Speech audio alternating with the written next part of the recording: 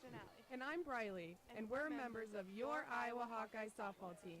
Our team is striving to be number one. And that's why we trust our vehicles to Iowa City Tire and Service, the #1 automotive shop in Iowa City. Where service actually comes first. Iowa City Tire and Service, where their customers become friends because they treat you like family. Find them at 410 Kirkwood Avenue or online at ictire.com. Proud sponsors of Hawkeye softball. News is happening now.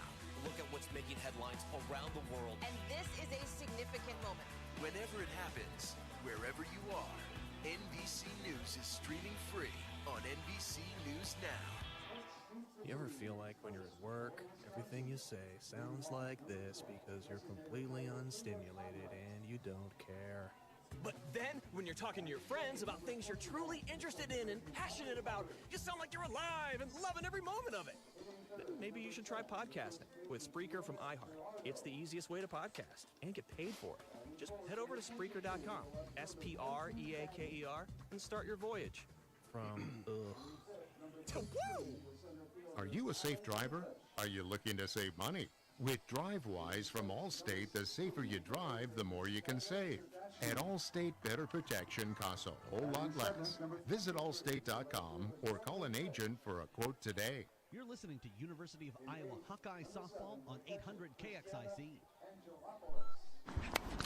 Getting ready for games 2 and 3 of the Wisconsin University of Iowa softball series, Big Ten series from Bob Pearl Field. Head coach Renee Gillespie with me now. And, Coach, unfortunately, no game was played yesterday, but fortunately because of, the weather, there's no way you could have played any softball in that weather. Yeah, that's right. I mean, we have a conference rule that if it's wind chill below 28 that we don't play. And baseball was lucky enough they didn't have a conference game, so they got a game in yesterday. So we're a little jealous on that. But we're looking good today. I mean, the temperatures right now, we're going to be staying in the 30s with wind chill, and both teams are ready to go at doubleheader. Did you just give them the day off yesterday, considering they played 27 games? And even though, now you're in the Big Ten stretch? Yeah, we needed that day off. I mean, we've been on the road for 6 weeks straight, and I think it was a good kind of a recovery day for everybody. We have the cages open. They can get in the cages anytime they want to throughout the day. But coming out today, I think they're ready to take on 2 games. All right, so as we'll take a look at Friday, Wisconsin got off to a very quick start, a 7-0 lead, and then all of a sudden the Iowa Bats came to life, and this team started picking things up with a few innings to go. Yeah, we're still in that game, and I love the fight of these players. It doesn't matter what the score is and what's happening. They're very focused on what they want, on the outcomes, and they have good quality at bats. And you saw that in the 6th inning, being able to come in and get some good hits and get 4 runs on the board early. We got to lock down their best hitter today, and that's the biggest thing. She had 4 RBIs, and that was the difference of the ball game. Denali Lecker pitched, fairly well. Did you get out of her what you wanted to, in spite of the weather conditions and some of the big hits that Wisconsin did get? Yeah. She, it was tough with the winds. I mean, it was funny watching the pitches. They said they were kind of falling off the mound. The winds were so high. It was 50-mile-an-hour gust. So even Denali said we need to put some rocks in her pockets to hold her out on the mound. But she did a good job. She struggled out there a little bit. The first couple batters are tough outs, and that was the hard part, is getting the both 1 and 2 on the bases in the early innings. So we're looking to keep them off base, really working hard. We're looking at Bree probably starting in this position, and then we have Greer and Denali in the backup. Bree did a great job coming in and closing up for us that last game, so I think she's ready to go today. Have the two of them been doing that for each other throughout this early part of the season? Yeah, actually early on they were taking the full game. We're excited about being able to see 7 innings out of both of them, and then as the season went on and of course the wear and tear that happens, we were closing, open, and closing with each of them. They did a great job opening and closing for each other. Resilient, I think, would probably be what this team is. You lose a game 10-5, turn right around and got to come back and win the next one, huh? Yeah, resilience and tenacity. Those are our 2 terms this year. All right, Coach, I wish you best of luck today. Thank you. Head Coach Renee Gillespie, as we talk Iowa-Wisconsin softball. Coming back with the starting lineups. You're listening to Iowa Softball on AM 800 KXIC.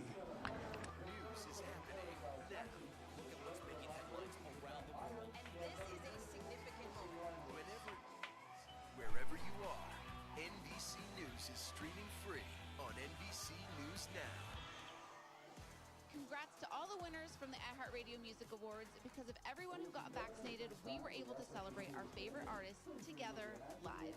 Shout out to all who got vaccinated and got their kids vaccinated. So events like this are safer and more enjoyable for all. Missed it? Check out the Red Carpet Live presented by the U.S. Department of Health and Human Services on iHeartRadio's Facebook and YouTube channel. Thank you guys so much. Get vaccinated, get boosted, and find vaccines near you at vaccines.gov. This view was worth a hike. Right? And it's a good way to stay on top of my health. Yes, I'm Cologuard, a prescription colon cancer screening option for people 45 plus at average risk. Have you screened for colon cancer? Not yet. Don't wait. It's more treatable when caught in early stages. Tell me more. Cologuard is non-invasive and it's used at home. It detects altered DNA in your stool to find 92% of colon cancers. 92%? Yep, even those in early stages. This was seen in a clinical study with patients 50 and older. Any positive result should be followed by a diagnostic colonoscopy. False positive and negative results may occur. Cologuard is not a replacement for colonoscopy in high-risk patients. Do not use if you have had adenomas, have inflammatory bowel disease and certain hereditary syndromes, or a personal or family history of colon cancer. Most insured patients pay $0. Ask your provider or an online prescriber if Cologuard is right for you, or visit Cologuard.com. I'm in. Portions of the following program were pre-recorded. Hawkeye Sports and Fox Sports, AM 800, KXIC Iowa City. Available everywhere on the iHeartRadio app. Now number 1 for podcasting. You're listening to University of Iowa Hawkeye Softball on 800 KXIC. Moving into the starting lineup for today's softball game between the Iowa Hawkeyes and the Wisconsin Badgers. The Hawks will start it off with Briley Klosterman playing center field. Nia Carter will bat second, playing right field. Sophia Maris will be playing shortstop today, batting third. Tristan Doster, she is the catcher today. Denali Lecker will be the designated player, batting fifth. Sammy Diaz at second base, batting sixth. Kalena Barons will be playing first base, batting seventh. Amber DeSena playing third base and batting eighth. And Riley Moss will be batting ninth, and she's playing left field today. Brianna Vasquez will be in the circle for the Iowa Hawkeyes as we talk about Brianna and the season that she's having so far after yesterday's 4 2/3 innings. She now is up to 64 2/3 innings pitched, a 5-6 record. She did not take the loss in yesterday's game. That went to Denali Lecker, is now 9-4. So this would be the 17th start for Vasquez. She's thrown 3 complete games, 79 hits, 44 runs, 39 of them are earned. She's walked 29 batters and struck out 61. Brianna Vasquez and has a lineup around her with DeSena at third base, as I talked about. At shortstop is Sophia Maris. Second base is Sammy Diaz. The third base is Kalena Burns. Left field is Riley Moss. And center is Bradley Klosterman. And then right field is Nia Carter. Kayla Conwent will begin it for the University of Wisconsin. She had a big day on Friday in the opening game with 4 for 5 from the plate, 4 runs batted in. She scored 2 of them herself, and that was due to the fact that she slugged a couple of home runs.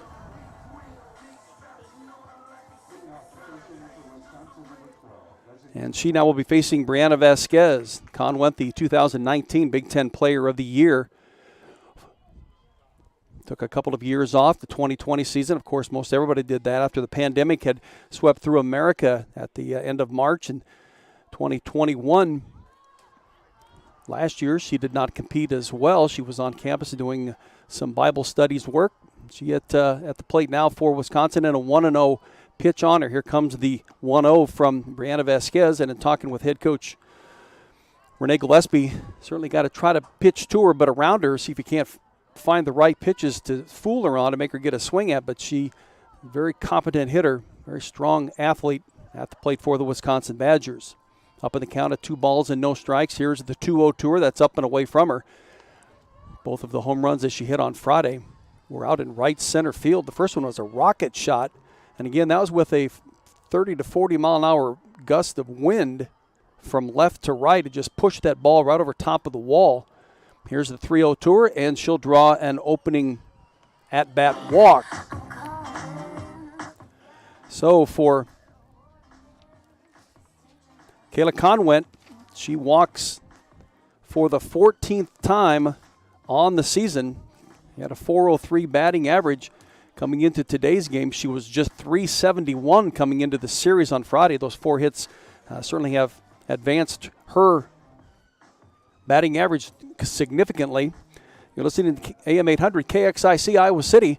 I'm Jerry Kawada. We've got radio work here today from Bob Pearl Field. It's the University of Iowa Hawkeye softball team hosting the Wisconsin Badgers in game number 2 of the 3-game series. Pinch runner coming in for Kayla Conwent. Sunday afternoon, temperature still, though, in the low 30s with winds at 10 to 20 miles per hour, but any breeze with that kind of temperature is going to have some kind of a significant wind chill, and that's where we are currently with the wind chills down in the lower 20s. It is supposed to warm up, though, to around 40 degrees right here in Iowa City, especially in Cedar Rapids. We got 30. It's 33 here in Iowa City. And the winds are out of the north-northwest at about 10 miles per hour, wind chill at 22. So nobody out, Wisconsin with a runner on first base. And the batter is the freshman Ellie Hubbard. Hubbard was 1 for 4 on Friday. Here's the first pitch to her that she'll drive down the third base line and foul. In running for Kayla Conwent is Molly Schlosser.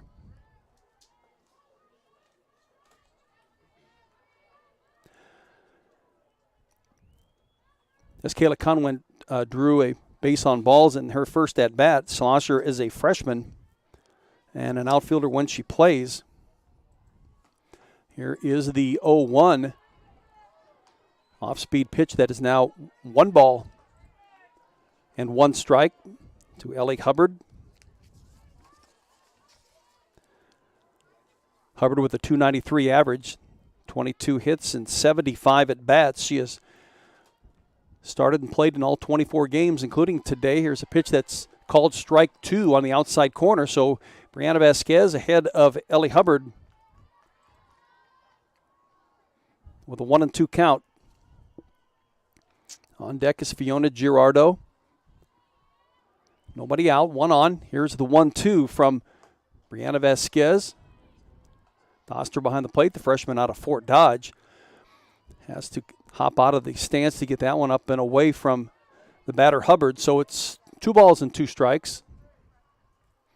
Sunsplash day, though. Coralville Strip is bustling with activity. Here is the 2-2, a swing and a miss. I don't think Hubbard really wanted to swing at it, but she had committed to it, did it, and missed, and is down on strikes. That's the first strikeout of the day for Brianna Vasquez, and on the season it is her 62nd.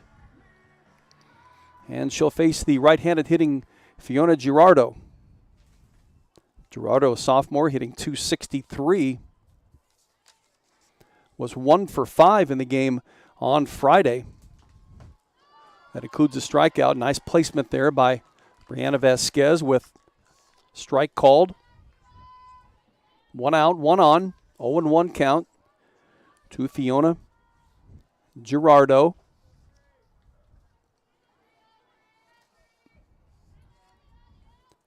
Here is the 0-1 to her. That's an off-speed pitch that's up and away. Vasquez in her only season here at the University of Iowa, her first. She transferred in from Central Florida after 3 seasons via Los Angeles, California area in high school. Here is the 1-1 that is fouled back down the right field line. Girardo does a nice job to pick up on that hard pitch from Vasquez and fouls it away.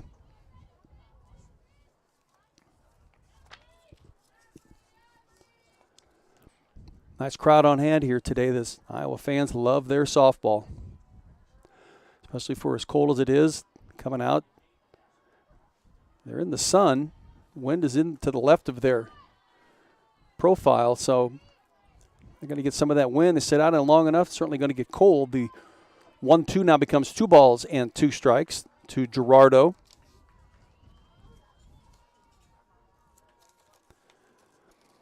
Girardo a year ago led the team in hitting with a .324 average, 34 hits and 105 at-bats, started and played all 38 games. Here's one that she lifts right over the top of Morris at short, a one-hopper to Briley Klosterman, And going around second base is Schlosser ahead of the throw, sliding into third. The throw from Klosterman to DeSena was a little late. And then on the throw to third, Fiona Gerardo heads to second base, slides in safely. And so with one out, Wisconsin with runners at second and third. And it brings up the number 4 hitter, Peyton Bannon. Bannon, a sophomore, left fielder. 375 hitter, 15 hits and 40 at-bats. In Friday's game, she was 2 for 4 with 2 runs batted in. She did hit a triple on the day. Here is the first pitch from Vasquez, called strike 1. Kalena Burns at first. Sammy Diaz at second. Sophia Maras at short, and Amber DeSena in the infield. DeSena and Burns are down the line, anticipating either a laid down bunt or some kind of a short hopping hit. Here's the 0-1 from Vasquez, one that's lifted to the left, and it's pushing the Hawkeye left fielder back to the wall, and over the wall it goes in left field. Riley Moss had no chance to get at it, and just inside the left field foul pole, a 3-run home run for Peyton Bannon. Scores Fiona Gerardo. And Molly Schlosser in front of her. She got a pitch on the inside part, got around on it quickly, lifted it up into the air into left field. Friday, that one would have stayed in play. This one carries beyond the wall. And a home run for Peyton Bannon, which is the first of the season for Peyton. She had 3 hit last year, so the 4th of her career. And much like Friday, Wisconsin's jumped up to a 3-0 lead in this first inning. Allie Miklish to the plate, the left-handed hitting center fielder. Miklish, a junior. Here's one that she'll lay down. And as Amber DeSena charges down the third base line to get it, as was Burns on the first base side, Sammy Diaz covering at first, and it was a very, very quick play from DeSena to Diaz, and they're saying that Miklish beat out the throw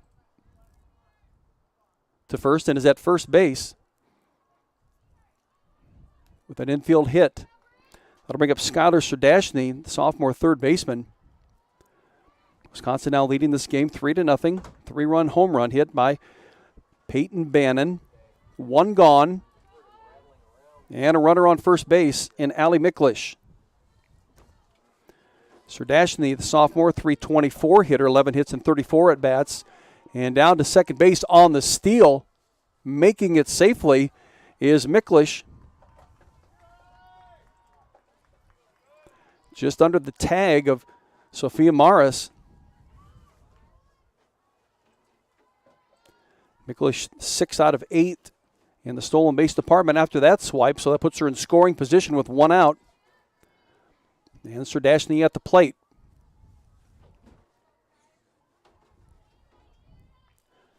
Here's the 0-1 from Brianna Vasquez, the bunt that's laid down the first base line and perfectly bunted down the first base line for Serdashny. They had no play at first, and that moved the runner Miklish from second to third. And it surprised everybody, but it was just slow enough that Burns couldn't get it from first, nor Doster out of the catcher stance. Serdashny at first base. They tried to get a throw over to third base to get Allie Miklish, thinking maybe she had strayed off too far, but she was back in time. So with 1 out, runners at the corners for Wisconsin and a 3-0 lead. It brings up Jolie Fish. Fish, the right fielder, and a senior. Hitting .214 on the season, 9 hits and 42 at-bats, a couple of doubles to her credit, but she does have 11 runs batted in. So certainly she makes contact at the plate, and the number 7 hitter in the lineup. Hawks infield is in about 2 steps all the way around, anticipating a short hopper and a play at the plate. Vasquez with the the sign from the dugout. Here's the pitch to her, and a pitch that's called strike one.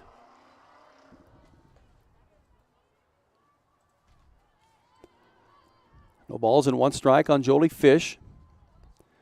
This is her 15th start and 18 games played. Again, Wisconsin coming in with a 16-7 record. Here's the 0-1 to her. Pitch just off the plate on the inside. She held up. Leaves that one alone. And it's a 1 ball and 1 strike count.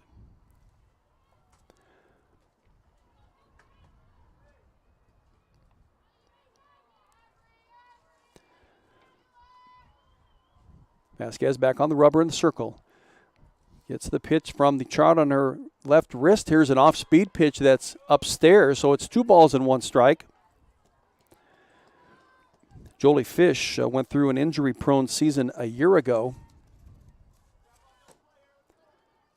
Did not record any games played because of the injury. Here's one that she'll lift out into center field. It'll drive broadly closer, but now she'll come in on it. They're going to have a play right at the plate. Here comes the throw from Klosterman. She throws it well over the head of the catcher, Tristan Doster. Over her head, hits the backstop, and on the throw, Skylar Serdashny goes from first to second.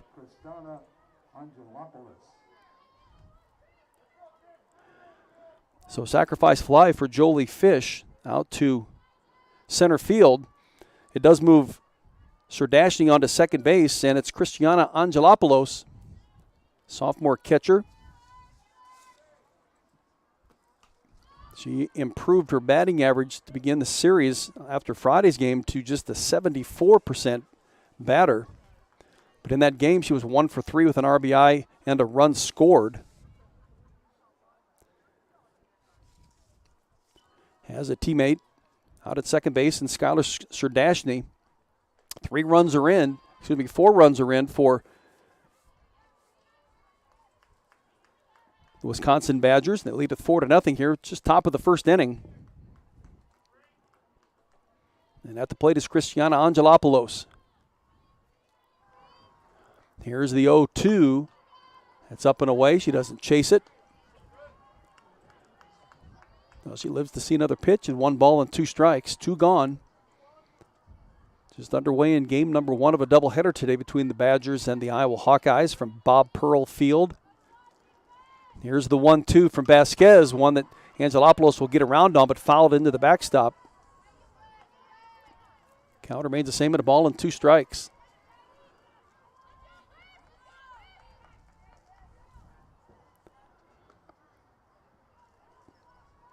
Angelopoulos, a left-handed hitter, steps back into the batter's box. Here's one that she swings at and misses, and the Hawks finally get out of this inning, but not before. Wisconsin able to pick up 4 runs, a 3-run home run from Peyton Banning, the big blow, and they added 1 more to a 4-0 lead here as we head into the bottom of the first inning. It's Wisconsin 4, Iowa nothing. You're listening to Iowa Hawkeye Softball on AM 800 KXIC. For answers continues. Want to find a planet that's just like her. With unprecedented NASA access. We had to invent a lot of new technologies. Technologies that have never been done before. Told by those who go where no man or woman has gone before. Are we alone? Is there life out there? It's the Curiosity original series, Secrets of the Universe. Watch now on Curiosity Stream. Annual plans are $20, just $1.67 a month. Visit curiositystream.com. You're listening to University of Iowa Hawkeye Softball on 800 KXIC.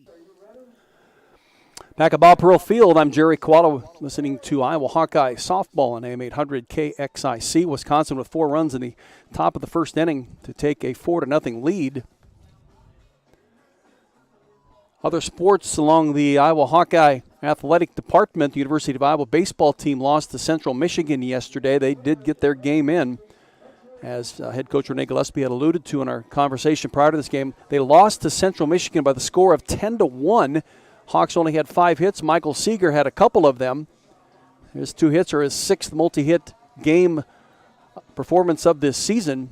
Dylan Nedved took the loss, was the starter. He pitched 3 innings, 4 hits, 7 runs. All of them were earned. There were 4 relievers after him. They're playing again, the third and final game of the series. That game to start here in about 45 minutes up at Dwayne Banks Field, Iowa Hawkeye baseball. Heading into the bottom of the first inning, Bradley Klosterman will start it off for the Hawks. Klosterman comes in with a .260 average. She upped it from .243 on Friday. Had a nice outing. 2 for 3 at the plate with an RBI. That the solo home run she hit. She did score another run during the game. She's the only player for the Hawks who had a multi-hit game on Friday. Up in the count at a ball and no strikes. Maddie Schwartz in the circle, as she was on Friday. She's behind in the count on Klosterman at 1 ball and no strikes. Schwartz going into Friday's appearance had a 2.15 ERA, and after Friday's game, it dropped to a 2.04. She moved her record to 11-2 with her 8th complete game on the season. Evens the count at 1 ball and a strike on Bradley Klosterman. Here's a pitch that's off the plate, so it's 2 balls and 1 strike. Maddie pitched all 7 innings of Friday's game. She's up to 72 now for the season, has given up 67 hits, 29 runs, 21 of them earned, 13 walks and 52 strikeouts. Down on the count to Bradley Klosterman in this at-bat. 2 balls and 1 strike. Here is the pitch to Bradley that she'll get around on, but lifted foul down the third base line and just short of the batting cage behind the Hawkeye dugout. So it's an even count at 2 balls and 2 strikes. Bradley, a .260 hitter with 19 hits. That makes her 3rd on the team in hitting. Nia Carter, the leader there, with 38 hits. Bradley has hit 6 doubles and hit her first home run of the season, her 3rd of her career in Friday's game. Here's the 2-2 from Schwartz, a pitch that's just dribbled right back to Maddie. Maddie had a number of those hit to her on Friday, and she starts off this Hawkeye at-bat with the same thing. One that dribbles right back to her. She scoops and throws over to first base, and it's a 1 out here in the Hawks' bottom of the first inning.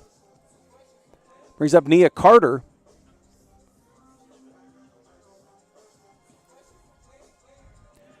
Nia batting .458, leading this team in batting and 2nd in the Big Ten coming out of the non-conference season. Off to a great start, 38 hits and 83 at-bats. Here's the first pitch from Maddie Schwartz.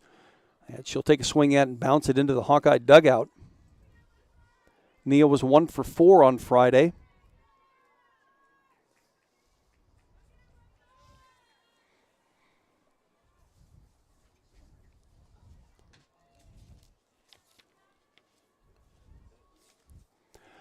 No balls and 1 strike. Here's the pitch from Maddie Schwartz.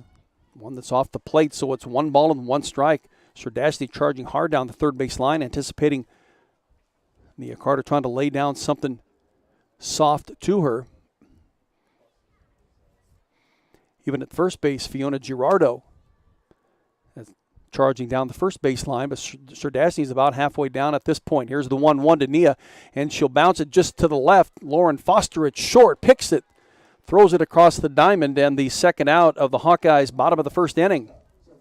2 up, 2 down, and that'll bring up Sophia Maris for the Hawks.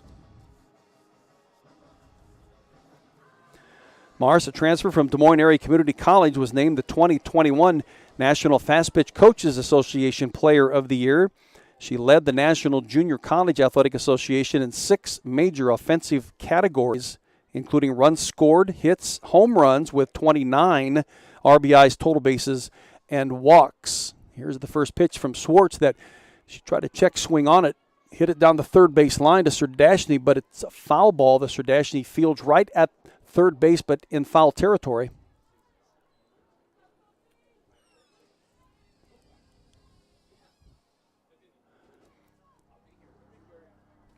So it's a strike 1 on Sophia Maris.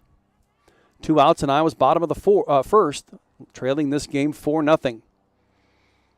Here's the 0-1 from Maddie Schwartz. Pitch that's just off the plate. Umpire going to make her hit that spot perfectly without giving it to her, and a stretched strike call.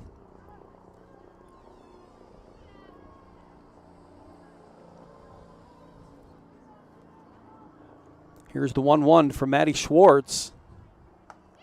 And a pitch again off the plate, off the outside. Probably used to getting those calls in previous games in this non-conference season. And the Big Ten umpires, at least this one here today, got himself a tight strike zone. 2 balls and 1 strike to Sophia Morris, junior from Johnston. Pitch that's up and in. 3 balls and 1 strike. Morris on Friday started at second base, had 1 official at bat. A .390 hitter with 16 hits and 41 at bats, starting her 17th game and 19 played. Here's a swing and a miss on a pitch. So it makes the count full to 3 balls and 2 strikes. Morris with 3 doubles on the season and 9 runs batted in. She has struck out 14 times, leads the team in that category.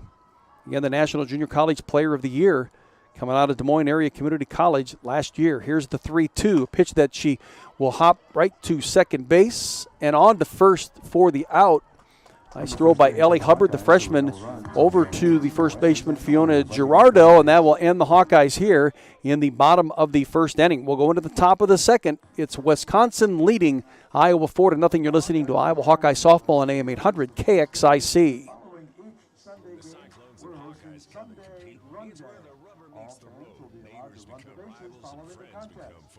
Sunday run day will last for 30 minutes at Gary's Weather Dust finally settles. One thing stands true. No matter which side you're on, first Sunday run day of the season. Through and through. We're Iowa Corn, a proud sponsor of the Iowa Corn Cy-Hawk Series. In Iowa, we grow corn, but the truth is, corn grows Iowa.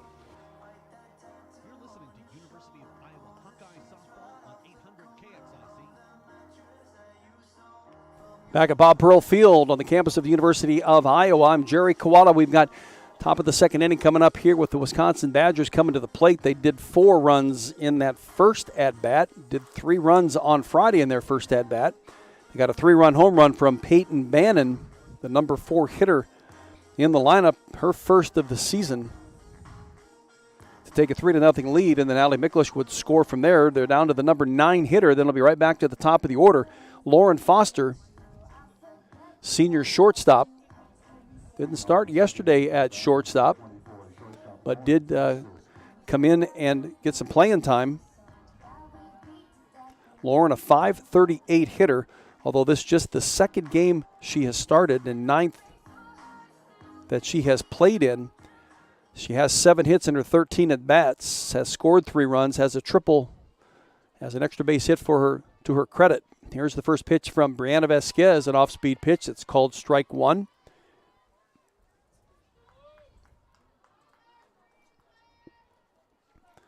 Brianna starting off Lauren Foster with a strike, so she can play with a pitch or 2 here and see if Foster can chase one, make it an easy out. Here is the 0-1. That's Brianna goes right after her, and Foster gets around on it, fouls it into the backstop.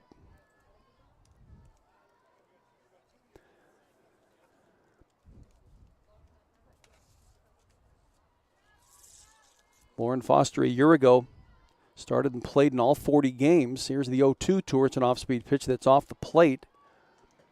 Had 28 hits and 105 at-bats, 9 doubles, 2 triples, and a couple of home runs a year ago in Wisconsin's 18-22 season.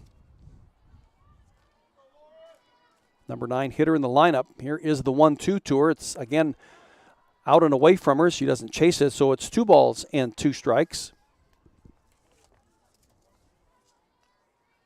Senior Lauren Foster, a graduate student from Wausau, Wisconsin. She's working her way back from injury. Here's the 2-2 from Brianna Vasquez, one that she lifts down the right field line. Chasing it is Sammy Diaz right at the fence line, and she can't get to it. And it bounces and hits the foul fence, and that'll give Lauren Foster another at-bat. Another pitch, anyway, in this at-bat.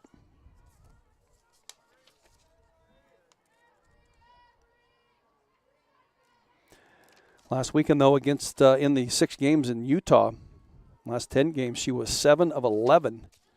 So she made her mark very well known coming back from whatever injury it was to her. She fouls this one into the backstop. Count remains the same at 2 balls and 2 strikes.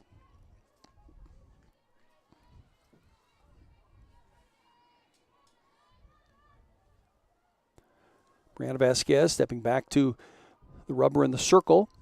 To the pitch. Here's the windup. And it's an off-speed pitch that Foster will run down the right field line, and in foul territory midway down the line is Nia Carter making the grab. That's the first out of the top of the second inning. They ring up Kayla Conwent. Conwent walked in her first at-bat. Was pinch run for by Molly Schlosser.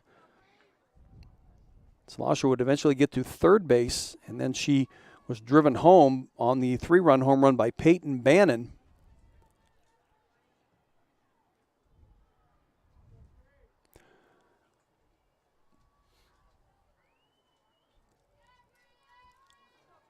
Right-handed hitting Conwent.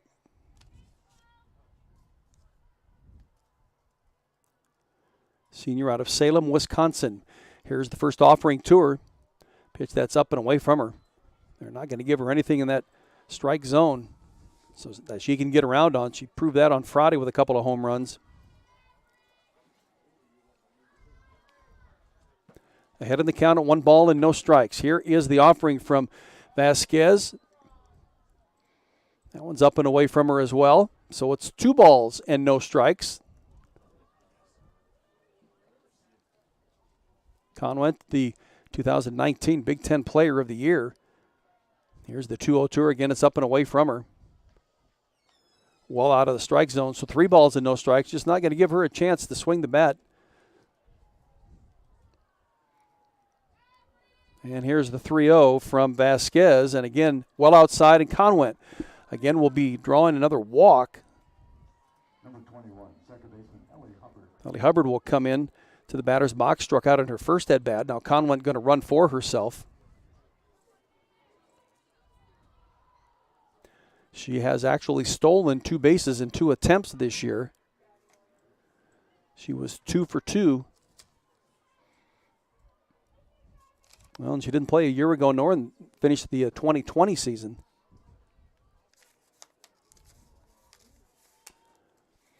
Here is the first pitch to Ellie Hubbard. The left-handed hitting Hubbard is away from her. So it's 1 ball and no strikes.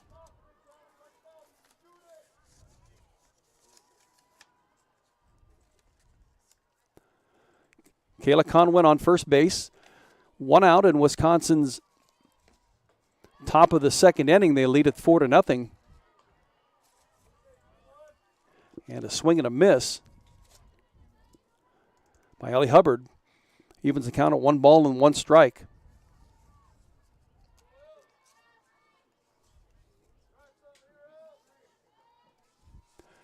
Here's the 1-1. That's down and away, so it's 2 balls and 1 strike.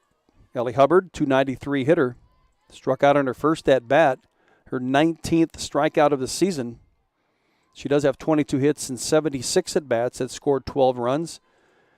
7 doubles and a triple to her credit, 9 runs batted in. Ahead in the count now at 2 balls and a strike. Here's the pitch from Vasquez, an off-speed pitch that is up and in on her. So it's 3 balls and 1 strike.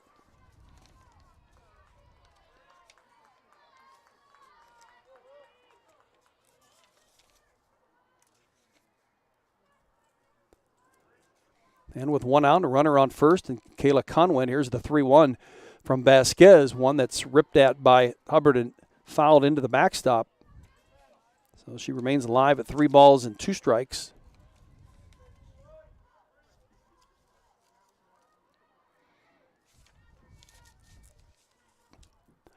So a full count on Ellie Hubbard.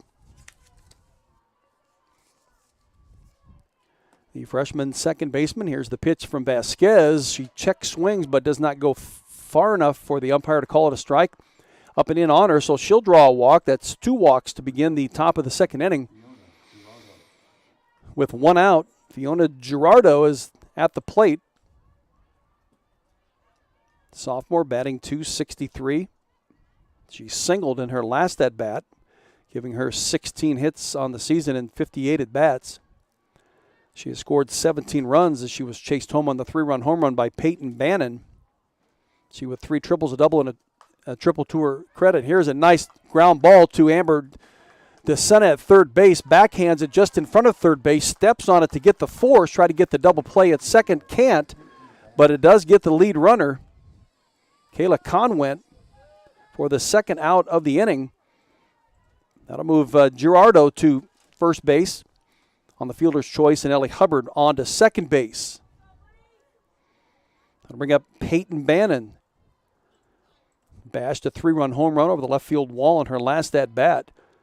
Here's the first pitch to her that's called strike one of the outside corner.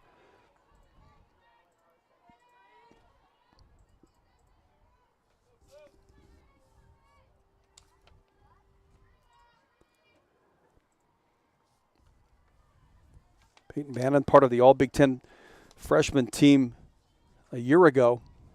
Here's the 0-1 to her. She'll get around on it. She'll foul it beyond the backstop. Splitting time between the outfield and the middle infield. And she's out in left field today.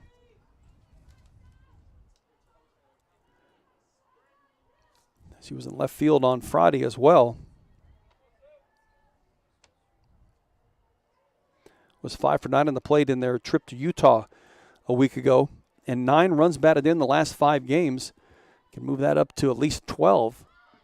Here's a pitch that rolls into Tristan Doster at the plate. Able to smother it, not allow the runners to advance.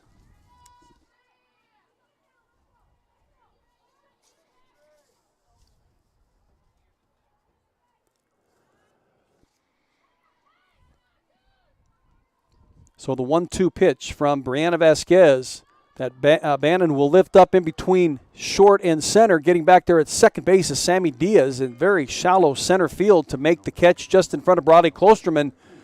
And that will end Wisconsin's top of the second inning. They did get runners on, unable to score any more runs. They'll lead it 4-0 as we head into the bottom of the second inning. The Hawks coming to bat. You're listening to Iowa Hawkeye softball on AM 800 KXIC.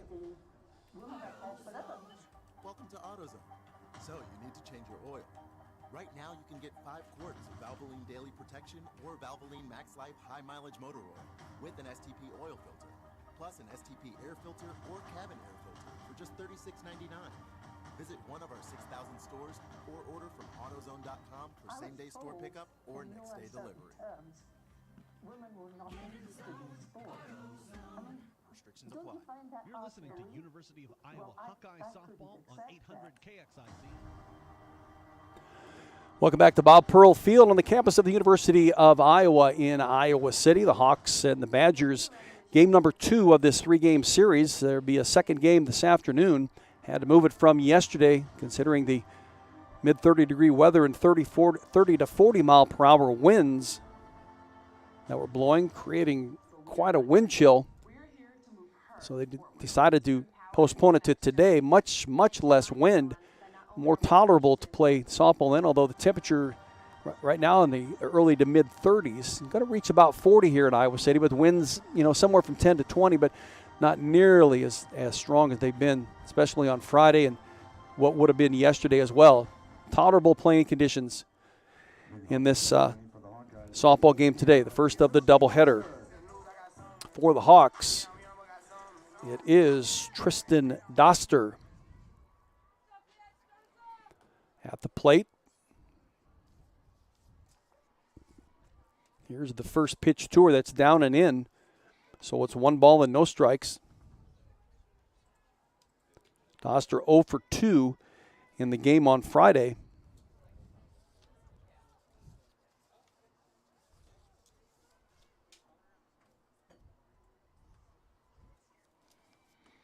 And here's the 1-0 to her that's down and in. Doster having a nice freshman season. Batting .311. This being her 15th game started, the 19 played, 14 hits and 45 at-bats, 3 doubles, a triple, and 4 home runs. Here's one that's lifted up into shallow center and taking it at very deep second base is the center fielder for Wisconsin. That's Allie Miklish coming in a long ways to make that catch, but Hubbard gladly giving it up to her teammate to make that catch.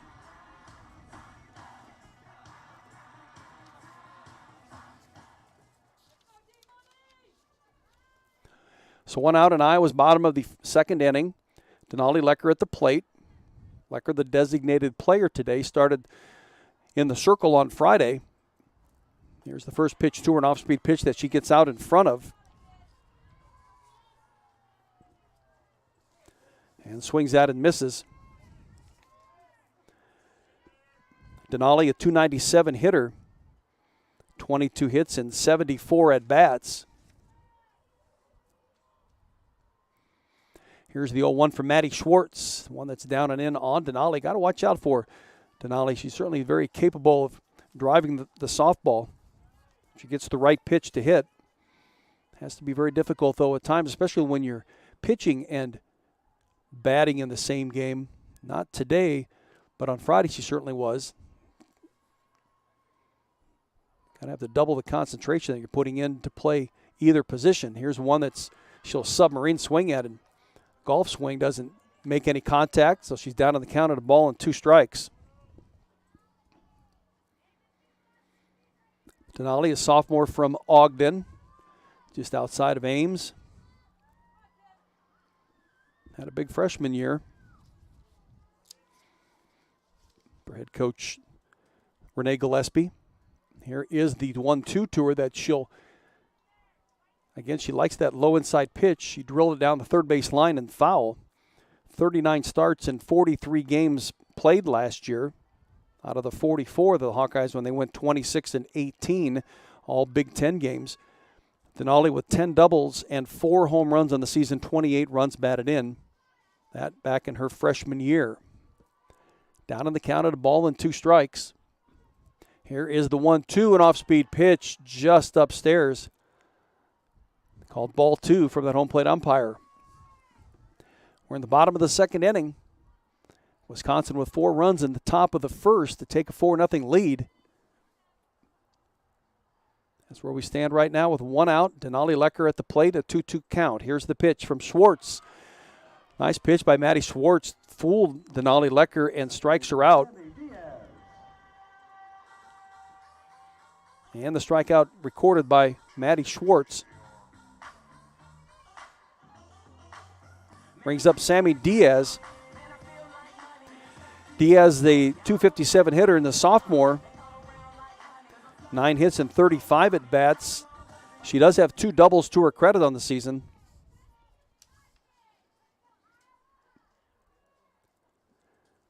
Diaz batted in the number 9 spot. Here's a dribbler down the third base line, but it goes foul. She 0 for 2 on the day on Friday with a strikeout. Sammy, a year ago, played a couple of different positions, mostly at third base. Head coach Renee Gillespie getting her in the lineup. She does have a pretty good bat. A year ago, a .222 hitter. Here is the 0-1 that's down and in on her. She had 14 hits and 63 at-bats. A year ago, a double to her credit in her freshman year. Count even on her at 1 ball and 1 strike.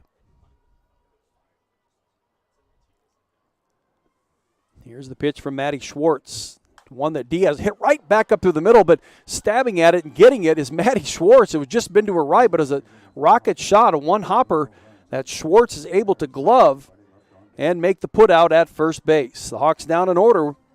Two at-bats in a row, trailing at 4-0 as we head into the top of the third inning.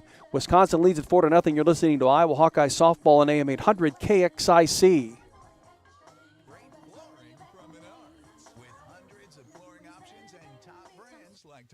You'll find the perfect flooring to give your home a fresh, new look. Laminate flooring is durable and scratch resistant. Sheet vinyl and vinyl plank are waterproof and easy to install. Get 11% off everything, including Tarkett flooring, now at Menards. Good through April 2nd. Savings are mail-in rebate. Some exclusions apply. See store for details. Save big money at Menards. You're listening to University of Iowa Hawkeye Softball on 800 KXIC. Welcome back to Bob Pearl Field on the campus of the University of Iowa. The Hawks and the Wisconsin Badgers, game 2 of the 3-game series. This is the first game of a doubleheader. Wisconsin leading at the moment 4-0 as we head into the top of the third inning. In some other Iowa news, sports news, the women's gymnastics team has reached the NCAA Regional in Raleigh, North Carolina. The NC State will be the host of that session. They'll be in session 2 and competing against 6th-ranked LSU, 11th-ranked Missouri, and host school NC State. And then in session 3, they'll be facing 3rd-seeded Michigan, number 14, UCLA, Maryland, and either Towson or Maryland. I guess the two are squaring off this Wednesday. That is this coming Thursday through Saturday at North Carolina State.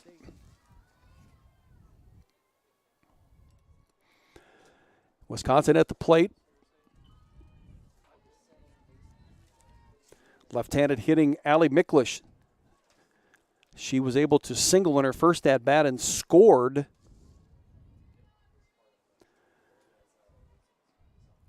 She stole second base and scored on the single by Skylar Surdashny. And that 4-run first inning for Wisconsin.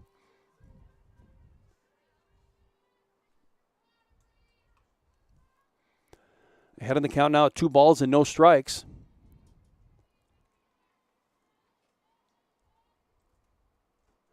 Here is the 2-0 tour that is down and in, so it's 3 balls and no strikes.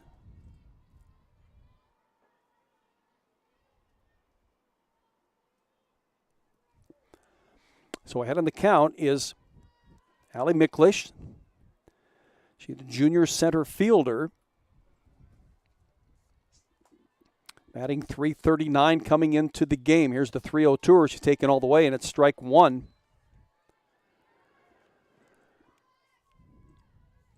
Now 20 hits and 57 at-bats. She has scored 15 runs. She has a couple of doubles and 1 home run on the season. Here's the 3-1 from Vasquez. Pitch right down the middle. Nice pitch by Brianna. I think it kind of fooled Miklish, thinking maybe it'd be an off-speed pitch outside. But Brianna went right at her. And gets a strike call from the home plate umpire. So it's 3 balls and 2 strikes on Allie Miklish. Here's the 3-2, and one that Miklish tries to slap at and misses and is called out on strikes. That is the 3rd strikeout of the afternoon for Brianna Vasquez. And the first out in the Wisconsin top of the 3rd, and it brings up Skylar Surdashny. Surdashny singled in her last at-bat. Actually, she bunted to get on. Fooled everybody. Here's the first pitch to her. That's a hard pitch. It's up and away. Surdashny with a .324 batting average. Starting her 12th in 14 games, 11 hits and 34 at-bats, 12 and 35 after her first inning bunt to get on. Here is the 1-0. That's now 2 balls and no strikes.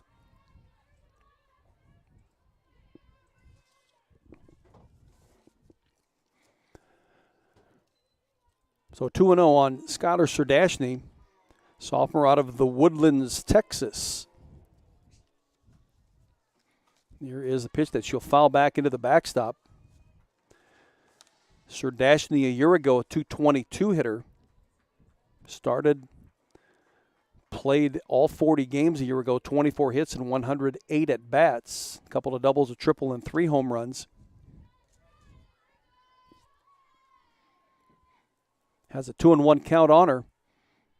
1 out in Wisconsin's top of the 3rd. A pitch that's down and in on her, so it's 3 balls and 1 strike.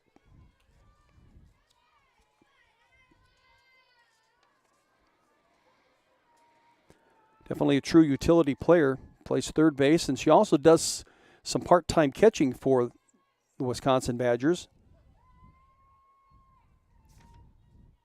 Here's the 3-1 from Vasquez.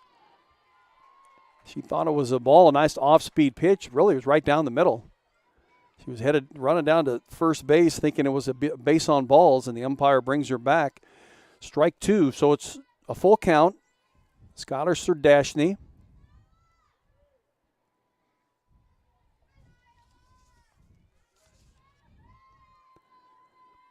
Friday's game, she was 0 for 3 with a strikeout. Here's one that she gets around on, rips it down the left field line, but it'll be foul. Just out in front of that pitch from Brianna Vasquez. Lifts it well foul. And the count remains the same.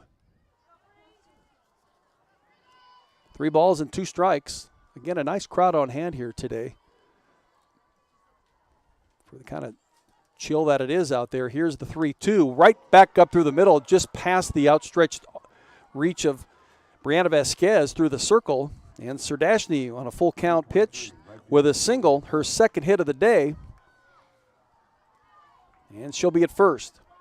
Bring up Jolie Fish, who popped up to, flew out, that is, to Brody Klosterman out in center field in her first at bat, the number 7 hitter.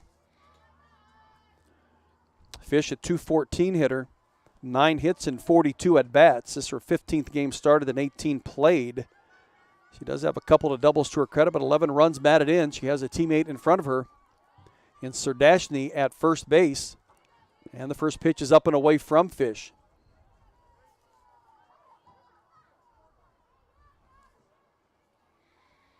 .195 hitter coming into the series. She improved that with her game on Friday. Going 1 for 1. She on up to, here's a bouncer right to Maras at short. A very hard hop to shortstop. Maras trying to make the play, just couldn't get the glove down far enough, and so Fish will be on due to the error at shortstop by Maras. So the infield of Iowa gets together now. Going to talk some strategy. 1 gone in Wisconsin's top of the 3rd inning. And the batter is Christiana Angelopoulos. Angelopoulos struck out on her first at-bat today. Friday's game, she was 1 for 1 with a run batted in.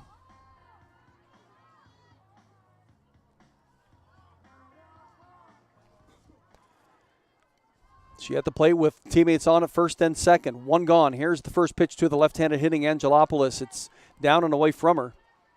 So it's 1 ball and, 1 ball and no strikes.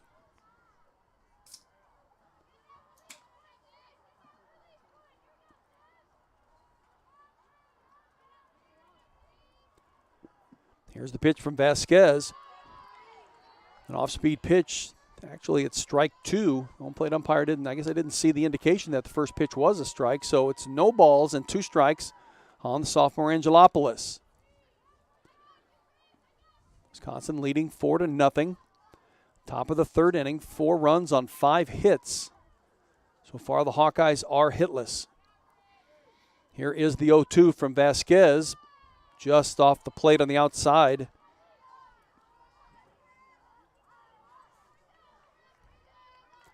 Jolie Fish at first base. Skylar Serdashny is at second. Christiana Angelopoulos at the plate, the left-handed hitting catcher. Down on the count at a ball and 2 strikes. Here is the 1-2. An off-speed pitch that she gets well out in front of, but will just dribble it fouled on the first base line, and Kalena Burns collects it. Back to Vasquez in the circle. And we start again here with a 1 ball and 2 strike count. Nice pitch by Brianna. She offered a steady diet of off-speed pitches to these Wisconsin hitters. See what she comes up with here. Here's the 1-2 pitch that swung on and missed by Angelopoulos. That's the second strikeout for Angelopoulos today, the second strikeout of this inning, and the 4th for Brianna Vasquez in the game. That'll bring up Lauren Foster, the number 9 hitter. 2 gone. Runners at first and second for Wisconsin. Foster flew out to Nia Carter in her first at-bat. Back in the first inning, here's one, or in the second inning, that she'll foul down the right field line. And be strike one on Lauren Foster. Foster coming in with a .538 average, and again, battling injuries at the early part of the season now, just getting back into the swing of things for Wisconsin, literally. 7 hits and 13 at bats, now 7 of 14, batting .500 after that fly out in her first at bat. Looks at an 0-1 pitch, now becomes no balls and 2 strikes. See if Vasquez can get out of this inning without any damage done. Wisconsin with runners at first and second. 2 outs, and Lauren Foster, the number 9 hitter, the shortstop, at the plate. Here's the 0-2, just off the plate on the outside. So it's a ball and 2 strikes.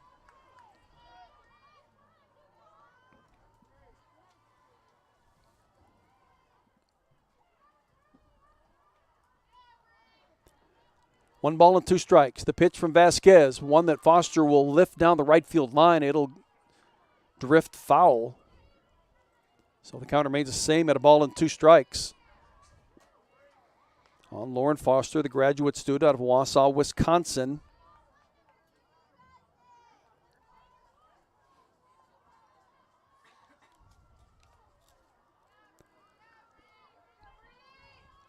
Here's the 1-2 again.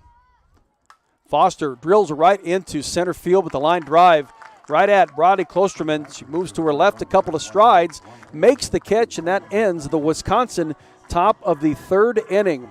We're through 2.5. Wisconsin still maintains a 4-0 lead as we head into the bottom of the 3rd inning. You're listening to Iowa Hawkeye Softball on AM 800 KXIC. As you prepare for each game, make sure you're ready for game day by visiting HawkeyeSports.com. City Hotel. Take advantage of our in-house Topgolf Swing Suite for a full bar and a menu of American classics, and most importantly, a selection of exciting virtual games from favorites like golf, football, and baseball to more unique options like zombie dodgeball. Call 319-337-4058 for details and reservations at Graduate Iowa City Hotel. You're listening to University of Iowa Hawkeye Softball on 800 KXIC. As we head into the bottom of the 3rd inning, the Hawks trailing Wisconsin 4-0, spotting the Wisconsin Badgers 4 runs in that first inning. The big blow is a 3-run home run hit by Peyton Bannon. Iowa will just be getting to the bottom of their order here. Numbers 7, 8, and 9, Kalena Burns, Amber DeSena, and Riley Moss will step to the plate here to face Maddie Schwartz. Schwartz scattered 5 hits on Friday. Gave up only the 1 run to Brodie Klosterman, whereas the Hawks would score 4 more times in the bottom of the 6th inning. Closed the gap, but ended up losing that one 10-5.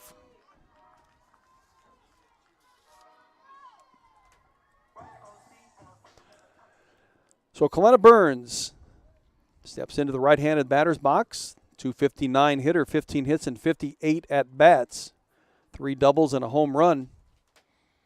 It's part of her 2022 batting season. Looks at a pitch that's strike 1. Walked out with her on Friday. Just asked her how difficult it was to play in that wind on Friday. She says, it was worse down in Oklahoma last weekend. So it was that bad in Oklahoma or Friday. You can't imagine what it was like in Oklahoma the weekend before. Here's the 0-1 to her from Schwartz. One she gets around on, and she'll lift it fouled on the third base line. Burns in that game on Friday did not start at first base, but came in. Got a base hit. Had 2 RBIs and a run scored to her credit. Down on the count at no balls and 2 strikes. Here's one that she'll just hit off the end of the bat. Quickly. Across from Sardashny. Scoops it nicely and fires it across the diamond to get Burns at first base, and 1 gone in Iowa's bottom of the 3rd inning. They bring up Amber DeSena, sophomore second baseman.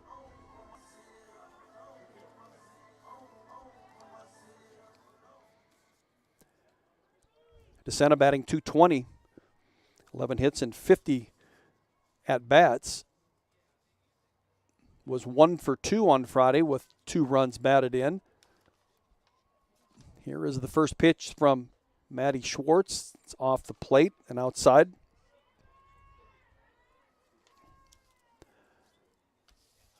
DeSena, a year ago,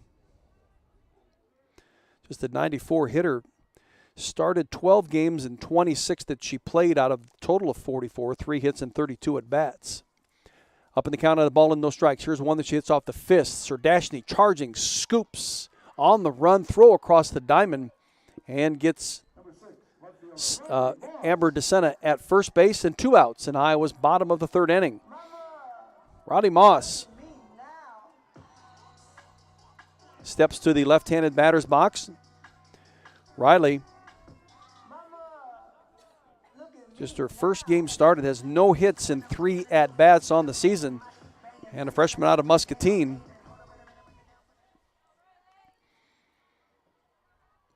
Slap hitting a left-hander. Here's the first pitch from Schwartz. It's down and away. So it's 1 ball and no strikes on the freshman Riley Moss.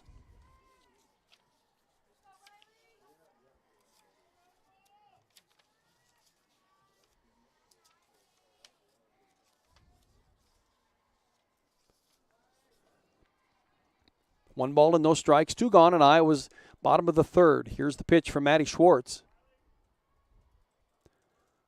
And again, down and away from Riley Moss.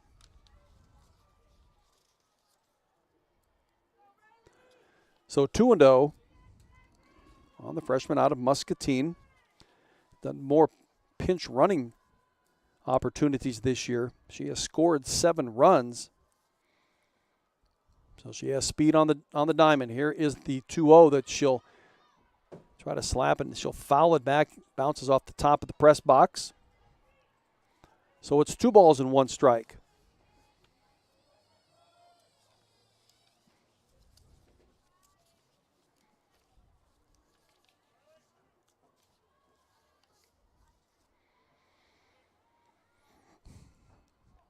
Here's a 2-1 from Maddie Schwartz, and a pitch that's down and away.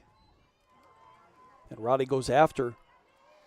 And she swings at, misses badly, so it's 2 balls and 2 strikes and 2 outs. Iowa has been held hitless to date.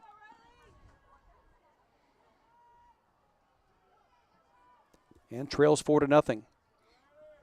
Here is the 2-2 from Schwartz, and a swing and a miss by Roddy Moss again as he tried to slap at it and doesn't connect with it.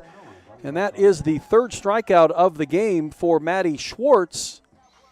And Iowa has just gone through its batting order that for the first time here in the bottom of the 3rd inning. We're through 3. Wisconsin leads at 4-0 coming to bat in the top of the 4th inning. You're listening to Iowa Hawkeye Softball on AM 800 KXIC. Hi, this is Nick Kruger with the Corville Fire Department. Spread the word. The city of Corville is accepting applications for volunteer firefighters. The Corville Fire Department provides training for Firefighter 1 and EMTB certification, plus training in hazardous materials response and vehicle extrication. The next fire academy starts soon. Applications are at corville.org or call the Corville Fire Department. Become a greater part of your community. The city of Corville is an equal opportunity employer. You're listening to University of Iowa Hawkeye Softball on 800 KXIC. And we're at Bob Pearl Field here this afternoon on a Sunday afternoon, the first of a doubleheader between the Hawks and the Wisconsin Badgers. Wisconsin won Game 1 Friday evening by the score of 10-5. Game 2 scheduled for yesterday, postponed to today because of the wind and cold of yesterday, and they moved it to today as a doubleheader. Got to get these in, and some other Big Ten action. I know Michigan and Nebraska have been able to complete their 3-game series in Ann Arbor. And Nebraska has beaten Michigan twice. They did that Friday. They moved that game, that series to a doubleheader Friday, hoping to get the 3rd game in yesterday, but unable to. So they have just scrapped it. So Nebraska going to be credited with 2 wins over the Michigan Wolverines to begin the Big Ten season. Hasn't happened to Michigan since, I think, the 2009 season I read where they began the Big Ten season 0-2. And then I went on to read, it said that they went on and won the Big Ten and made it to the NCAA tournament anyway. So I guess you just wake a sleeping bear doing something like that. Kayla Conwent steps to the plate to lead off the top of the 4th inning. She's walked in either of her previous at-bats. She scored in the first inning, the first of the 3 on the 3-run home run by Peyton Bannon. Up in the count at a ball and no strikes. And now the home plate umpire will call timeout, something down the left field line, third base line. Got it taken care of. Play resumes. 1 ball and no strikes on the senior, Kayla Conwent. Here is the pitch from Vasquez, again up and away from her. Just not going to pitch to her. I would assume she'll see a lot of that in many games that many of the games that she'll be playing in already. The fans are in criticism form, as they would rather see her be able to hit the ball than have be pitched around. But that's not going to happen. So she draws the 3rd walk of the game. So she's down at first base.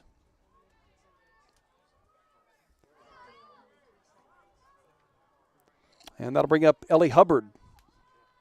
Hubbard walked in her last at-bat, stranded at second base, struck out in her first at-bat in between the 3 runs scored and the 3-run home run by Peyton Bannon back in the first inning. Looks at a pitch that's strike 1 off the plate. Right on the outside part of the plate. Left-handed hitting Ellie Hubbard. .293 hitter. Again, is 0 for 1 on the day with that walk in her last at-bat. Looks at a pitch that's out and away from her, and it's 1 ball and 1 strike. The only freshman to have started every game for the Wisconsin Badgers this year, leading the team in at-bats and second in hits. Here's a pitch that's up and away from her, so it's 2 balls and 1 strike. Yeah, the nearest one to her is Kayla Conwent in at-bats. There's an 8 at-bat difference between the 2 numbers. And Hubbard second to Conwent in hitting. Here's the 2-1 that Hubbard will get around on, and she'll follow down the third base line and out of play. So it evens the count at 2 balls and 2 strikes. We're in the top of the 4th inning. Wisconsin leads the Hawks 4-0. Bob Pearl Field on the campus of the University of Iowa in Iowa City. As we reach the end of March, or close to it. You know how that weather can be so fluctuating. Here's a shot down over the top of Morris at short. The left-handed hitting Hubbard. Excellent piece of hitting. She went with the pitch and away from her, didn't try to pull it. And she hit it out of the reach of Morris at short, going to her right. And so Hubbard will pick up her first hit of the afternoon. It moves Conwent to second base. And with nobody out,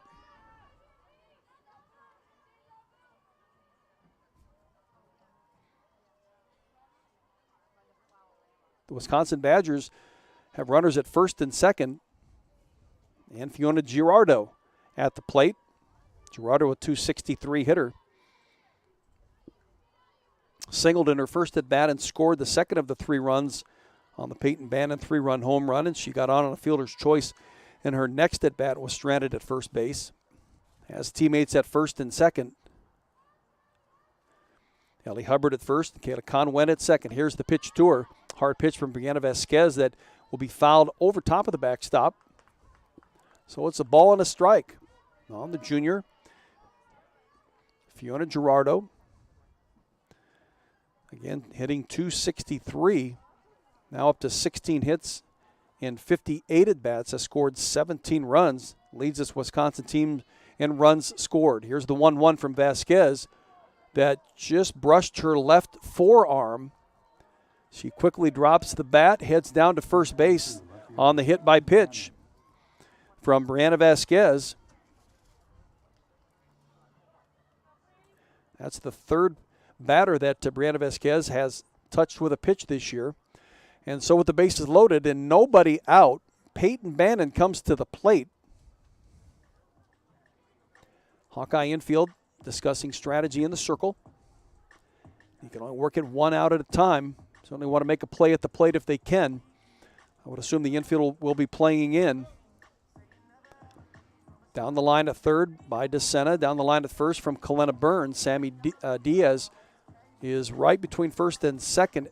And the first and second base line, and of course Morris at short. just a step back from being in the middle of the second and third base line. Here's the first pitch to the sophomore Peyton Bannon, called strike one on the inside corner. Nice pitch by Brianna Vasquez. Starts off this at bat on the right side.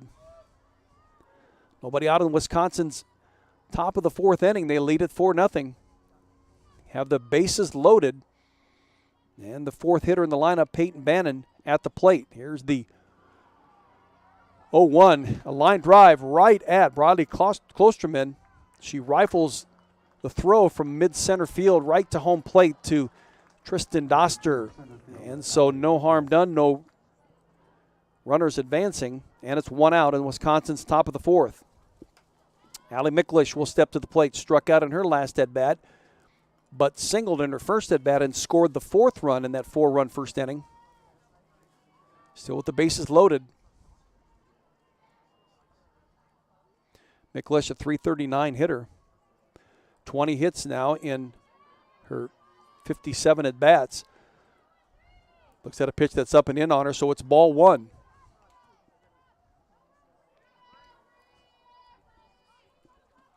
Infield still is in to send it down the line at third. A couple of strides, as is Kalena Burns at first. Here is the 1-0. That's called strike one on the outside corner. Sammy Diaz and Sophia Maris are shallow at second and short.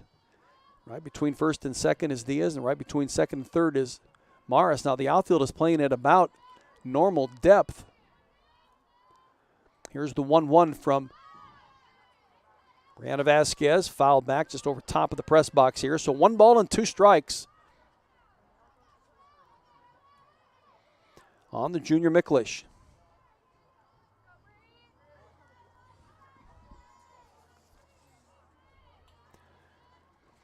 Here is the 1-2 from Vasquez that's off the plate.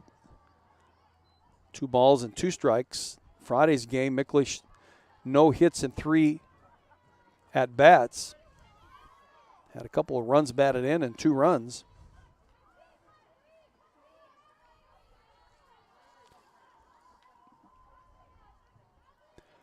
Here's the 2-2 from Brianna Vasquez. Off the fist down the third base line, left field line, and foul. Not a rocket shot right into the foul down the third base line. So the count remains the same at 2 balls and 2 strikes.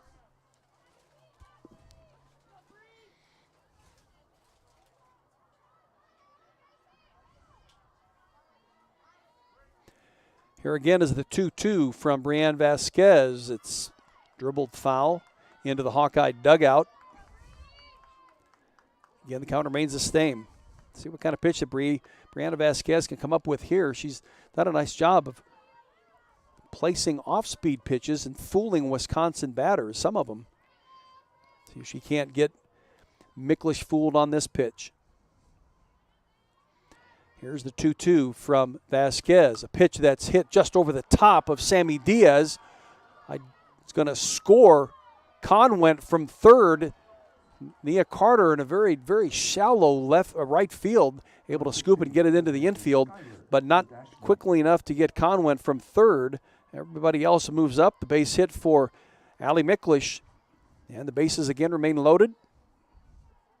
1 out. And now a 5-0 lead for Wisconsin. Skylar Serdashny, 2 for 2 on the day. Has certainly improved her batting average, which was .324 coming in.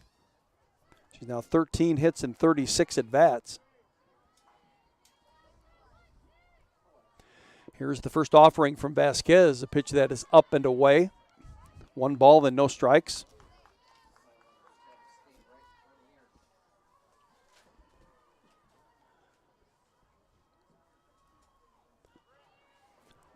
Serdashny, the right-handed batter.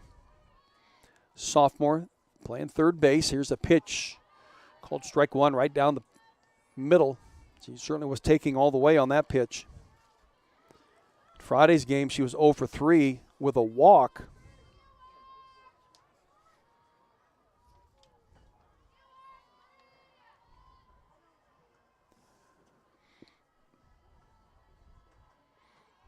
That walk occurred in the first inning of the 3 runs that were scored. Here is the 1-1 called strike 2. Another good, hard, solid throw by Brianna Vasquez. So it's a ball and 2 strikes. 1 out. Wisconsin's top of the 4th inning. They've got 1 run plated already. They're looking for more with the bases loaded. Scott Serdashny at the plate facing Brianna Vasquez. Here is the pitch. Just down and away. Evens the count at 2-2.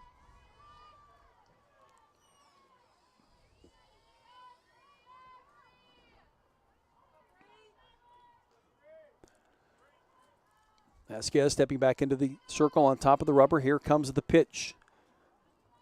At 2-2, it's ripped down the third base line, left field line, and foul out of play.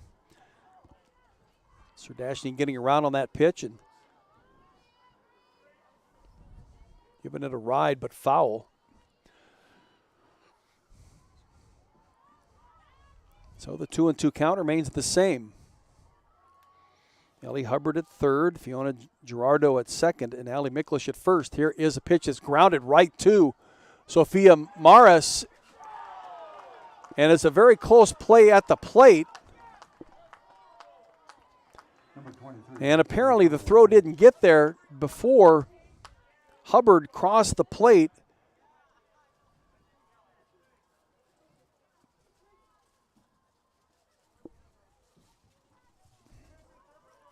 Well, we got that wrong. She was thrown out at the plate. That was a nice play by Sophia. It was a 2-hopper that she had to just field and rifle to home.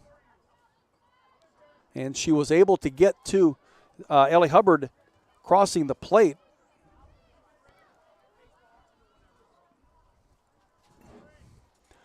And so the Hawks dodge a bullet there. Here is Jolie Fish at the plate.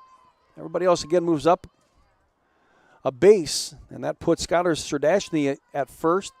Miklash will go to second, and Gerardo is at third.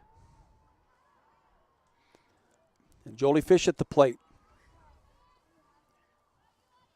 Here is the 0-1 tour. That's just off the plate at 1 ball and 1 strike.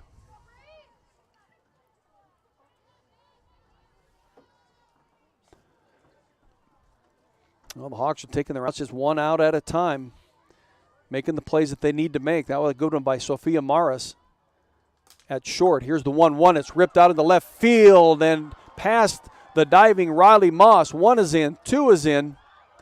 And here comes the 3rd run, and on the throw, trying to get Fish sliding into third base. A very close play does not happen, so Jolie Fish can be credited with a triple. Riley Moss out there trying to make a diving effort at a fly ball. Didn't get it, bounced all the way to the wall. And Brodie Klosterman able to pick it up at the left field wall, but not before 3 runs had scored. And Fish on her way around the diamond, sliding into third base with a triple. And that makes 4 runs scored here in this inning for Wisconsin. They lead it 8-0. And at the plate will be a pinch hitter. That'll be Morgan Cummer. Will come in and pinch hit for Christiana Angelopoulos. Cummer played in Friday's game.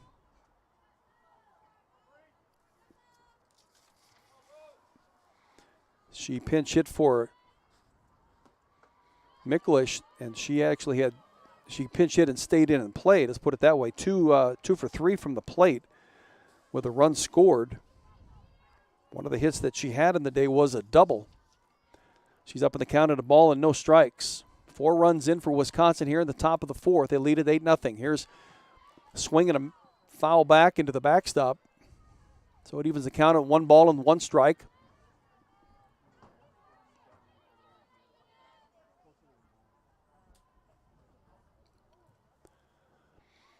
Two gone at Wisconsin's top of the 4th inning. Jolie Fish at third after a 3-run triple. Here is the 1-1, an off-speed pitch that she gets Cummer well out in front of. Can't make contact with.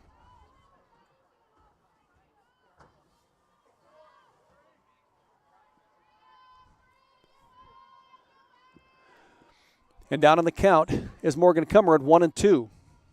Here's the 1-2 from Brianna Vasquez, a pitch that bounces across the plate, and it gets away from Tristan Doster, rolls back to the backstop. The hesitation by Doster to find out where it is allowed Fish to score from third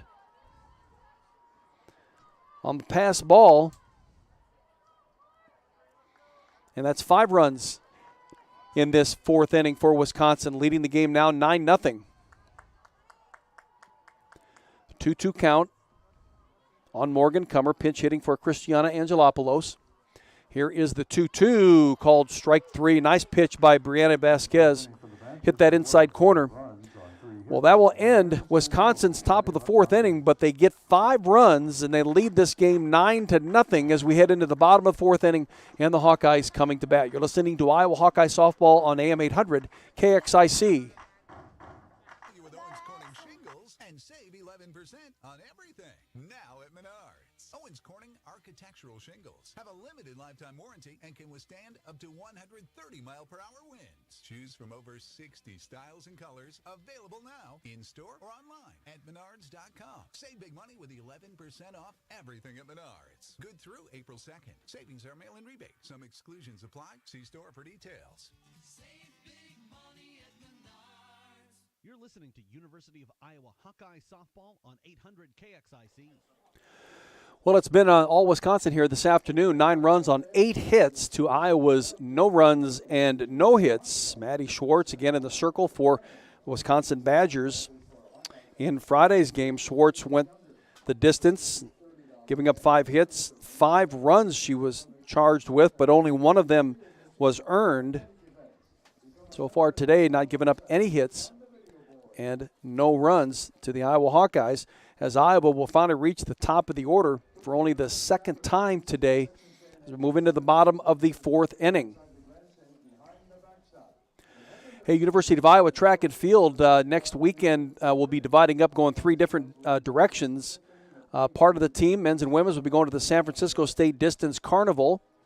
Part of them will go to the Florida Relays in Gainesville, and some of them will go to the Stanford Invite, also out in West California, out at Stanford. The men won the Big Ten Indoor for the 2nd time in a row, won the outdoor last year. So head coach Joey Woody and his staff and that University of Iowa track and field program having some tremendous success and getting stronger. Bradley Klosterman steps to the plate, left-handed hitting Klosterman, sophomore from North Liberty, prepped at Liberty High School. Down on the count at no balls and a strike. Here's the 0-1 tour. That's 1 ball and 1 strike. Bradley with a solo home run yesterday was 2 for 3 at the plate and scored a couple of times. Part of that 4-run bottom of the 6th inning. Here is the 1-1 tour. That's again off the plate. So it's 1 ball and 1 strike. Bradley Klosterman has some excellent baseball in her background. Her uncle, Wes Obermuller from Vinton, played at Iowa. Major League Baseball player for 9 years. Here's the 2-1 that's called strike 2 down the middle.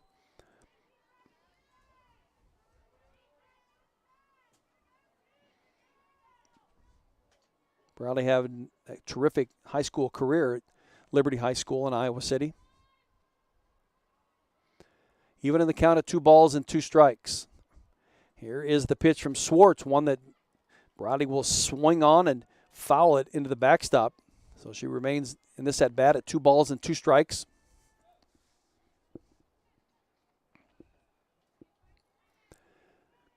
Maddie Schwartz taking a big long walk back to the back of the circle, gathering herself again now on top of the rubber, and Klosterman in the left-handed batter's box. Here comes the 2-2 to the leadoff hitting Bradley Klosterman. Here's the pitch, is down and away, so it'll be a full count at 3 balls and 2 strikes. Bradley kind of bouncing around in the lineup this year. She had led off probably the first dozen games and gone into a batting slump. So head coach Renee Gillespie moved her down the lineup, tried to get her back into a rhythm for about a half a dozen games, and now she's back up in the in the leadoff spot. Here's the 3-2 for Maddie Schwartz. An off-speed pitch that Briley does a nice job just to fight off, foul it back. And the count remains the same at 3 balls and 2 strikes.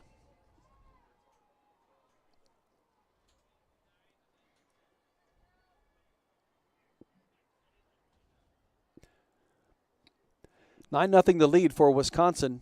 We're in the bottom of the 4th inning. Leadoff hitter for the Hawks, Brodie Klosterman at the plate. Bounce back to Schwartz in her first at-bat. Here's a pitch that's upstairs, and she'll draw a walk. Good piece of hitting by Briley. Not to go chase that high pitch. Takes the ball 4 and is down at first base. For Briley, it is her 17th base on balls on the season. It brings up Nia Carter.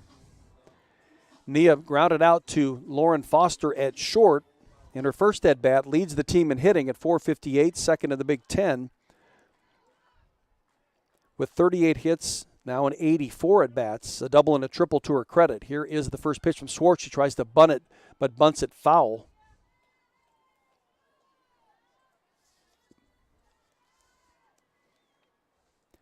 Nia Carter, the junior from Rancho Cucamonga, California.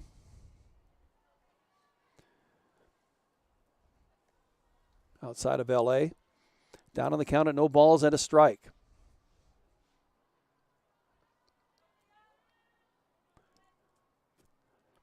Here's the 0-1 from Schwartz, and it's down and away. So 1 ball and 1 strike. Serdashny is halfway down the line at third base. She knows how quickly she has to gather any kind of a ground ball or a bunt. And either have the option to second base to force Klosterman or at least throw to first base to get an out.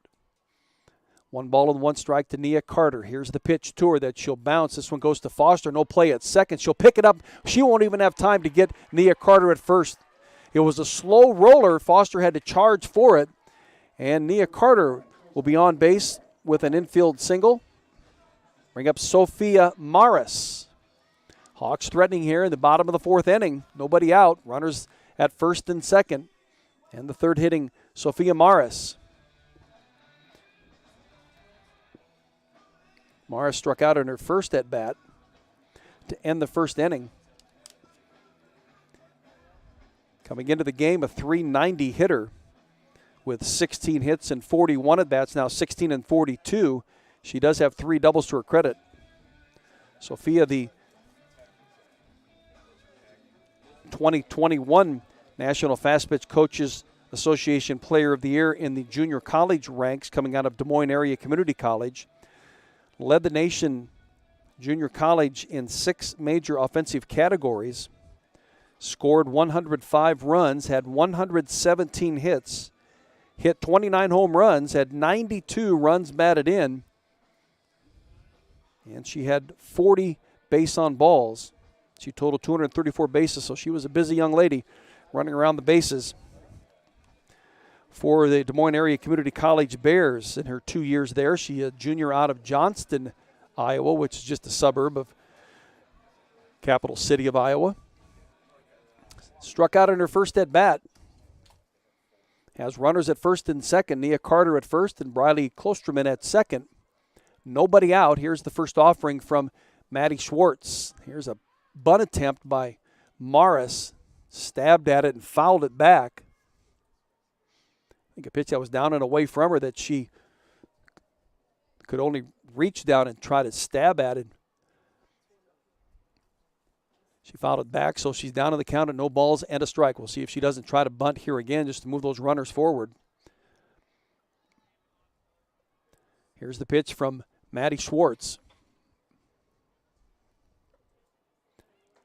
And a pitch that's off the plate, so it's 1 ball and 1 strike. Skylar Serdashny again about 4 strides down at third base. But over at first, Gerardo is even with first base, so they'll give up anything towards first base and just take the easy out there. But they don't want to get anything light down the third base lines. Serdashny down the line. Here's the 1-1. It's called strike 2 on that outside corner. Sophia Maris looking down the third base line to head coach Renee Gillespie. Getting the sign. what to do on this pitch. She's down on the count of the ball and 2 strikes. Needs to make contact.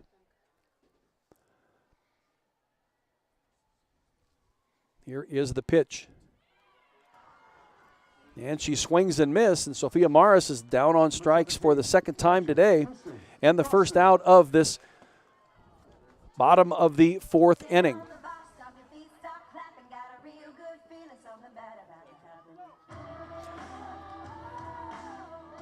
So that'll bring up Tristan Doster, freshman from Fort Dodge.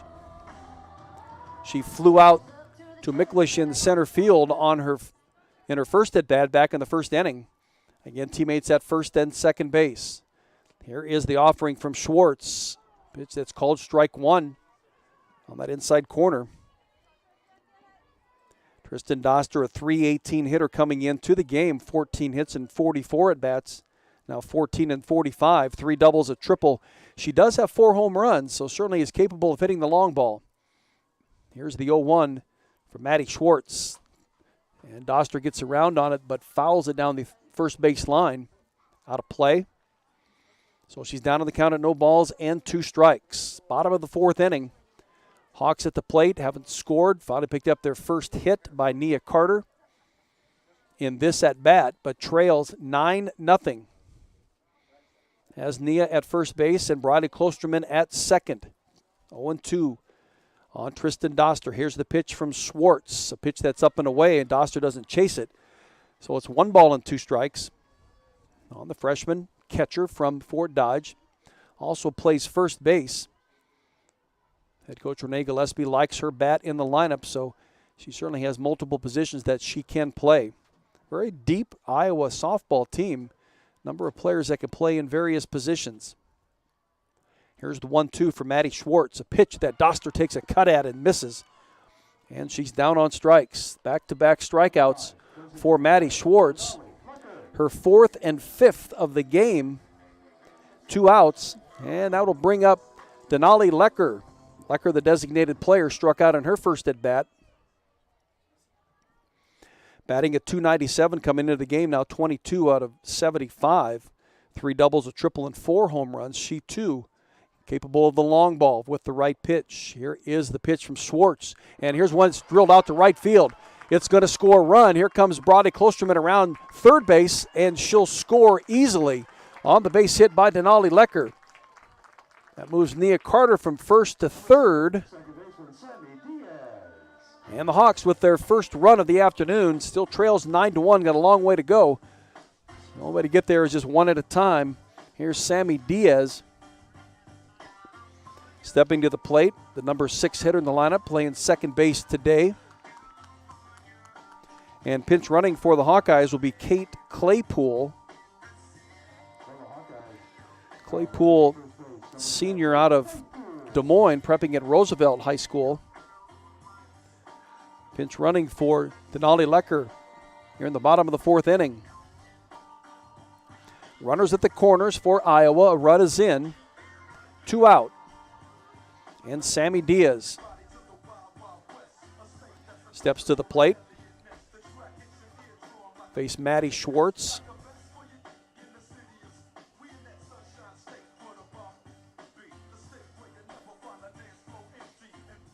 Now the play will resume. There was a little delay for a few moments there. Sammy Diaz, the right-handed hitter out of Los Angeles. Here is the first pitch to her that's bounces in front of the catcher, and easily Nia Carter will score from third base.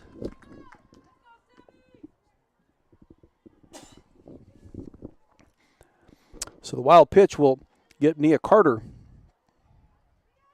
a run, so that's 2 for the Hawks here in this bottom of the 4th inning. He'll trail at 9-2 and moving up to second base. He is Kate Claypool. Here is the 1-0 that's swung on by Sammy Diaz and fouled just beyond the backstop. So it evens the count at 1 ball and 1 strike. Sammy Diaz, .257 hitter coming into the game, 9 hits and 35 at-bats. Bounced one back to Maddie Schwartz in her first at-bat.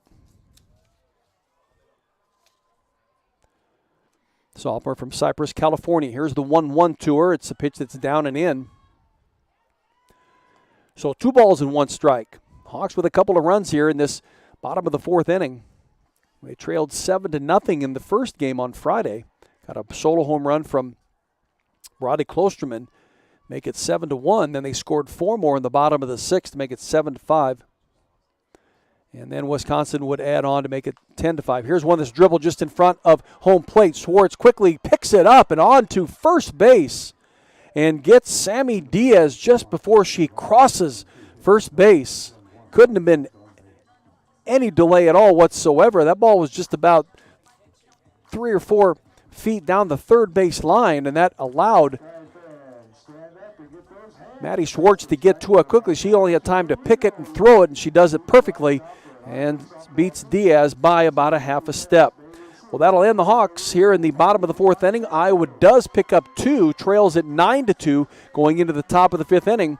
Wisconsin coming to the bat. You're listening to Iowa Hawkeye Softball on AM 800 KXIC. And I'm Briley, and we're members of your Iowa Hawkeye softball team. Our team is striving to be number 1. And that's why we trust our vehicles to Iowa City Tire and Service, the #1 automotive shop in Iowa City, where service actually comes first. Iowa City Tire and Service, where their customers become friends because they treat you like family. Find them at 410 Kirkwood Avenue or online at ictire.com. Proud sponsors of Hawkeye Softball. You're listening to University of Iowa Hawkeye Softball on 800 KXIC. Welcome back to Bob Pearl Field on the campus of the University of Iowa in Iowa City. A very chilly day. Temperature still in the middle 30s with winds out of the north-northwest anywhere from 10 to 20. But as I look out at the flags out in right center field, they are down right now. So maybe that wind has finally decided to die down. The last 2 days have just been horrible with wind, especially Friday. And then yesterday's game postponed because of the wind and the chill. So they're playing a doubleheader here today. Still pretty chilly out there, though, with the temperature just above the freezing point. And we're into a game here now. Wisconsin leading this game by a score of 9-2. Iowa with its best at bat of the day, plating 2 runs to make it 9-2. Need to play some defense here and get back to the plate. Lauren Foster will lead it off for Wisconsin. The number 9 hitter in the lineup. She's flown out to Nia Carter and to Bradley Klosterman in her 2 at-bats. Here's the first pitch from Bree Vasquez. Lifts it between short, left, and center. And coming in from left field is Riley Sheehy, who now playing left field for Riley Moss to make the play.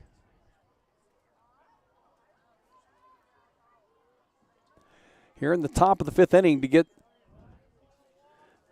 this at-bat started for Wisconsin. 1 out, and it brings up the top of the order. It's Kayla Conwent, who has scored twice and walked 3 times. And the Hawks are going to intentionally walk her, as I see Doster now standing up in a 2-point stance. And talking with head coach Renee Gillespie prior to the game, she thought that's probably what they would do with her, that Conwent has such a great bat. She had 2 home runs on Friday in the 10-5 win for Wisconsin. Just don't want to give her any opportunity to add to the run total now, which is already at 9-2. There's ball 3 from Brianna Vasquez, and now ball 4 will be coming up here shortly. And there it is. So Kayla Conwent will walk with 1 out. Intentionally. Brings up Ellie Hubbard. Hubbard singled in her last at bat, was thrown out at the plate on a nice play by Sophia Maris, forced at the plate. In their last at bat, part of that 5-run 4th inning. She walked in her second at bat and struck out on her first, so she is 1 for 2 on the day. Hubbard, a .293 hitter coming into the activity. Game number 2. Down on the count at a ball and no strikes. Here's the 0-1. It's inside. So 1 ball and 1 strike. Hubbard with 7 doubles and a triple to her credit this season. 9 runs batted in, has teammate Kayla Conwent at first base. Here's the 1-1 from Brianna Vasquez, a pitch that is fouled back into the softball diamond behind the press box of the complex here at the University of Iowa Softball Complex. Bob Pearl Field. See, now as I look out at the right center field, the flags now are being blown very hard. So that's where the 10 to 20 mile per hour wind is at this point. 3 or 4 minutes ago, it was dying. So I'm assuming that this cold front already moving through started to move away, but still has some remnants of it here in these next few hours. Here's the 2-2 to Hubbard, lifts it out to left field. Riley Sheehy will be pushed back near the left field foul line and makes the catch. So 2 outs, both of them by the left fielder Riley Sheehy, the senior out of Newtown, Pennsylvania. Roddy Moss started out there, the freshman out of Muscatine, and she gave way to Roddy Moss here in this top of the 5th inning. That brings up Fiona Gerardo, and she looks at a pitch that's an off-speed pitch and strike 1.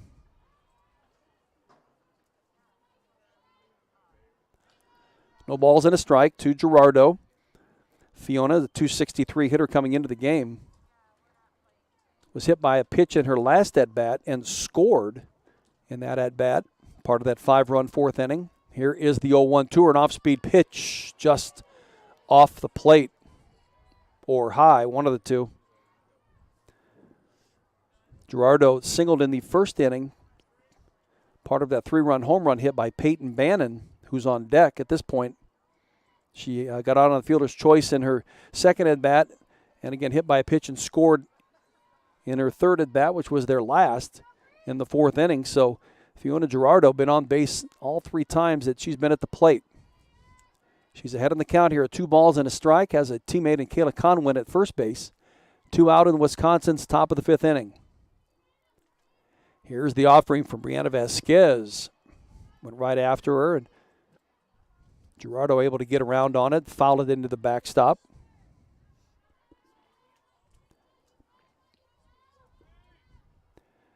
Two and two the count. 2 gone in Wisconsin's top of the 5th inning. Here's the pitch from Brianna Vasquez, an off-speed pitch that's lifted out to right field, and Nia Carter playing it nicely, comes in, makes the catch. And that ends Wisconsin's top of the 5th inning. They leave a runner at first and Kayla Conwent, but they still lead this game 9-2 over the Iowa Hawkeyes coming to bat. In the bottom of the 5th inning, the Hawks will send to the plate Kalena Burns, Amber DeSena, and Riley Sheehy. When we return, it's 9-2 Wisconsin. You're listening to Iowa Hawkeye Softball on AM 800 KXIC. Premier Automotive in North Liberty is Eastern Iowa's most trusted name in auto body repair. Our premier reputation is built on providing superior customer service, accurate estimates, and high-quality work. Our experienced staff guarantees your vehicle is restored and back on the road in no time. Premier Automotive in North Liberty or online at premierautoiowa.com. Drive safely, but if you hit a deer, call Premier. You're listening to University of Iowa Hawkeye Softball on 800 KXIC. Game for it's 1, 2, 3 strikes, you're out at the old ball game. Harry Carey would be very proud of that young man. Singing the 7th inning stretch, take me out to the ball game here. Get this crowd fired up here. Get this Hawkeye team scoring some more runs. They trail 9-2 as we go into the bottom of the 5th inning. Kalena Burns will step to the right-hand batter's box, only her 2nd at-bat of the day. She grounded out to Serdashny at third base in her 1st at-bat. Burns, a .259 hitter coming into the game on 15 hits of 58 at-bats, now 15 of 59. Has 3 doubles and hit a home run on the season. Very capable putting the ball in play, which she does quite often. A year ago, Burns was a .238 hitter, 24 hits and 101 at-bats, 4 doubles and 4 home runs. Looks at strike 1 on the inside part of the plate. Plays first base. Also does some catching for head coach Renee Gillespie. Down on the count at no balls and 1 strike. Here is the 0-1. That's bounces in front of the plate. And nice play by Angelopoulos to scoop it. 1 ball and 1 strike. On the sophomore, Kalena Burns from Corona, California. Here's the 1-1. One that she rips down the third base line. It goes just foul. Got around on it nicely. But she behind the count at 1 ball and 2 strikes.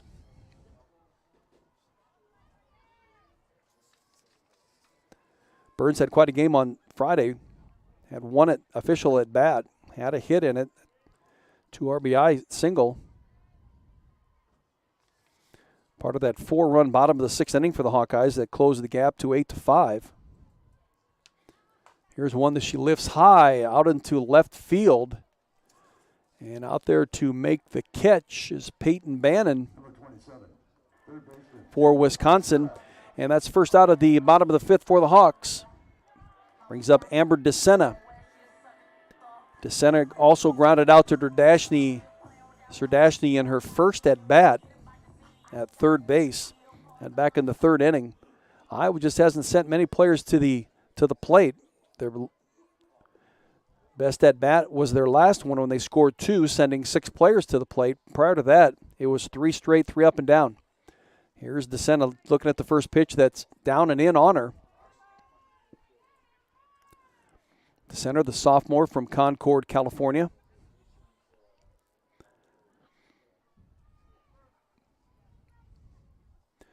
Up in the count at 1 ball and no strikes. Here's the pitch from Schwartz. Hits that inside corner, nice off-speed pitch.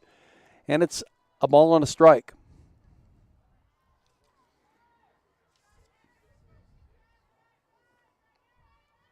DeSena with 11 hits and 50 at-bats. 4 doubles to her credit. Even in the count at 1 ball and 1 strike. Here's the pitch from Schwartz. That's down and in, so it's 2 balls and 1 strike.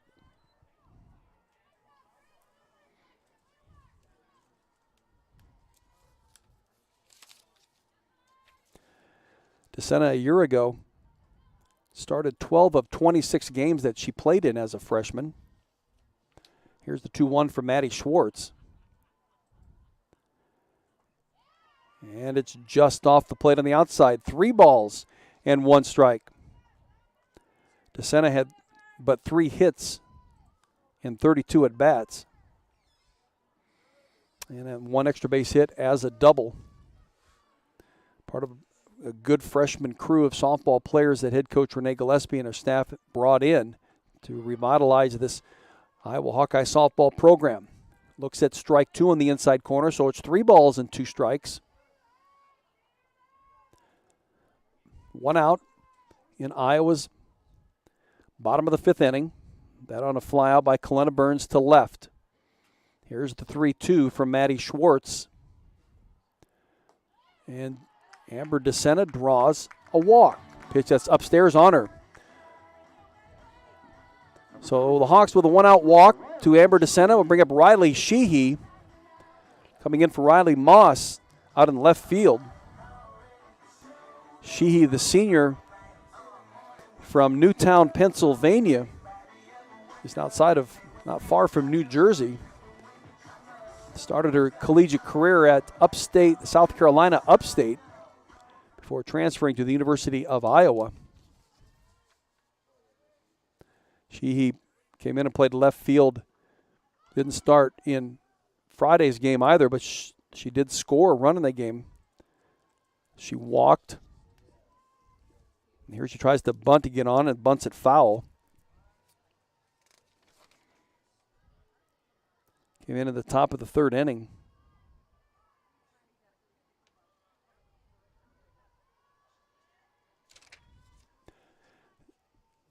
Down on the count at no balls and a strike. 1 out at Iowa's bottom of the 5th. Sheehy at the plate. Riley Sheehy, the number 9 hitter in the lineup. We'll get to the top of the order here with Brody Klosterman. Amber DeSena at first base after drawing a walk. Hawks trail at 9-2, bottom of the 5th inning. Maddie Schwartz has thrown every pitch for the Wisconsin Badgers in this game, as well as in game number 1. Here is the 1-1 that's off the plate, so it's 2 balls and 1 strike.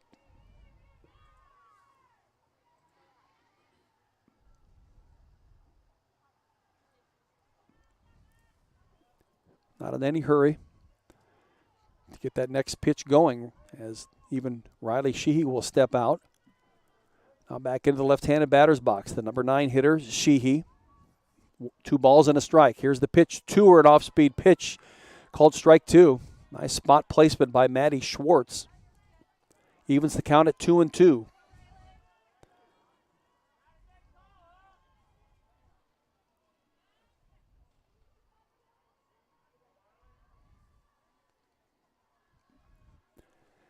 Here's the 2-2 from Maddie Schwartz to Riley Sheehy, one that she'll hit to the left of Serdashny. She dives for it, gets up to her knees, and fires across the diamond to Gerardo for the out on Riley Sheehy. What a play by Skylar Serdashny at third base. She had to stretch out, dive for it. She gloves it, then had to hop to her knees and just had enough time, put enough velocity on that ball to get it across the diamond for the out on Riley Sheehy. It does move Amber DeSena to second, but there are 2 gone in Iowa's bottom of the 5th inning. That'll bring up the top of the order, and Bradley Klosterman, who walked in her last at-bat and scored part of the 2-run bottom of the 4th inning. Here's the first pitch to her. Off the plate, ball 1.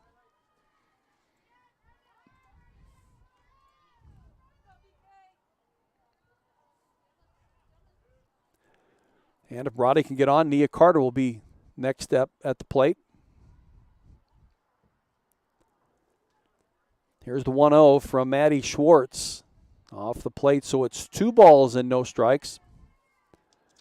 Brody, a .260 hitter coming into the game with the 19 hits and now 75 at-bats. She's got 6 doubles and hit her first home run of the season on Friday. A line drive shot out into right field. Here is the 2-0 pitch that's now 3 balls and no strikes. I would assume the sophomore Brody Klosterman will be taking a pitch here. Has a teammate in Amber DeSena at second base. 2 outs in Iowa's bottom of the 5th. Trailing 9-2.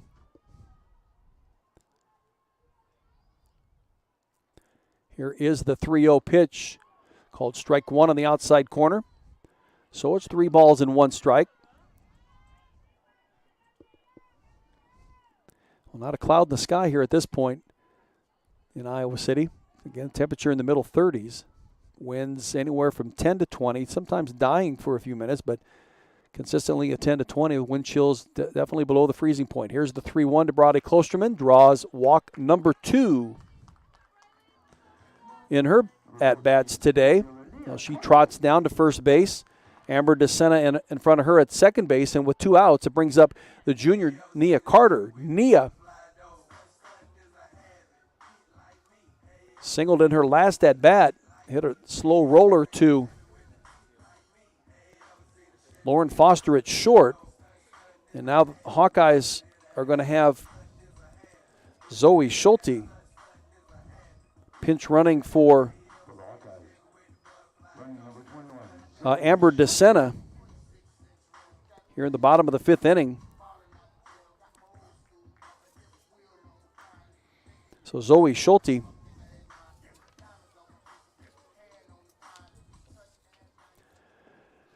this is her 17th game appearance, has not started any games. She has scored 7 runs, though, so certainly her main role right now is running the base paths.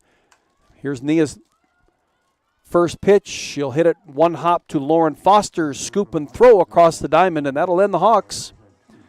Just like that in this bottom of the 5th inning. We're through 5. Wisconsin leads the Hawks 9-2. Heading into the top of the 6th inning, you're listening to Iowa Hawkeye Softball on AM 800 KXIC. Join us and be another success story for Bounce Back at Windmill Manor. Rehab at the area's newest and most complete rehabilitation center, where their goal is to get you back home as quickly as possible. Be assured the well-being of residents, patients, and employees is their top priority. There really is no place like home. So when choosing post-acute rehab, choose Bounce Back. Rehab, recover, and return home. Visit windmillmanor.com to schedule your video chat today. You're listening to University of Iowa Hawkeye Softball on 800 KXIC. Welcome back to Bob Pearl Field on the campus of the University of Iowa in Iowa City. Wisconsin and the Hawkeyes battling here in out of the Big Ten. Game number 2 of the 3-game series. Wisconsin leading this 9-2. This second game, winning game 1 10-5. The second game of the doubleheader today, or game number 3 of the series, comes up following this one about 20 minutes after this game ends. I get the 3-game series in. This second game here was postponed from yesterday to today, made a doubleheader out of it. Hawks need to come away, though, they need 7 runs to tie in the next 2 at-bats. 8 will win it. In the meantime, they got to hold down Wisconsin. That's been able to plate runs 4 times in the first and 5 times in the fourth to take a 9-2 lead. Peyton Bannon, part of that 4-run first inning with a 3-run home run, steps to the plate here as she lifts one out to left field on the first pitch from Brianna Vasquez, and a single for Peyton Bannon. She 2 for 4 on the day at her second hit. And bring up Allie Miklish, a junior center fielder. Miklish is 2 for 3, a couple of singles, and scored twice. And it has a strikeout sandwiched in between them. Left-handed hitting Miklish. 339 hitter coming into the game. Here's the first pitch from Brianna Vasquez. That's up and in on her. Peyton Bannon at first base.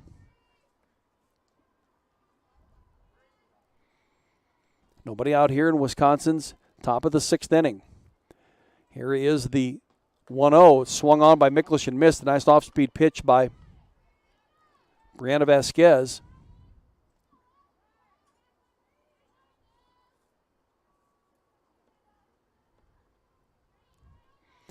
So it's 1 ball and 1 strike on Allie Miklish, junior, center fielder.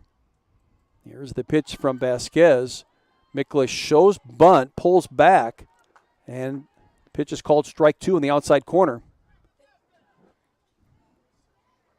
And now the Wisconsin coach is asking home plate umpire what the call was, whether or not it was that she didn't pull the bat back as she was trying to slap at it, or if it was a called strike. I believe he told her it was called strike along outside plate. Here's a 1-2 pitch. That's down and in, so it's 2 balls and 2 strikes.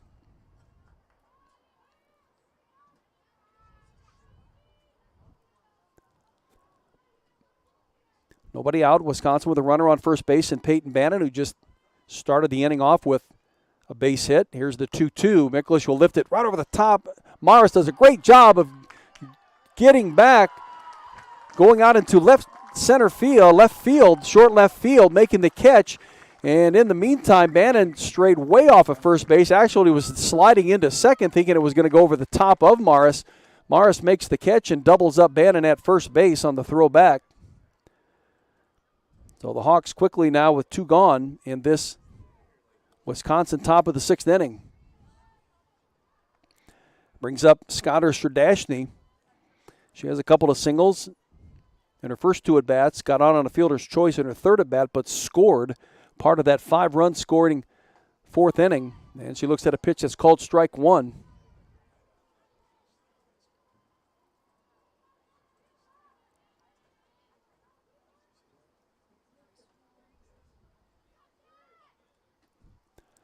So no balls and 1 strike on this third baseman, Scotter Stradashny, who's made some terrific plays at third base. Here's the 0-1 to her that's inside, so it's 1 ball and 1 strike.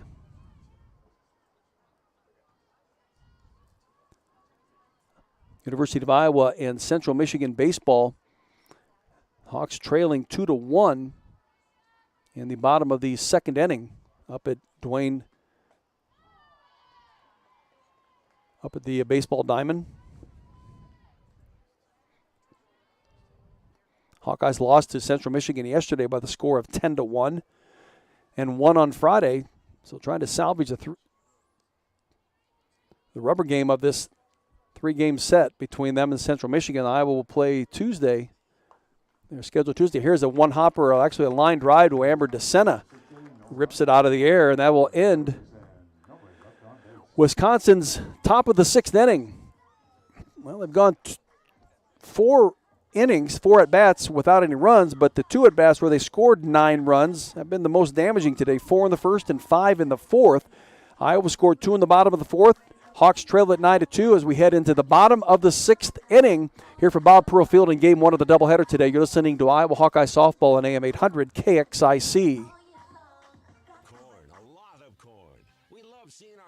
In the fields, and although they're perfect strangers, we know them. We know them by their equipment covered in dust. We know them by their work ethic where days off don't exist. We know them by the way they wave passing strangers alike on a 2-lane road. We know them in the midst of our kitchen as we prepare another family meal. In Iowa, we grow corn, but the truth is corn grows Iowa. The Iowa corn farmers are proud to be on the sidelines for the Iowa Hawkeyes. You're listening to University of Iowa Hawkeye Softball on 800 KXIC. Thanks for tuning in to AM 800 KXIC this afternoon for Iowa Hawkeye Softball. Iowa Hawkeye Softball gets a few games on the radio at KXIC. After today, the next one will be next Saturday when Iowa travels to Maryland to square off against the Terrapins. That radio game next Saturday will be a 1 o'clock start time. And then the Hawks will just kind of down the road, April 6th against Drake is a radio game. April 16 against Ohio State right here is a radio game. And the 30th at Northwestern, which is a Saturday, a radio game. And then on May 8th, when the Hawkeyes in their last regular season weekend hosting the Purdue Boilermakers, that'll be a radio game, but it'll be on 1360 KMJM, which is a Cedar Rapids radio station for iHeart Media on the Leo 1360. Named for Leo Greco, longtime radio legend out of Cedar Rapids. So the Hawkeyes coming to plate here in the bottom of the 6th inning. And a new pitcher for Wisconsin. That is Tessa Magnanimo. Give you her numbers here shortly. Maddie Schwartz really has done a masterful job for Wisconsin in the circle for what she's done. Going 7 innings on Friday in Friday's game. Going 5 innings here today, giving up only 2 hits and 2 runs. And here is Morris with a dribbler to short, and they're going to call her out. I thought she got to first base before the throw got there. But Lauren Foster picks up and throws onto first base and the first out of this inning. And this Iowa at bat at the bottom of the 6th inning. Tristan Doster now will step to the plate with 1 out. Tristan has struck out and flown out to center field. Doster, the freshman out of Fort Dodge, .318 batting average coming into the game. She now 14 of 46. She looks at ball 1. Friday's game, Doster was 0 for 2 in the game. Kelowna Burns would come in and replace her at first base and in her lineup, part of the lineup, to get a base hit.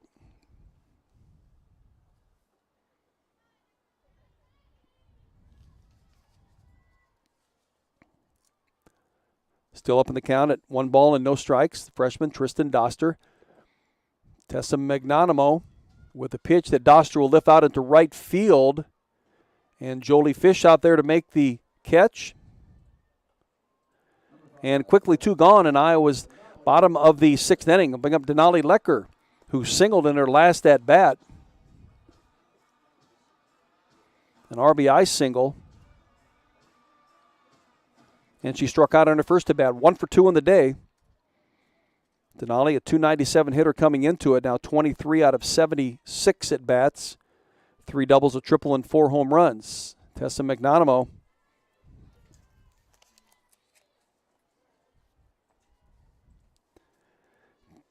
Tessa just making her 10th appearance. She's got 21 2/3 innings out of 148 Well, 155 now, including Friday. Here, she's up in the count. Here's a 1-0 pitch that's lifted high, and now Lauren Foster right at the left foul line, making the out. The pop-up by Denali Lecker, that'll end the Hawks here in the bottom of the 6th inning.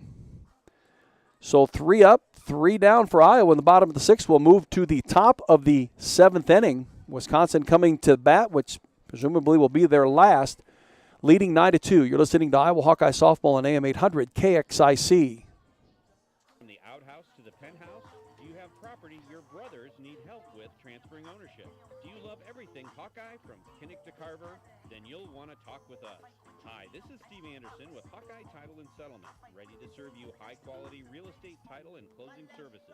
Oh, and we also love our Iowa basketball, but we're also happy to assist Cyclone fans too. Hawkeye Title and Settlement of Iowa City and HawkeyeTitle.com.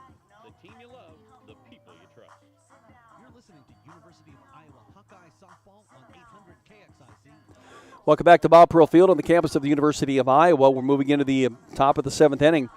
And the Badgers coming to bat, leading 9-2. 4 runs in the top of the 1st, 5 runs in the top of the 4th. Iowa picked up 2 runs in the bottom of the 4th inning, but still trail at 9-2. So we head into spring sports.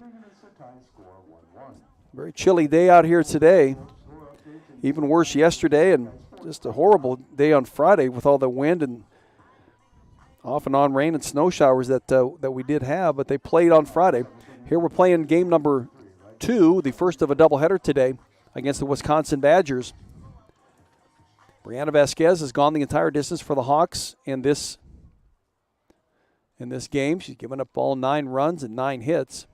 Iowa does have 2 errors, so don't know quite for sure what the exact stat is on her for giving up earned runs. First pitch to Jolie Fish is strike 1 on the outside corner. Fish tripled in her last at-bat, a 3 RBI triple, part of that 5-run 4th inning. There's an off-speed pitch that's ball 1. 1 ball and a strike. Fish also reached first on an error on Sophia Maris back in the 3rd inning, and then flew out to Bradley Klosterman in the 1st inning, sacrifice fly, the 2nd out of that inning. So she is 1 for 3 on the day, and she draws ball 2 against Brianna Vasquez. Tristan Doster behind the plate. Amber DeSena at 3rd base. Sophia Maris at short. Here is the 2-1. That's called strike 2. So 2 balls and 2 strikes on Jolie Fish. Sammy Diaz at 2nd, Kalena Burns at 1st. Riley Sheehy is out in left field. Brodie Klosterman in center, and Nia Carter in right field.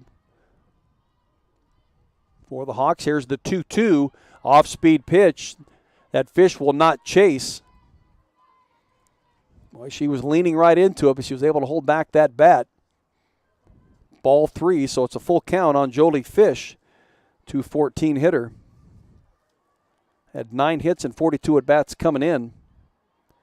She now 10-45, and on that pitch, Brianna Vasquez must have got her cleats caught on the rubber because she didn't fire at home, but she went through the motion, and it's called ball 4, even though she didn't pitch a balk or whatever.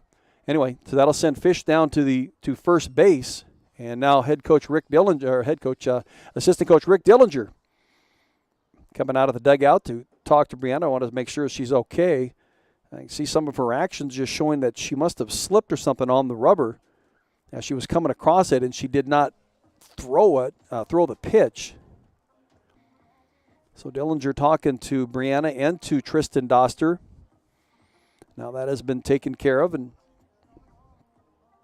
he's slowly working his way back to the Iowa Hawkeye dugout. Play will resume here shortly. Jolie Fish down at first base. Nobody out in Wisconsin's top of the 7th inning. 9-2 the lead for the Badgers. 9 runs, 9 hits. No home runs today. A home run in the 1st inning by Peyton Bannon. That 3-run home run got things started again. Here's the first pitch to Christiana Angelopoulos, left-handed hitting catcher. That's down and away, so it's ball one. Morgan Cummer came in to pinch hit in the fourth inning and struck out. Angelopoulos has struck out twice herself. Here is the 1-0. That's now 2 balls and no strikes.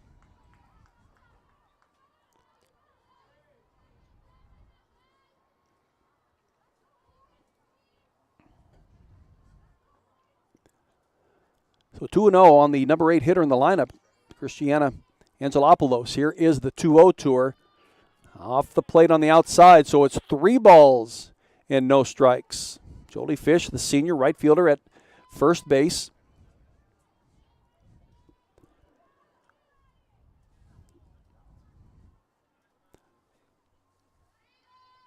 Here's the 3-0 to Angelopoulos. And it's a pitch that's called strike one on the outside corner.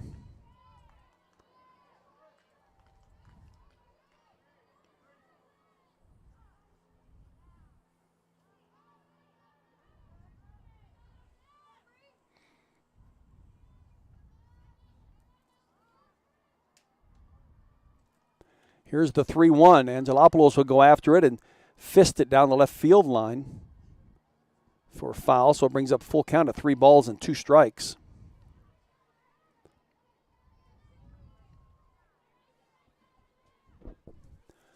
When Iowa comes to the plate in the bottom of the 7th inning, the number 6 hitter, Sammy Diaz, will lead it off, followed by Kalena Burns and Amber DeSena, at least scheduled that way in the lineup. Hawks got to get through this top of the 7th first. Nobody out, full count here on Angelopoulos. Here's the pitch to her. Again, lifted down the left field line. Will it drift foul? It does not. Oh, and Riley Sheehy overran it a little bit, had a chance to make the out, and just misses it. And it's foul. That'll leave Angelopoulos at the plate for another pitch. Riley tore into it, got real close to that fence line down the left field line about midway down and just overran it. Ball bounced behind her. Here's the 3-2 again from Vasquez, and a rip by Angelopoulos that goes into the backstop. And again, we're at 3-2. Angelopoulos, again, coming into the game at just a 74 hitter, 4 hits and 54 at bats.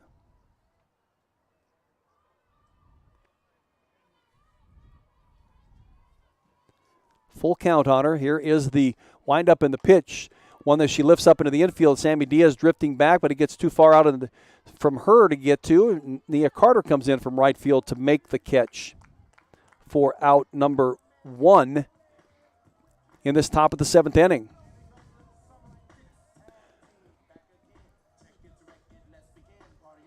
Lauren Foster scheduled to hit, but will not. She will be lifted for a pinch hitter, and that is Abby Herbst, who will be coming in to pinch hit, the left-handed hitting Herbst. Abby Herbst making her 13th appearance. She has started 7 games on the season. She has 3 hits and 19 at-bats, a double to her credit for her only extra base hit. She has a couple of RBIs, and she has teammate Jolie Fish in front of her at first base. And the first pitch from Brianna Vasquez is a strike. Abby Herbst, no stranger to Wisconsin uniforms, started and played in 32 games last year at a .205 average. Here's the 0-1 to her, is now an outside at 1 ball and 1 strike. 18 hits and 88 at bats a year ago with 5 doubles and 13 RBIs.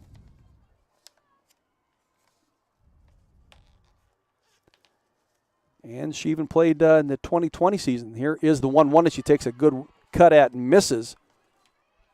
So she's down on the count at a ball and 2 strikes. In the 2020 season, prior to the pandemic, she had started 10 of those 22 games that of the 24 played, had 7 hits and 33 at-bats then. So she's certainly capable of putting the ball in play for Wisconsin. 1 ball and 2 strikes. The pitch, she swings at and misses. Nice pitch by Brianna Vasquez to strike her out. And for Vasquez, that is her 5th strikeout of the afternoon.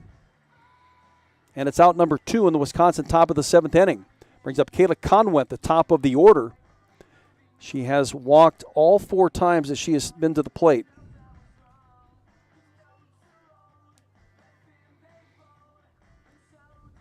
Now a pinch runner coming in for Jolie Fish. Looks like Mary Therese Nevin. Wisconsin running at first base, number 32, Mary Therese Nevin. Number 12, designated player Kayla Conway. Mary Therese Nevin looks to be getting her first activity as a Wisconsin Badger. Here is the first pitch to Conwent, and they're going to obviously intentionally walk her again. Nevin is a freshman from Orland Park, Illinois.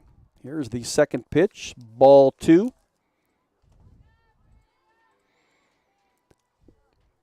Kayla Conwent, the 2019 Big Ten Player of the Year, had a couple of home runs Friday night for Wisconsin. Not going to be given any of those opportunities here today. Now at 3 balls and no strikes, here is ball 4.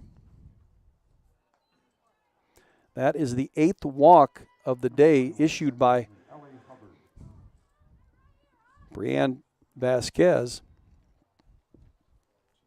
4 of them intentionally to Kayla Conwent.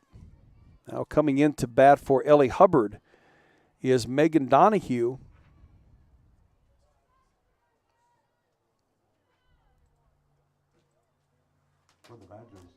She's a senior, Megan Donahue. She this will be her 17th appearance. She has 18 appearances at the plate, and she has 3 hits, 2 doubles, and she's also blasted a home run too. Runners at first and second, 2 gone.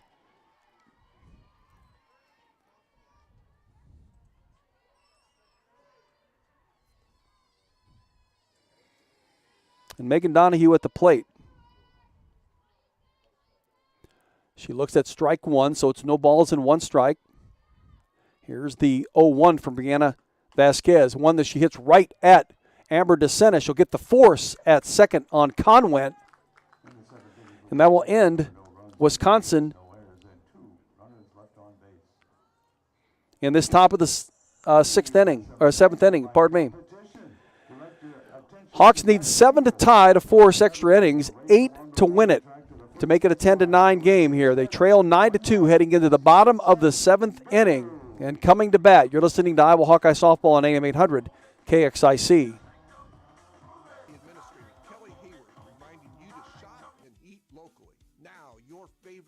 Businesses offer more options for finding what you want for your home and family. Local restaurants, bakeries, and breweries have perfected carryout and delivery. Coralville Shops continue excelling in personalized service. They take pride in helping you find the perfect item or gift for any occasion. Thank you for infusing Coralville with your shopping and dining dollars.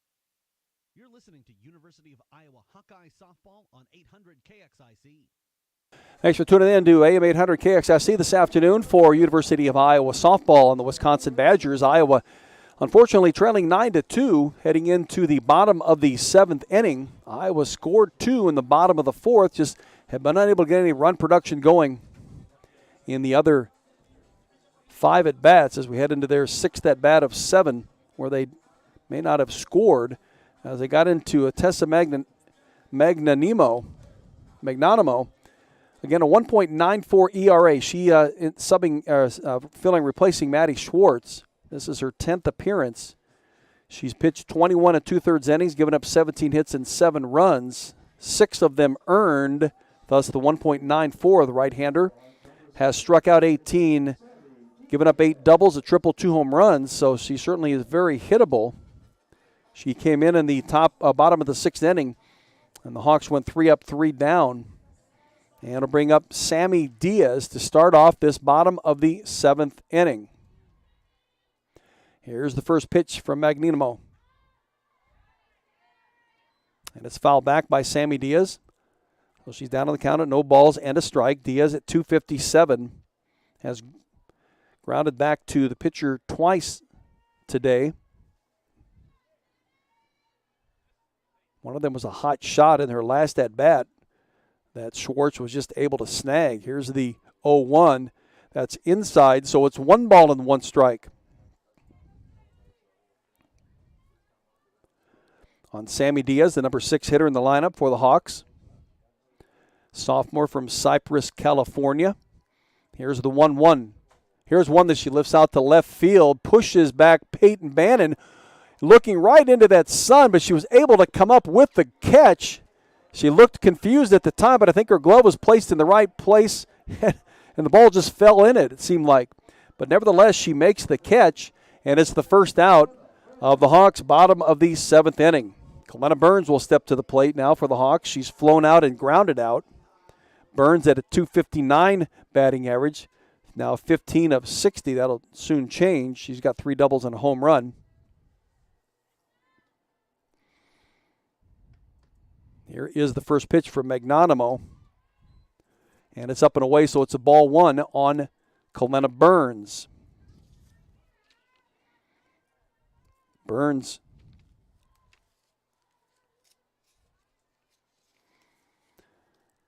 utility player. Here's the 1-0 to her that she gets a cut at.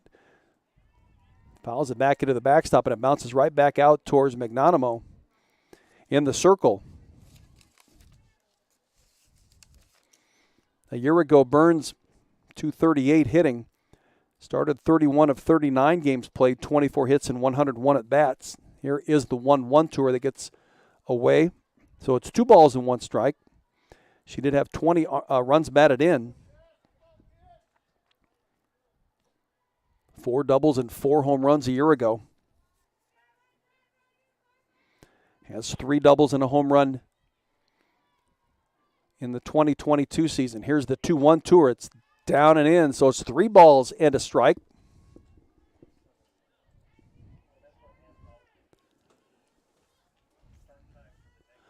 Three balls and 1 strike on the sophomore first baseman, Coletta Burns.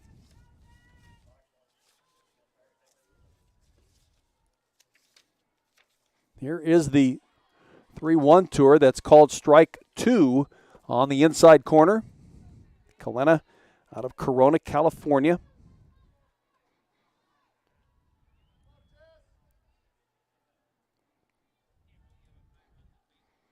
And a full count on her. 3 balls and 2 strikes. 1 gone in Iowa's bottom of the 7th. Here is the pitch from Magnanimo, and Burns will draw the walk. 1-out walk. And so Amber DeSena will step into the right-handed batter's box, the number 8 hitter for the Hawks. She walked in her last at-bat, was stranded at second base, and grounded out to Serdashny at third base in her first at-bat. Hawks trail it 9-2. We're in the bottom of the 7th inning and 1 out. And we're going to get a pinch runner for Coletta Burns. It's Haley Down. She now officially coming in to run for Coletta Burns here in the bottom of the 7th inning.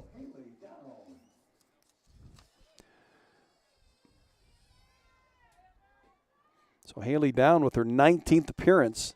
She has 1 official at bat, although she's pinch running here. Here's a 2-hopper, nice scoop by Serdashny of Amber DeSena's ground ball. She'll fire it over to first base, make it 2 gone. That moved Haley Down to second base, and it brings up Riley Sheehy, senior left fielder. As I was mentioning, Down has scored 4 runs on the season. She's been mainly used primarily as a pinch runner. And the Hawks conceivably down to their last out of the game. Riley Sheehy, here's one she'll hit right back up to the middle. Nice play by Ellie Hubbard. Diving to her right, trying to make a throw to the first baseman, Gerardo. She can't. Gerardo doesn't come up with it, and an error is called on Wisconsin. I would assume it's a throwing error.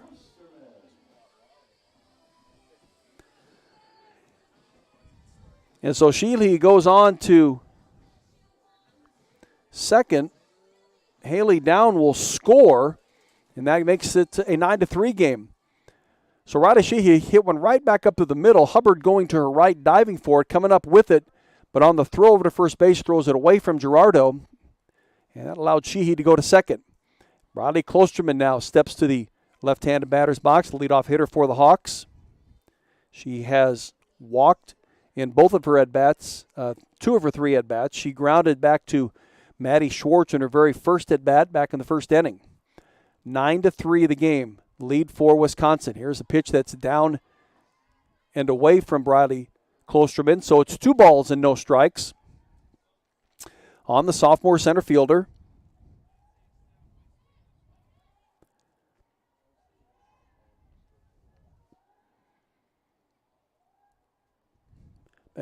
Tessa Magnanimo, relieving Maddie Schwartz. Here's the 2-0 that's called strike 1 on the outside corner. Magnanimo, a junior from Los Angeles, California.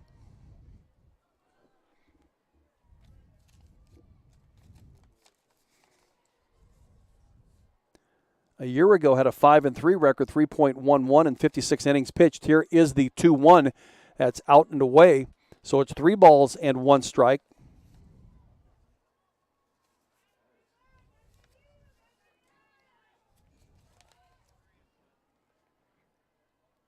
(21 innings pitched a year ago. I guess a 1-1 record. 2.67 ERA. Made 5 starts and 8 appearances. Here's the 3-1 to Brodie Klosterman, called strike 2. So it becomes a full count. 2 gone, and Iowa's bottom of the 7th inning. Sophomore Brodie Klosterman at the plate, the leadoff hitter for the Hawks. Riley Sheehy at second base. A run is already in, and it's a 9-3 game. Here's the 3-2, and Klosterman will lift it to the infield, and it looks like Sherdashny will catch it just in foul territory about midway between home plate and third base, and that will end the Hawkeyes' bottom of the 7th inning, and that will end this game at 9-3. 4 runs in the top of the first, 5 in the top of the 4th. Really definitely enough for Wisconsin to beat the Hawks. Hawks unable to manufacture enough hits and runners on base to get more runs than 3, lose it 9-3. Have our postgame coming up here shortly. It's Wisconsin 9, Iowa 3 in game number 2 of a doubleheader here today. This will be the only game we'll have on radio. We'll go to streaming from here. We'll be back with more Hawkeye softball on AM 800 KXIC. Looking for a place to go before and after Hawkeye home games? Make a night of it at Graduate City Hotel. Take advantage of our in-house Topgolf swing suite for a full bar and a menu of American classics, and most importantly, a selection of exciting virtual games from favorites like golf, football, and baseball to more unique options like zombie dodgeball. Hey, Sam, is it going to be just 20 minutes then between games? Okay. And reservations at Graduate Iowa City Hotel. Okay. You're listening to University of Iowa Hawkeye softball on 800 KXIC. Well, the Hawks dropped the game number 2, the first of a doubleheader today, but game number 2 of the series to the Wisconsin Badgers by the score of 9-3. Game 1 Friday was a 10-5 game. We've got the doubleheader coming up next, folks. If you want to come out and watch this and support this Iowa Hawkeye softball team, please do so. The next game will be starting at about 2:50 is what I'm being told. The first pitch for game number 3, the third game of the series at 2:50. Back with more postgame after Wisconsin beats Iowa 9-3. You're listening to Iowa Hawkeye softball on AM 800 KXIC. Hi, Hawkeye fans. My name is Denali. And I'm Briley. And we're members of your Iowa Hawkeye softball team. Our team is striving to be number 1. And that's why we trust our vehicles to Iowa City Tire and Service, the number 1 automotive shop in Iowa City, where service actually comes first. Iowa City Tire and Service, where their customers become friends because they treat you like family. Find them at 410 Kirkwood Avenue or online at ictire.com. Proud sponsors of Hawkeye softball. There's a sense of pride that comes from the life of a farmer. How many people can say they have a famous tan named after them, or be known for their wave when they drive past neighbors and strangers alike on a 2-lane road? Whether it's a farmer's tan or the farmer's wave, we are proud to be known for a lot of things. We feel that pride every night at the dinner table, knowing we feed our family and yours. Iowa Corn is proud to be on the sidelines cheering on the Iowa Hawkeyes. In Iowa, we grow corn, but the truth is corn grows Iowa. Americans don't trust big media. The source you can trust is Newsmax. Find it on all major cable systems or download the free Newsmax app on your phone. Millions are watching Newsmax and the Newsmax team with Rob Finnerty, Eric Bowling, Sean Spicer and Lindsey Keith, Greg Kelly, Stinchfield and Rob Schmidt. Plus weekends with Huckabee, Diamond and Silk, Gorka and Wendy Bell. 20 million people have made the switch to Newsmax. Try it. You may never go back. Ever heard the grass is always greener on the other side? If you're in a dead-end job, you want greener grass. Well, My Computer Career can help. In months, not years, they can give you a new life as an IT pro. You learn from home by taking classes live online. Financial aid is available for those who qualify. And My Computer Career offers lifetime career services, which helps you find jobs with companies begging for IT pros. Go to mycomputercareer.edu today and take the free career evaluation. It's not rocket science. It's mycomputercareer.edu. You're listening to University of Iowa Hawkeye softball on 800 KXIC. Well, the Hawks drop another one to the Wisconsin Badgers here this afternoon by the score of 9-3 in game number 2. Game number 1 was won by Wisconsin Friday night by the score of 10-5. Wisconsin with 4 runs in the first inning today, 5 runs in the fourth, 9 total runs, 9 hits. They committed 1 error. The Hawkeyes with 2 runs in the bottom of the fourth inning and 1 in the bottom of the seventh inning to give a total of 3 runs, but lose this game 9-3. Wisconsin led in hitting by Peyton Bannon, who was 2 for 4 with a 3-run home run, that back in the first inning. Ali Miklish also with a couple of hits, and Skylar Serdashny with a couple of hits, but Skylar also played a very solid third base for Wisconsin today. Jolie Fish was 1 for 3 today, and she had a 3-run triple that she hit back in the fourth inning, in the 5-run fourth inning. 9 total hits for the Wisconsin Badgers. They were led in pitching by Maddie Schwartz. She went 5 innings today, gave up 2 hits, 2 runs, both of them earned. She walked 3, struck out 4, facing 20 batters, and threw 80 pitches, a 2.09 ERA for the day today. Tessa Magnanimo came in and finished this game for Wisconsin, 2 innings pitched. She didn't give up a hit, 1 run, a walk. She faced 8 batters and threw 24 pitches. For the Iowa Hawkeyes today, only 2 hits coming from Nia Carter and from Denali Lecker. Lecker's hit provided an RBI. Klosterman, Nia Carter, and Haley Downwood all score runs today for the Iowa Hawkeyes. Just couldn't manufacture a lot of runs. 24 at-bats for Iowa. 3 runs, 2 hits, a couple of RBIs. 4 walks for the Hawks, and there were 4 strikeouts of Hawkeye batters. Brianna Vasquez went 7 innings. She gave up 9 hits, all 9 runs. 8 of them were earned. She walked 7 batters, 4 of them intentionally to Kayla Conwent. 4 of them intentionally. Conwent walked 5 total times. And 6 strikeouts for Brianna Vasquez. She faced 38 batters through 152 pitches in today's game.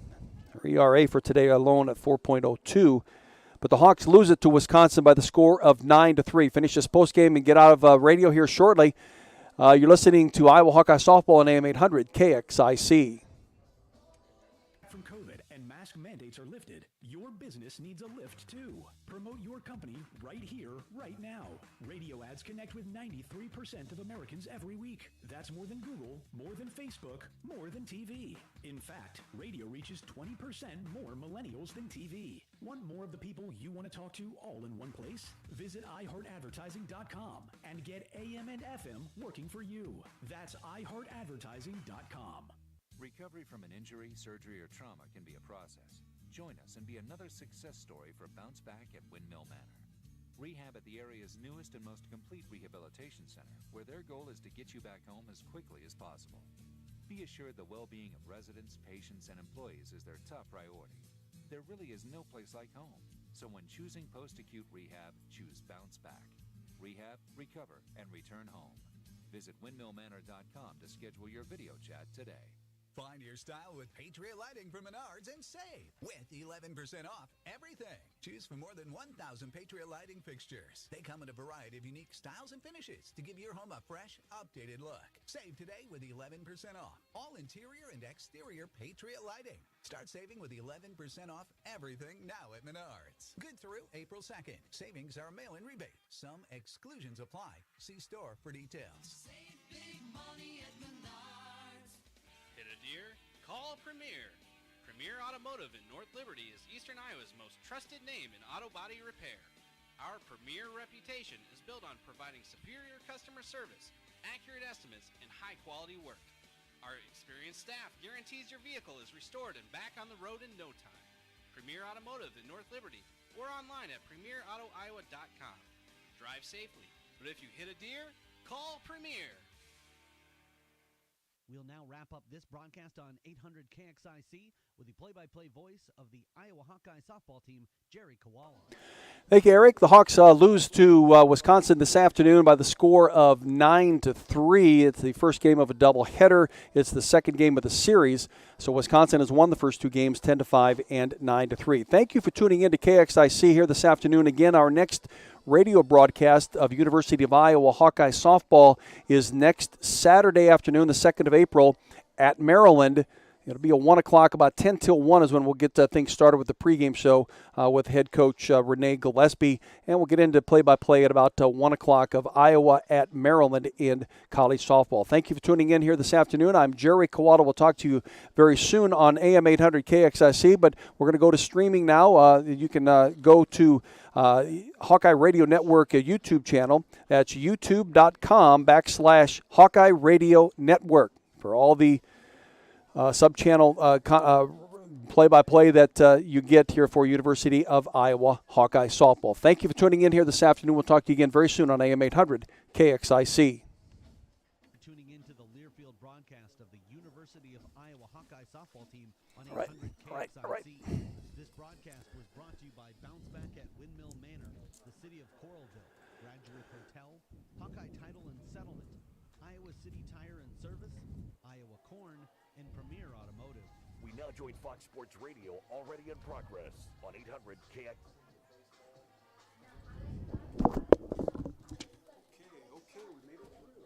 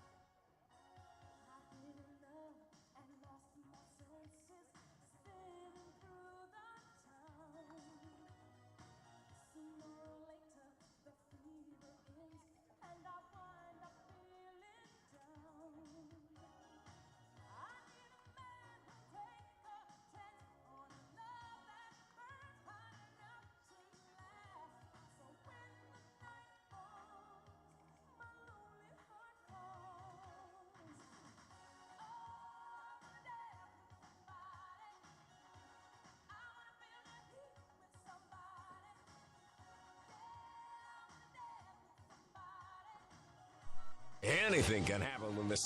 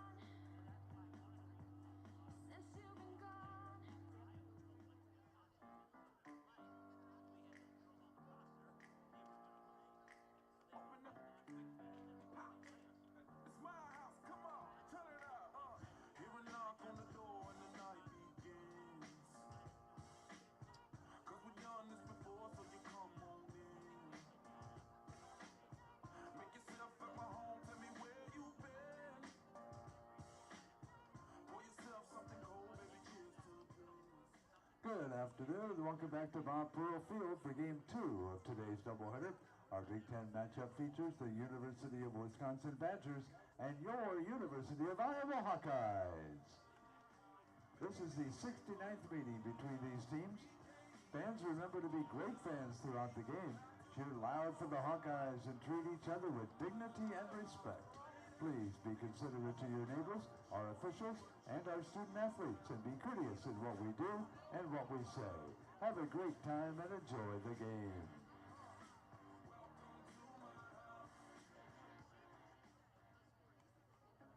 If they tell me that I got one shot, I'm gonna go. I ain't going out like no pointing, no. I'm going out with these riches and these, no. I'm going out past that limit, let my glizzy blow. Started with a dream, I lost my brother, think about him daily. See the finish line in my eyes, pray to God I make it. My soul belongs to my family, I can't let them take it. So if I live or die, just know forever we the dream. Modification on the engine, I'm like, this is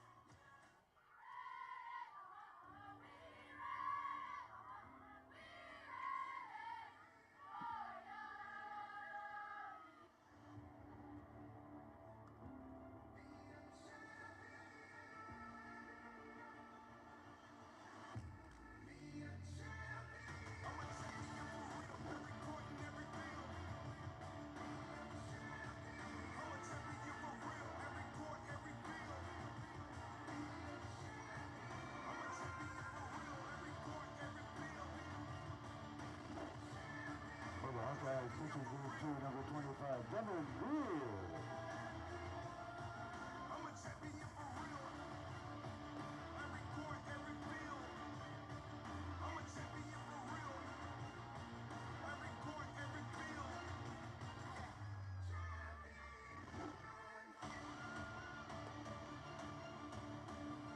I'm a champion for real.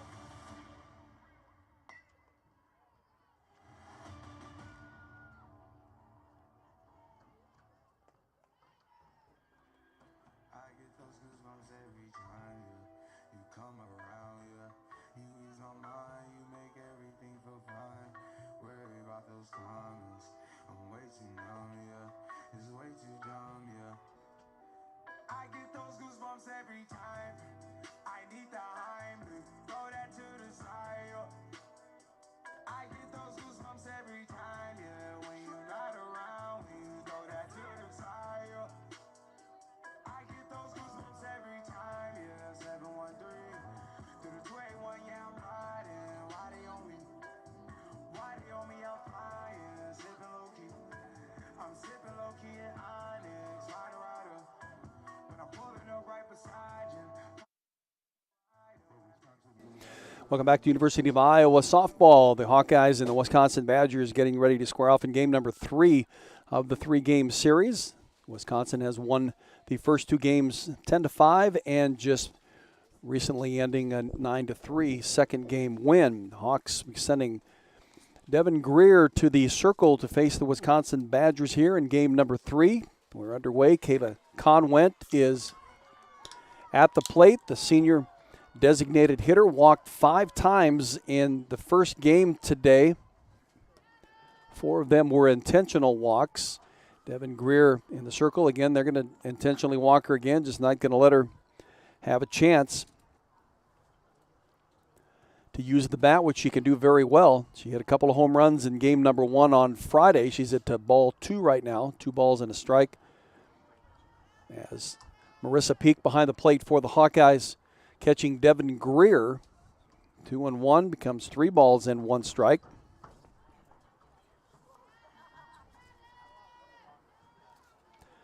Devin Greer, 5'6" pitcher out of Bettendorf, Iowa. Right along the Mississippi River, freshman pitcher. Here are the numbers on Devin Greer. She comes in making her 11th appearance, her 4th start. She does have 1 complete game. She has pitched 20 2/3 innings. 20 hits on the season. She has given up 16 runs. All 16 of them are earned, thus a 5.42 ERA. She's walked 10 batters, now make it 11 on the season with the walk just issued to Kayla Conwent, and she has struck out 13. Devin Greer in the circle for the Hawks, freshman from Bettendorf. Peyton Bannon now will step to the plate. Now the number 2 hitter in the game for Wisconsin. She batted 4th in the first game today, hit a 3-run home run back in the first inning. And running for Wisconsin is Alyssa McClelland. She in for Kayla Conwent. Pinch running here in the top of the first inning. And the pitch to Peyton Bannon is now 2 balls and no strikes. Welcome along the streaming sources. I'm Jerry Koala. We've got game number 3, the 3rd game of the series between the Hawks and the Badgers. Here is the 2-0, becomes now 3 balls and no strikes. Amber DeSena at third base for the Hawks. Grace Baines is at short. Sammy Diaz at second base. Kalena Burns at first. Riley Sheehy in left. Bradley Klosterman in center. Nia Carter in right. And back-to-back walks has begun this 3rd game of the series between the 3. And Fiona Gerardo will step to the plate now. Gerardo at 267. Now it's 16 hits and 60 at-bats. Gerardo 1 for 3 in the first game today. Looks at strike 1 on Friday's game. She was 1 out of 5 with a strikeout, scored a run. and is down on the count here at no balls and a strike. Here is the 0-1 to Fiona Gerardo, and she's now looking at no balls and 2 strikes from Devin Green. Greer has, again, struck out 13 batters in her 20 2/3 innings pitched. In the circle for head coach Renee Gillespie. Here's the 0-2, an off-speed pitch. That is upstairs, so it's a ball and 2 strikes.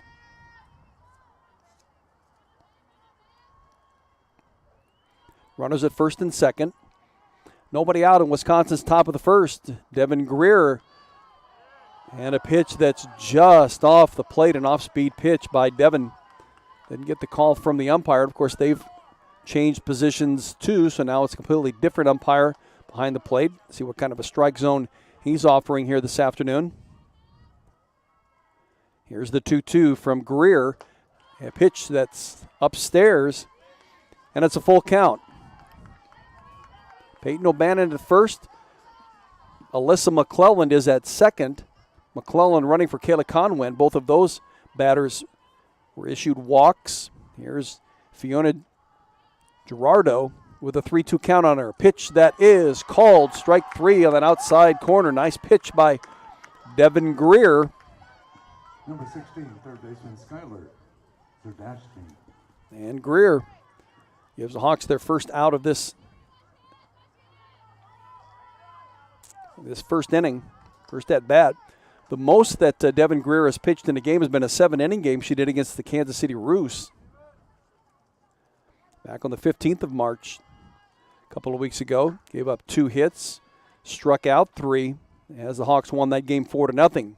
Here is Skylar Zerdashny. And the first pitch, steal by McClellan to third, a throw down from Marissa Peak to Amber DeSena, gets away from DeSena. And on her stolen base at third, moving to second, was Peyton Bannon. So with 1 out, runners in scoring position for Skylar Zerdashny. Third baseman, she's having quite a weekend. Here is the pitch from Greer that Zerdashny is accused of swinging as she tried to hold up on the swing. 1 ball and 1 strike. Skylar Zerdashny is sophomore, .342 hitter, 13 hits and 38 at bats. She was 2 for 4 in the first game today. And she was 0 for 3 with a walk Friday. Here's a bunt. And DeSena coming down the third base line just tried to get a glove throw onto Marissa Peak.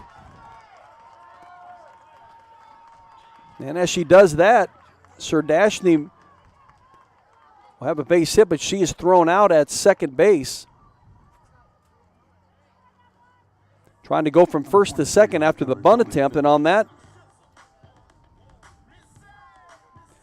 throw, Peyton Bannon strolled home after Alyssa McClelland. It makes it a 2-0 Wisconsin lead. Bases are clear. 2 outs. And just like that, Wisconsin, they scored 3 in the first inning of Friday's game. They've scored 4 in the first inning today, in the first game today. Here they already have 2 in this first inning of the third game of the series. It brings up Jolie Fish, a senior right fielder, batting .222, 10 hits and 45 at bats. Fish was 1 for 3 with 4 RBIs in the first game today, a 3 RBI triple. And that 5-run fourth inning that propelled Wisconsin to the 9-1 lead at the time, and the 9-3 victory. She down on the count at no balls and a strike. Devin Greer, the freshman pitcher. An off-speed pitch that she doesn't get the call from an umpire. Looked very close. It's now 1 ball and 1 strike. 2 outs, 2-0 the lead for Wisconsin. We're underway here with game number 3 of the 3-game series. Still very cold out. I had a chance to step outside after the first game today, and it's very cold. Here's one that's lifted to the infield. Sammy Diaz calls everybody off. She just takes a couple of hop steps forward and makes the catch, and that will end Wisconsin in this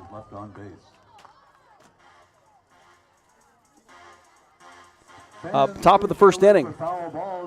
We're through a half inning. We've got a long way to go in this one. The Hawks will be coming to the bat when play resumes. You're listening to Iowa Hawkeye Softball here on Streaming Sources. Anything can happen when the Cyclones and Hawkeyes come to compete. It's where the rubber meets the road. Neighbors become rivals and friends become foes. Some go home brokenhearted, while others are victorious. When the dust finally settles, one thing stands true. No matter which side you're on, you're part of tradition. For those who are Iowan through and through, we're Iowa Corn, a proud sponsor of the Iowa Corn Cy-Hawk Series. In Iowa, we grow corn, but the truth is, corn grows Iowa. University of Iowa Sports Medicine delivers comprehensive care for competitive and recreational athletes of all ages. Our team of orthopedic surgeons, physicians, and specialists are committed to reducing pain and injury through our advanced training and experience. Same day, next day appointments available, no referral needed. Learn more by visiting uihc.org/sportsmedicine. Moving into the bottom of the first inning, Brody Klosterman will lead it off for the Hawkeyes. I was just unable to manufacture many runs at all. 5 Friday, 4 in the bottom of the sixth inning in that game, 3 here today, so a total of 8, but Iowa has given up 19 to Wisconsin. A good Wisconsin team, good hitting team, play very well. And Brody Klosterman will lead it off.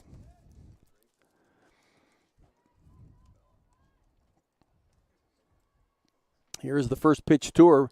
Maddie Schwartz in the circle, and Brody will pop it up to third baseman Skylar Sardashy on the first pitch she takes, and she'll pop out to the third baseman. So it's the first out of the inning for the Hawks here in the bottom of the first.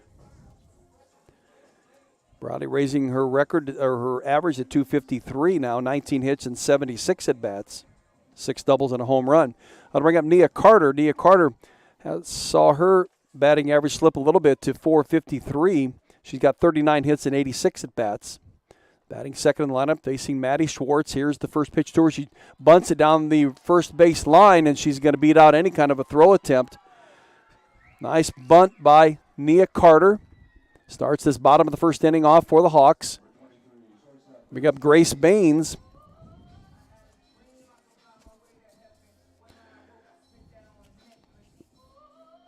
Grace with 3 multi-hit games on this season. She has 19 hits and 77 at-bats, batting .247. Playing shortstop. Head coach Renee Gillespie has brought in a couple other infielders too. Got to give them some opportunity. Grace started every game last year, 6 of them at second base, and the other 38 were at shortstop. She has a nice glove out there at shortstop, and she's looking at strike 1 in this first at bat here today. In Friday's game, she was 0 for 3. Down on the count at no balls and a strike. Here she takes a swat at 1 and fouls it back into the catchers. Strike 2. Against Wisconsin last year in Madison, she had 1 hit in 8 at-bats. That hit was a double. She's down on the count of no balls and 2 strikes. Here's one. She'll bounce right to Ellie Hubbard. Hubbard bobbled it at first and then pitched it over to shortstop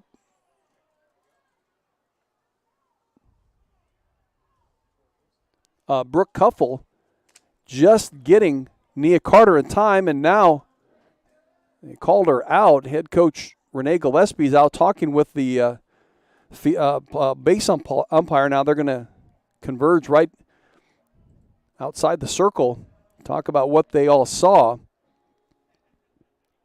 Nia Carter still standing on second base.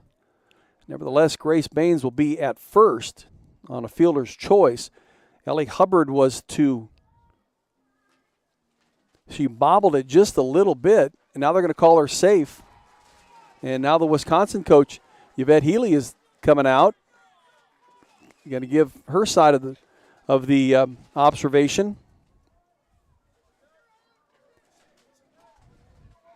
So Grace Baines will be on an error to Ellie Hubbard. She went to her right. She got it in her glove, and then it popped out of her glove. And then Nia Carter goes sliding into second base. Hard to say whether or not before, but it was right at the same time as the ball got there. The umpire has to make the call. Now they're conferring right down the first base line. Yvette Healy is in the middle of that group. And so I think the call is going to stand where Nia Carter will be at second base. So there's one out. The Hawks will have runners at first and second. Kalena Burns will step to the plate. Grace Baines on via error.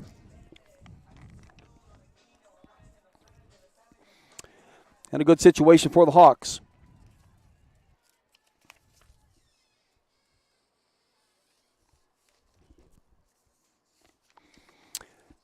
Kalena turns the bunt as she pulls it back, takes a hard cut at it, and will foul it back. Down in the count at no balls and a strike.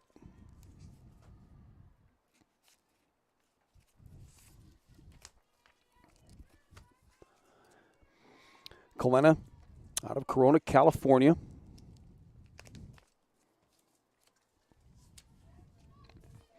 Down in the count at no balls and a strike. Here's the pitch from Maddie Schwartz. Down and in. Maddie has started each of the 3 games Wisconsin's played here today. She went 7 innings on Friday. She threw 5 innings in game number 1 today, giving up 2 hits, 2 runs, both of them earned. Struck out 4, walked 3. And she's starting here game 3. Even on the count, Kalena Burns, 1-1, 1 out. Runners at first and second, and Burns will foul this one back into the backstop. Kalena out of Corona, California, which is in the Bay Area, east of San Francisco, next to Pleasant Hill.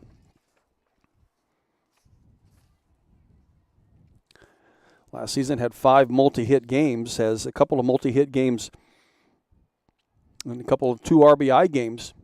Here's one that she'll foul again.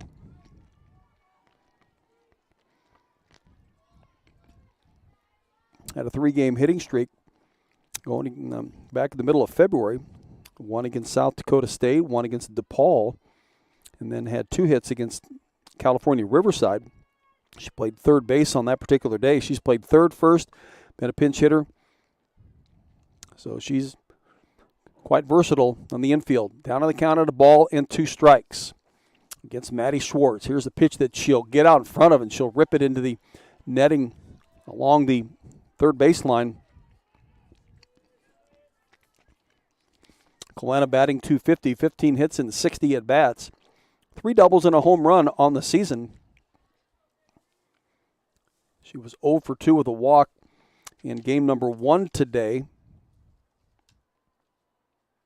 And she was 1 for 1 on Friday with the 2 RBI single. Here's one that's picked up on the hop by Serdashny. And now they've got a rundown. Nia Carter's in a rundown down third base. Burns goes to first. And Nia's going to get tagged out as she tries to dive back into third base. So Kalena hit one to third to Serdashny. She forces Grace Baines at second base for the second out. And on the same time, Nia Carter rounded third and was headed towards home. They got her in a rundown, and she was tagged out. On a nice play, good effort by Wisconsin. Keep the Hawkeyes from getting a run.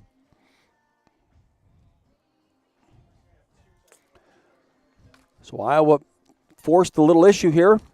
Couldn't get any runs across. We'll go into the top of the second inning. Wisconsin leading 2-0. Looking for a place to go before and after Hawkeye home games? Make a night of it at Graduate Iowa City Hotel. Take advantage of our in-house Topgolf Swing Suite for a full bar and a menu of American classics, and most importantly, a selection of exciting virtual games from favorites like golf, football, and baseball to more unique options like zombie dodgeball. Call 319-337-4058 for details and reservations at Graduate Iowa City Hotel. Here in Iowa, we grow corn, but the truth is, corn grows Iowa. Corn is a multi-purpose crop which benefits the entire state. It feeds our livestock, nourishes our families, and provides clean, burning fuel for our planet. Thank you, Iowa's corn farmers. Well, Iowa put a little effort together to try to get some runs across, unable to move that happen. Nia Carter got on base. Grace Baines made it to base. Kalena Burns got on the fielder's choice. Force out at second on Grace Baines, and then Nia Carter was in a rundown, was tagged out. That ended the inning for the Hawks. And we go into the top of the second inning. Molly Schlosser getting the start here in this game. Schlosser getting her 11th start in 22 games played, 9 hits and 32 at-bats, has a .281 batting average. Freshman playing center field in this game. Here's one that she'll rip down the first base line, and it crawls up and over and around Kalena Burns, but foul. And so Schlosser will come back to the batter's box.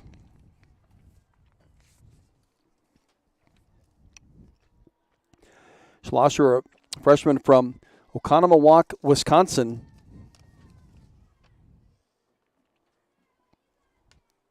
She's coming off winning the Big Ten Freshman of the Week last week. Key part of the Badger lineup on the trip to Utah. She's ahead in the count now, 2 balls and 1 strike.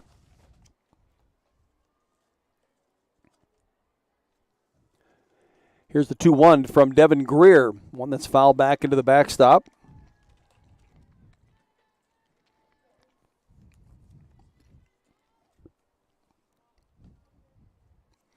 So it's 2 balls and 2 strikes.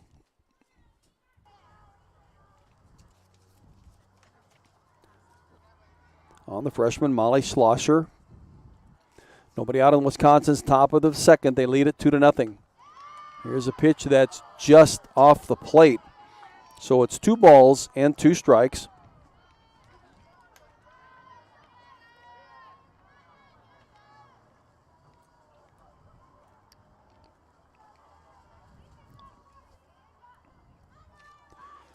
Here's the 3-2 to Schlosser, and she will draw a walk.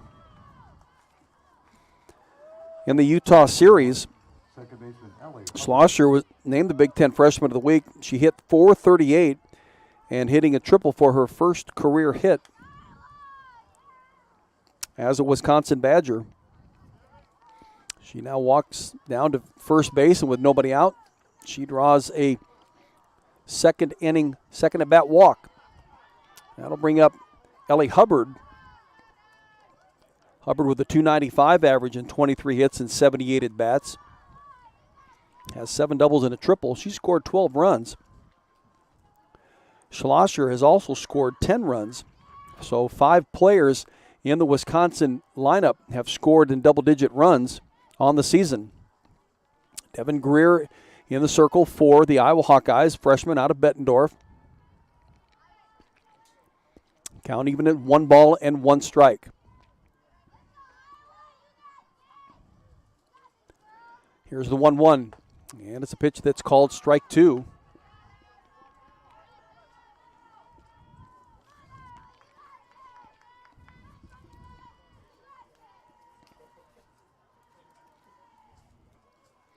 One ball and 2 strikes.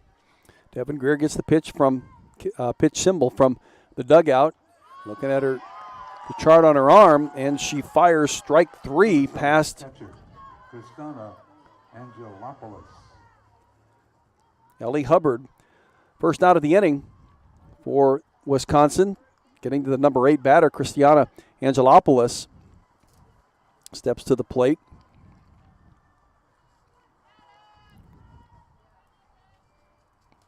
Here's the first pitch from Devin Greer, one that's upstairs. Angelopoulos doesn't chase it, the left-handed hitting catcher.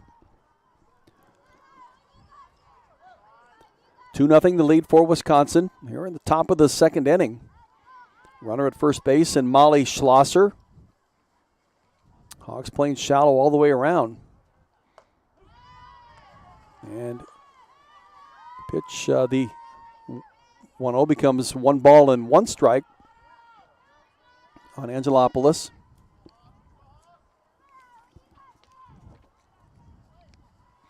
Here is the 1-1, an off-speed pitch that Angelopoulos won't chase. So it's 2 balls and 1 strike on the redshirt sophomore out of Arvada, Colorado.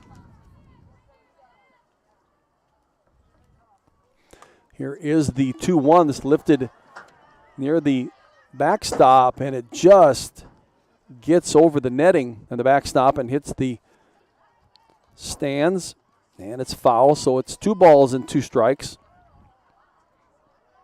With the win in the first game of the doubleheader today, Wisconsin on a 3-game winning streak over the Hawkeyes, but they've won 9 of the last 10 against Iowa.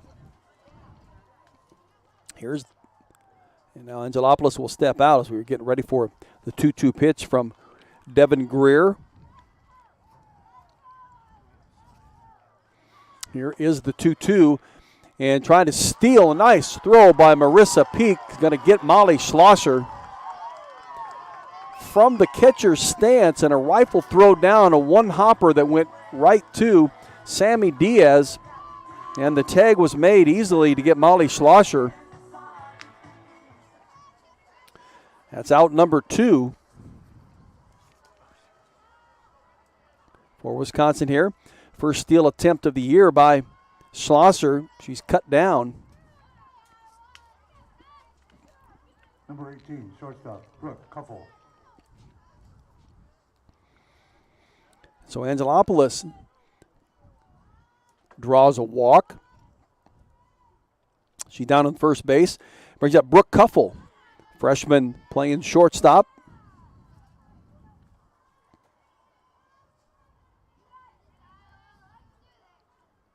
Here's the first pitch to her. She'll lift. Will it get fouls down the right field line? And it will. It'll drift foul. Brooke Couple, a freshman out of Crystal Lake, Illinois.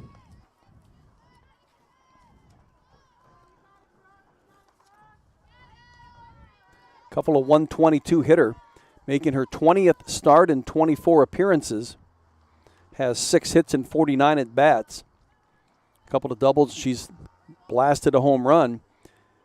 She won a 4 Wisconsin Badgers in the lineup with double-digit RBIs. She has 12. And the fewer games that she's played of the other players, and the way she's been able to get RBIs, talks about her ability to put the ball in play. The number 9 hitter in the lineup. Well, she looks at ball 1. 1 ball and 1 strike. 2 outs in Wisconsin's top of the second. Christiana Angelopoulos is at first base after drawing a walk, and now Brooke Couple with a 2-1 count on her.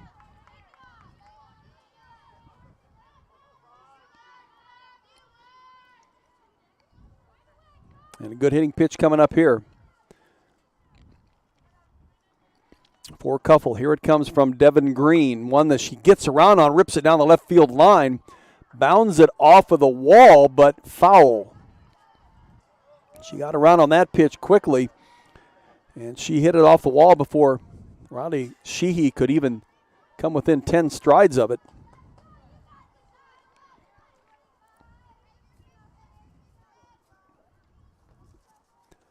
So the count remains the same at 2 balls and 2 strikes.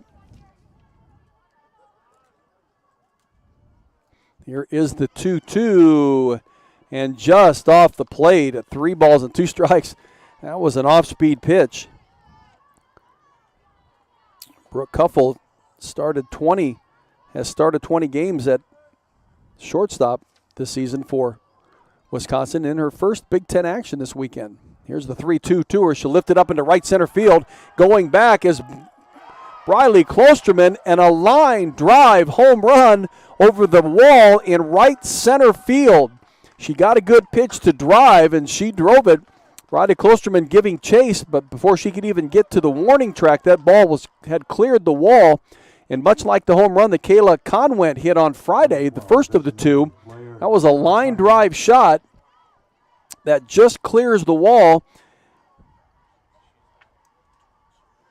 And it has Christiana Angelopoulos scoring in front of her, so a 2-run home run for the freshman Brooke Cuffle.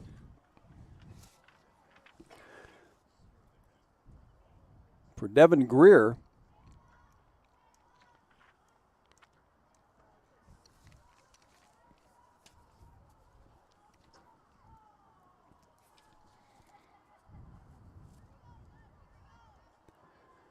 That is the 4th home run that she's given up this season.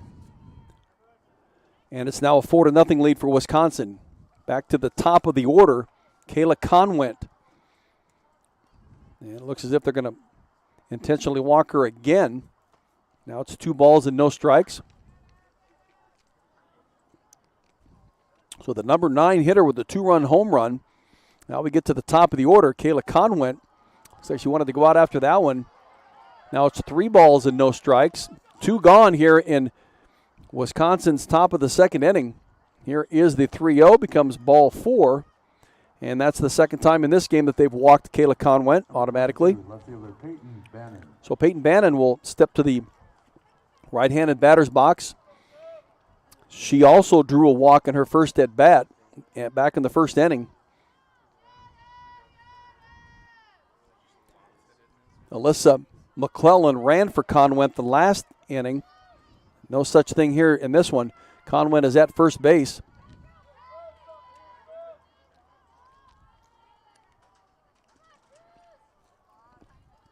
First pitch to Bannon is a ball. So it's 1 ball and no strikes to the sophomore left fielder Peyton Bannon. Here's the 1-0 from Devin Greer. A pitch called strike 1 on the inside corner.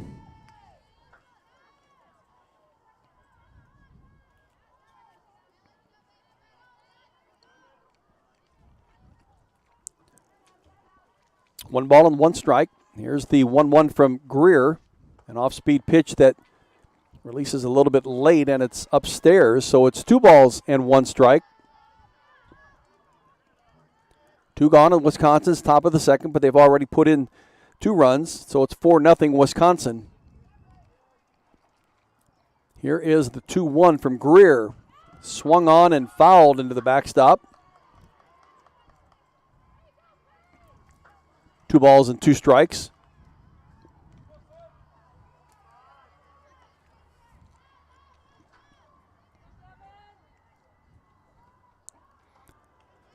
Peyton Bannon, the sophomore, hit a 3-run home run in the 1st inning of the 1st game today. Here's a pitch that is down and in on her, so it's 3 balls and 2 strikes.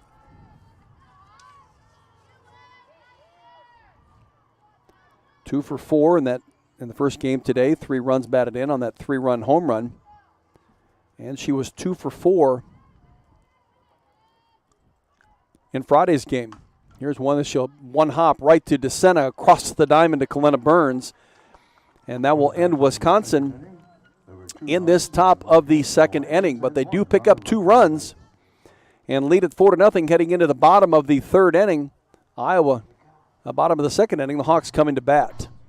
In Iowa, we grow corn, a lot of corn. We love seeing farmers in the fields, and although they're perfect strangers, we know them. We know them by their equipment covered in dust. We know them by their work ethic, where days off don't exist. We know them by the way they wave, passing strangers alike on a 2-lane road. We know them in the midst of our kitchen as we prepare another family meal. In Iowa, we grow corn, but the truth is, corn grows Iowa. The Iowa corn farmers are proud to be on the sidelines for the Iowa Hawkeyes. Iowa City Tire and Service is a proud supporter of Hawkeye softball. Find them at 410 Kirkwood Avenue or online at ictire.com.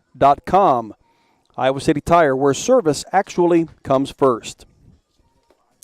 We head into the bottom of the 2nd inning. Wisconsin Badgers scoring runs, taking leads. They got Iowa kind of wrapped up here so far, leading this game 4-0. They won the last game 9-3, won game 1 on Friday 10-5. Denali Lecker will step to the plate for the Hawks. Denali, a .299 hitter, 23 hits and 77 at-bats, 3 doubles, a triple, and 4 home runs to her credit.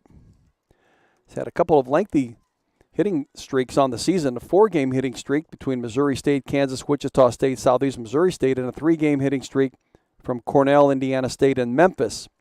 Just a week in front of that.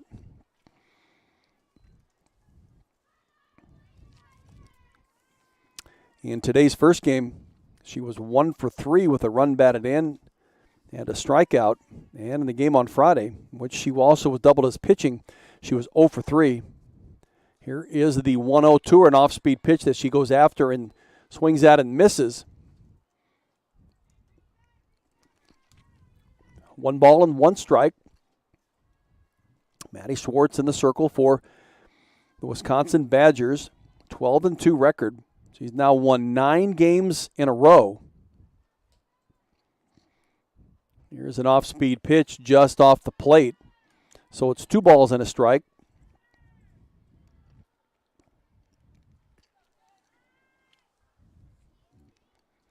On the sophomore designated player, Denali Lecker. Here is the 2-1 from Schwartz, one that Lecker bounds right at Skylar Serdashny. She's had quite a glove here this weekend. And across the diamond for the putout.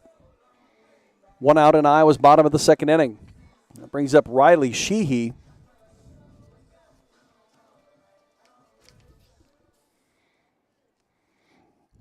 Riley Sheehy from Newtown, Pennsylvania. Made it to the University of Iowa by way of South Carolina upstate. While at upstate in the 2019 season, she started 3 games and played in 45. Had 3 hits and 10 at-bats in the 2020 season. She played in the outfield. 13 starts in 17 games and a .375 batting average. Here is one that she hits right at Serdashny, and she scoops and across the diamond and throws out Riley Sheehy. So 2 outs, both of them come from the glove and arm of Skylar Serdashny. And the Hawkeyes have Amber DeSena stepping to the plate.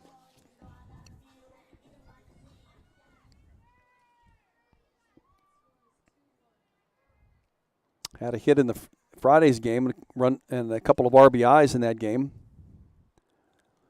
Amber, a .212 hitter, 11 hits and 52 at-bats. And the first game today, she was 0 for 2 with a walk. Ahead in the count here at 1 ball and no strikes.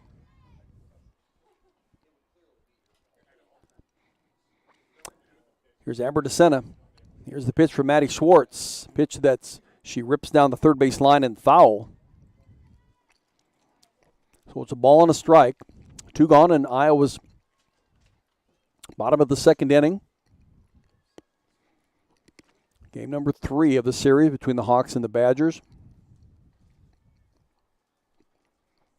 Second game today.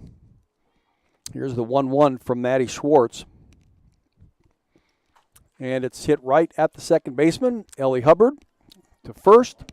The out.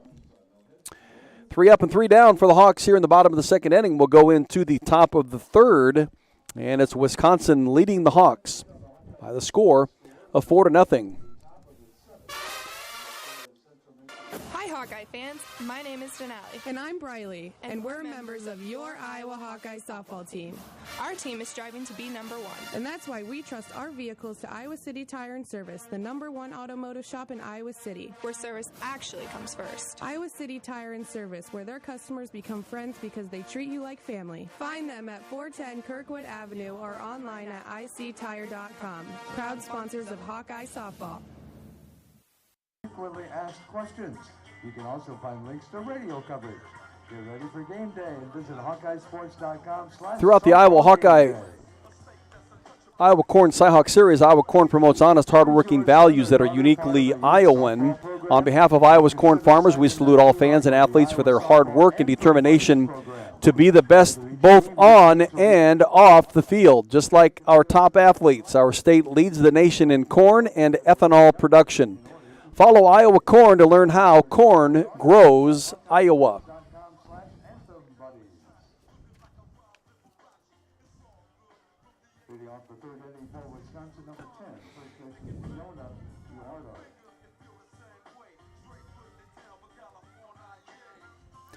So we head into the top of the third inning, and Fiona Gerardo at the plate for Wisconsin. She struck out in her first at-bat back in the first inning. Facing Devin Greer, the freshman out of Bettendorf. There's the first pitch from Greer. Gerardo, a .267 hitter, 16 hits now and 61 at-bats.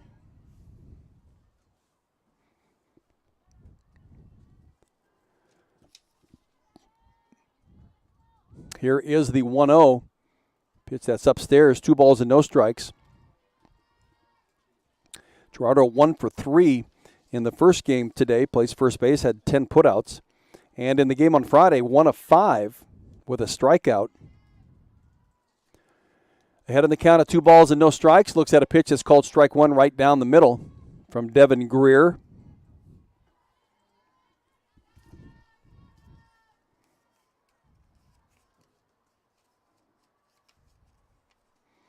Here is the 2-1 from Greer, and Gerardo lifts it past the diving Grace Baines at shortstop into shallow left field, and a base hit.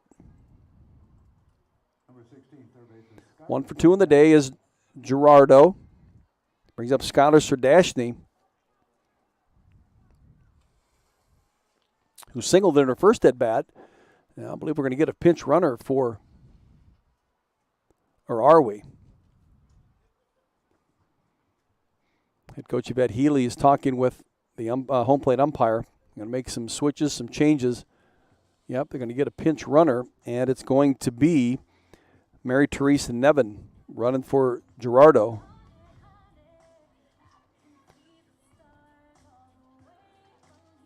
She pinch ran in the first game today. For the Badgers, running at first base, number 32, Mary Therese Nevin. She ran for Jolie Fish. She pinch ran in the 4th inning. Pinch running here. And the batter is Skylar Serdashny.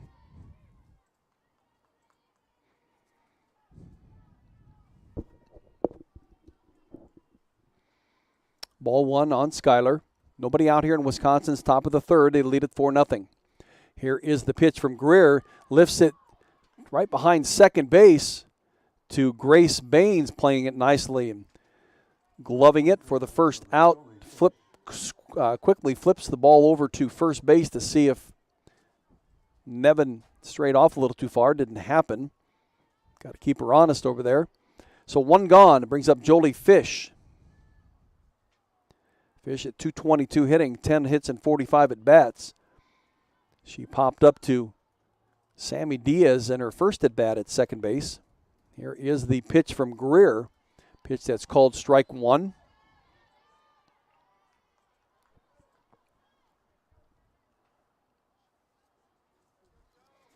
Fish had a 3 RBI triple in the first game today. Had 4 total RBIs. Here is the 0-1. Now becomes 1 ball and 1 strike. She pinch hit in the first in the game on Friday and promptly collected a hit.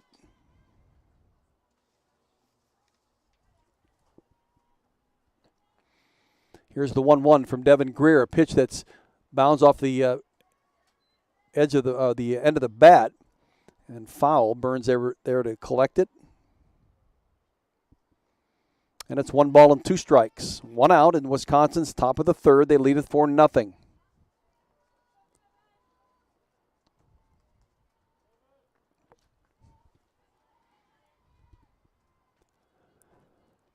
Here's the 1-2 pitch from Devin Greer to Jolie Fish. Pitch that's outside, so it's 2-2.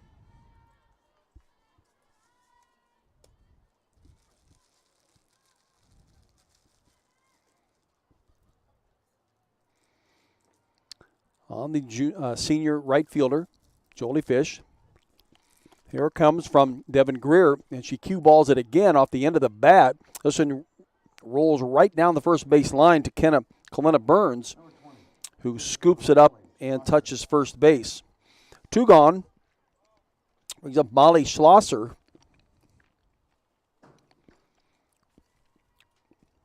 Schlosser walked in her first at bat. And she was caught stealing right after that. Here's the first pitch from Devin Greer. One that Schlosser goes after, and she'll foul it back behind the press box. Down in the count at no balls and a strike.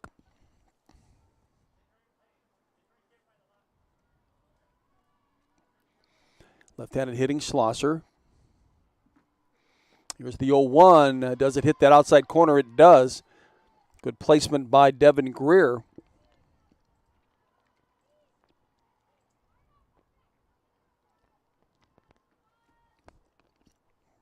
So no balls and 2 strikes. Here is the 0-2 that's up and away. So it's a ball and 2 strikes.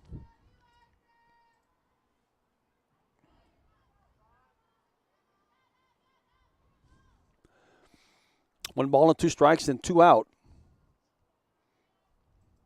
Here is the pitch that's up and away. In the meantime, Mary-Therese Nevin has scampered down to second base.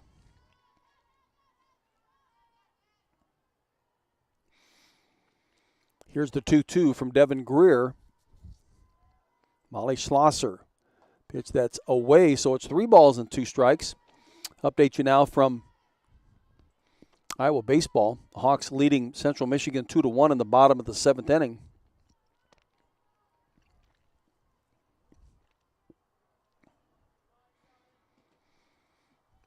Here's the full count pitch, and it's hit upstairs, and Schlosser's going to draw a walk. Number 21, second baseman Ellie Hubbard. So 2 outs, 2 runners on for Wisconsin. Schlosser at first. And Nevin at second base. Head coach Yvette Healy, again, working some substitutions here.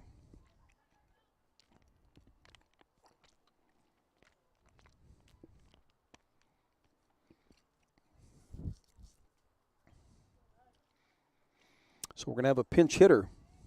Batting for Wisconsin, number 2, Megan Donahue. Megan Donahue will come in.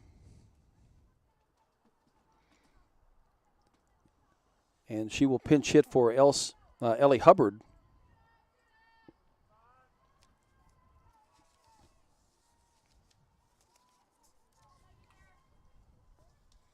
Donahue came in the previous game, first game today, doing the same thing. She pinch hit and had no recorded. She grounded out.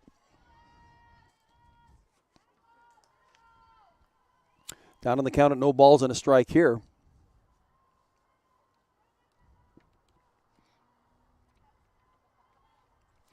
Here is the 0-1. It's called strike 2 in the outside corner.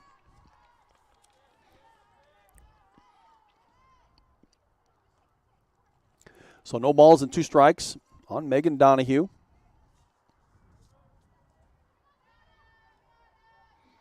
A 167 hitter. She now 3 of 19 after the one at bat in the first game today. Here's one to the left of Amber DeSena. She'll go to Sammy Diaz at second base for the force, and that will end Wisconsin in the top of the 3rd inning.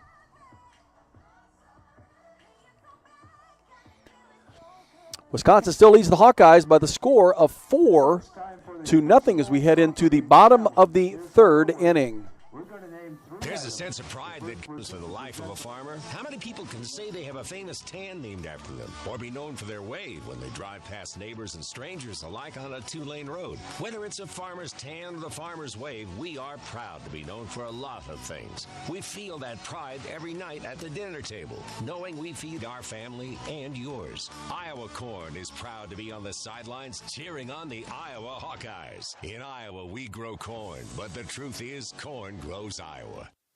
University of Iowa Sports Medicine delivers comprehensive care for competitive and recreational athletes of all ages. Our team of orthopedic surgeons, physicians, and specialists are committing to reducing pain and injury through our advanced training and experience. Same day, next day appointments available. No referral needed. Learn more by visiting uihc.org/sportsmedicine. Well, we move into the bottom of the third inning. The Hawkeyes at the plate.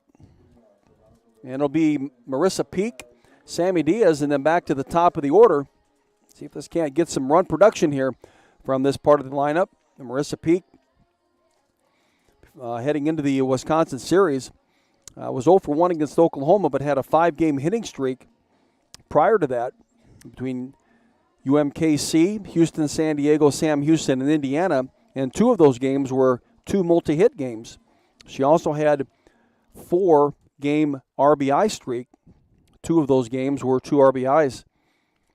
So Marissa Peak out of Wentzville, Missouri, certainly very capable putting the ball in play. Here's the first pitch to her. She takes a cut at and misses. First team All-Stater coming out of high school. She's just a sophomore here. Had 4 multi-hit games a year ago. Between catching, pinch hitting, designated hitting, she played some first base. Mostly catching was what she's done a lot of this year as well. She's down in the count at no balls and 2 strikes. .254 hitter, 15 hits and 59 at bats. 4 doubles, and she has pounded a couple of home runs. Here's the 0-2, one that she'll get around on but foul it into the Hawkeye dugout. Marissa didn't play in the first game today, or game 2 of the series. She did start on Friday, was 0 for 2, and struck out twice. Down on the count still at no balls and 2 strikes.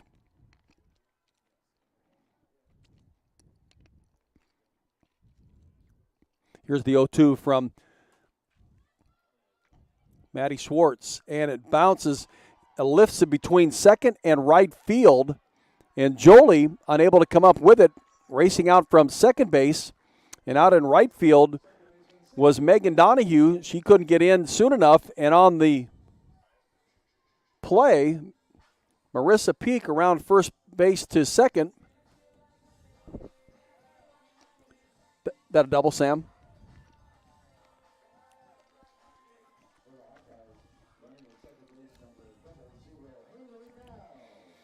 Going to bring in Haley Dow now to run for Marissa Peak. Sam, is that a single? Single? Okay. So it'll be a single for Marissa Peak. She'll be replaced and pinch ran for by Haley Dow. See if the Hawks can't get on the board here, trailing 4-0. And Sammy Diaz steps to the plate. Sammy on the season, .237 hitting, 9 hits and 38 at bats. This is her 14th game started and 21 played. Here is the first pitch to her. She'll attempt to bunt, but bunts it foul.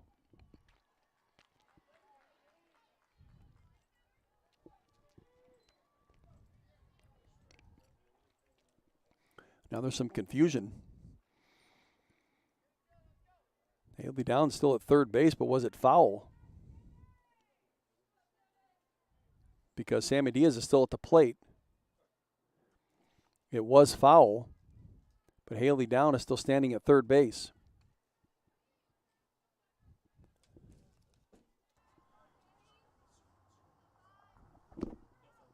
Oh, is it missed? Okay. I guess it was not a foul ball. She just missed, and catcher was unable to capture it. That allowed Haley Down to move to third base. So nobody out, runner at third for the Hawks. And Sammy Diaz still at the plate, though, with an 0-2 count on her.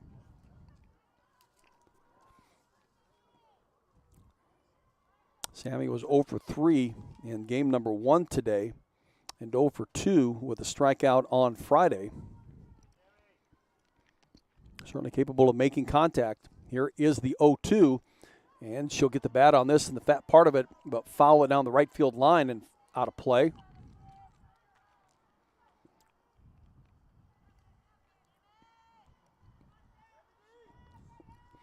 Four to nothing the lead for the Wisconsin Badgers. We're in the bottom of the third inning.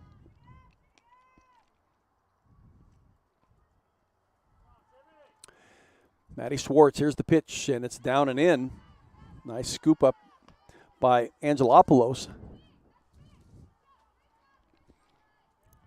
So it's a 1-2 count.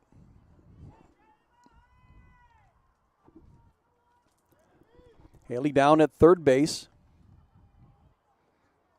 1-2 count on Sammy Diaz. Here comes the pitch for Maddie Schwartz, and Diaz will get around on him. Just nick it foul. So the count remains the same. 1 ball and 2 strikes. Out of Cypress, California, which is in southeastern Los Angeles. Played mainly third base a year ago. Started 26 games at third base. Has done designated hitting, pinch hitting. Here's one that she will lift down the third base line. It'll go foul. So she'll remain at the plate. She's played some double second base this year. Outfield, second base, pinch hitting. I'm going to play multiple positions.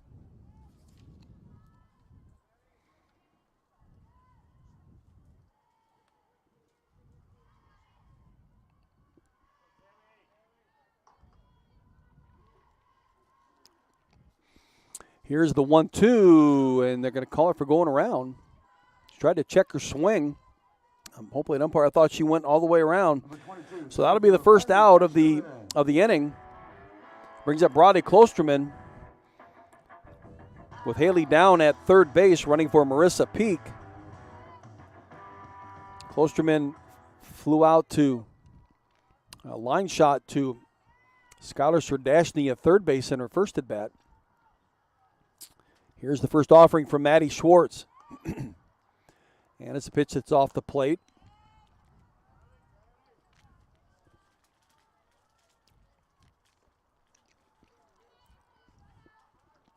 One ball and no strikes. Maddie Schwartz, again, a 9-game winning streak in the circle for Wisconsin. She's won both of the games so far this weekend. 7-inning start on Friday and 5 innings in the first game today. She's down on the count here to Bradley Klosterman. 2 balls and no strikes.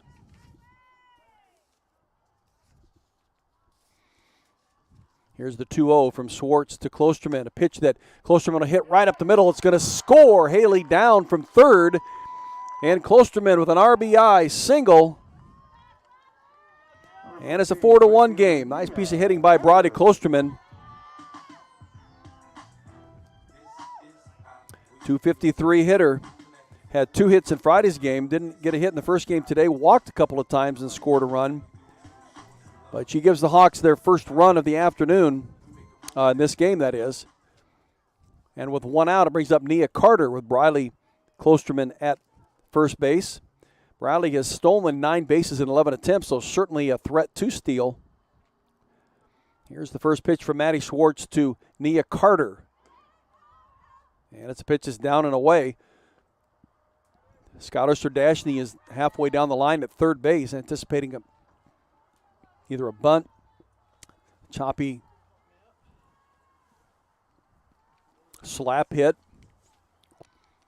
And Gerardo is about a step down on first base, about 3 steps in. Here is the 1-0. That's 2 balls and no strikes on Nia Carter. Carter batting .453, 39 hits, 86 at-bats, a double-triple to her credit for extra base hits. Boy, they're giving her the line. If she can get around one down the right field line, they've given her all of that. Here's one that she takes a swing at, and she'll fouled it back into the backstop to make 2 balls and 1 strike. Bradley Klosterman at first base after singling.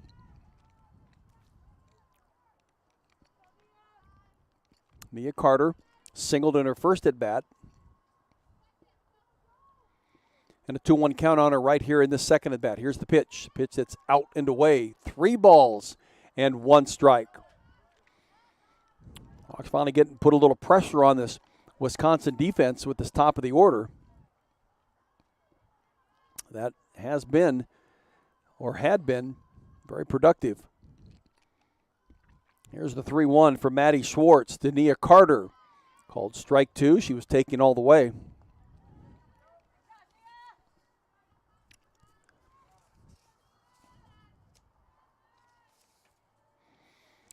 Dania Carter tied a school record with 5 hits against Houston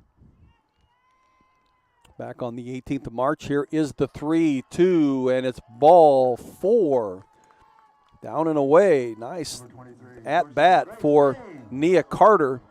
That moves Briley down to second base, and it brings up Grace Baines. Baines, a .247 hitter, 19 hits and 77 at-bats. She reached on an error in her first at-bat and was forced at second before the end of inning number 1.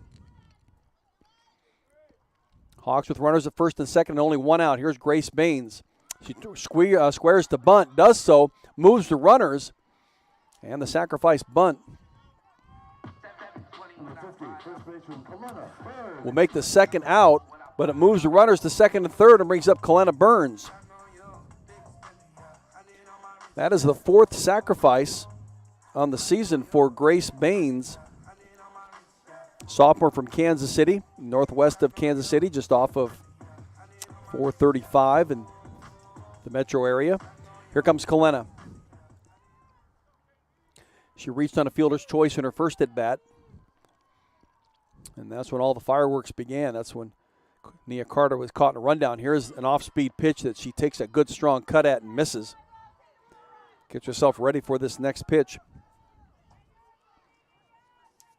Kalena, a .250 hitter, 15 hits and 61 at-bats. Was 0 for 2 with a walk in the first game today. 1 for 1 with 2 RBIs in the game on Friday. Looks at a pitch that's down and in on her, so it's 1-1.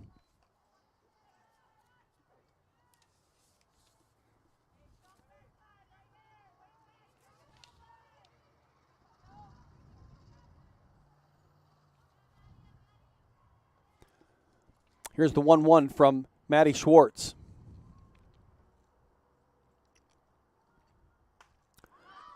And Kalena gets a good rip at it, but fouls it back behind the backstop.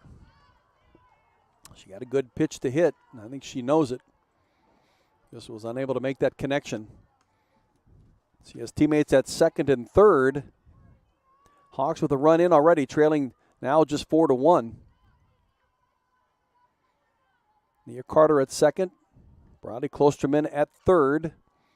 Kalena Burns, first baseman, at the plate. Here's the 1-2 from Schwartz, and a pitch that she goes after that was down and in on her and strikes her out. So the Hawks threaten here in the bottom of the third inning, leave 2 on. Can't get them across. They do get 1 run in, but trail 4-1 heading into the bottom of the, or top of the 4th inning. You're listening to Iowa Hawkeye softball here on Learfield. Getting ready for games 2 and 3. Anything can happen when the Cyclones and Hawkeyes come to compete. It's where the rubber meets the road. Neighbors become rivals and friends become foes. Some go home broken-hearted, while others are victorious. When the dust finally settles, one thing stands true. No matter which side you're on, you're part of tradition. For those who are Iowan through and through, we're Iowa Corn, a proud sponsor of the Iowa Corn Cy-Hawk Series. In Iowa, we grow corn, but the truth is, corn grows Iowa. Well, the Iowa Cy-Hawk Series will continue with this softball game, but that's not until April 26. We'll keep you posted on that one. Iowa City Tire and Service. Iowa City Tire and Service is a proud supporter of Hawkeye Softball. Find them at 410 Kirkwood Avenue or online at ictire.com. Iowa City Tire, where service actually comes first. Well, the Hawks did scratch across a run in that bottom of the third inning. We head to the top of the fourth. Wisconsin leading at 4-1. And they will have Christiana Angelopoulos at the plate, left-handed hitting sophomore catcher. She walked in her last at-bat and scored. That her only at-bat of the game.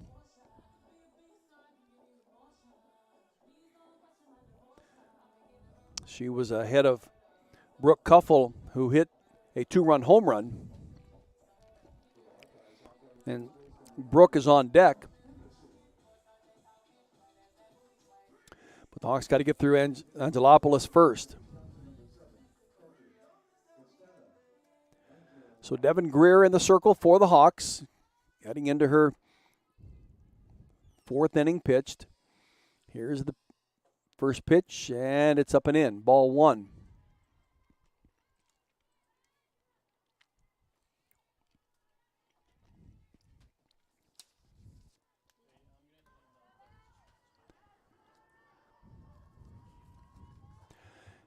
Here is the 1-0 pitch that's now become 1 ball and 1 strike.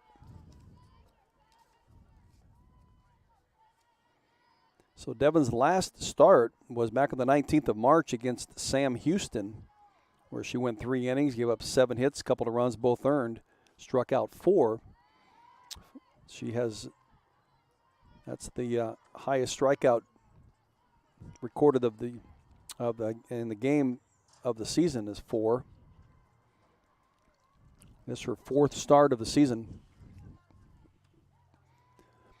Doing well here for the Hawks. Here's one that Angelopoulos will lift out into right field. Hits it off the fist. Not very hard nor far, but enough to make a hit out of it. So she's 1 for 1 of the day. Again, she walked and scored on her first at-bat. Now to bring up Brooke Kuffel. Kuffel hit a home run in her last at-bat. Line drive shot over right center field. Just between the flagpoles boasting Iowa and the United States of America.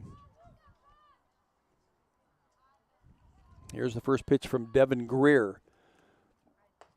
And Kuffel looks at strike 1. Kuffel just a 122 hitter. Going to be better than that now. 7 hits in 50 at-bats.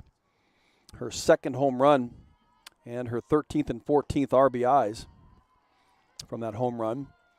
Looks at a pitch that's away from her, so it's a ball and a strike.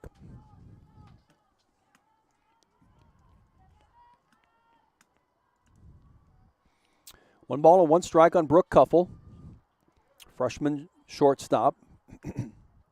Here's an off-speed pitch. Nice pitch by Devin Greer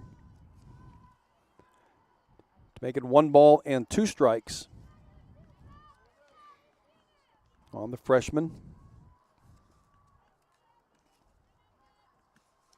Here is the 1-2. She just rolls it along first base line. Actually, Emma Henderson had to come off of the bag, designated player, Kayla Conway, off of first base, and Sammy Diaz doing a nice job of covering at first base to get the out. Otherwise, I don't think they would have got Kuffel while she's running. As I mentioned, Emma Henderson is now in playing first base for Kalena Burns, and it's Kayla Conwent. Going to look at yet another intentional walk. Here's the second pitch. It's ball 2.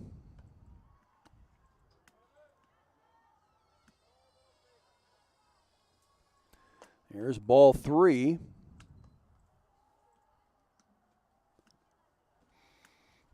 And here will be ball 4. And Kayla Conwent will trot down to first base.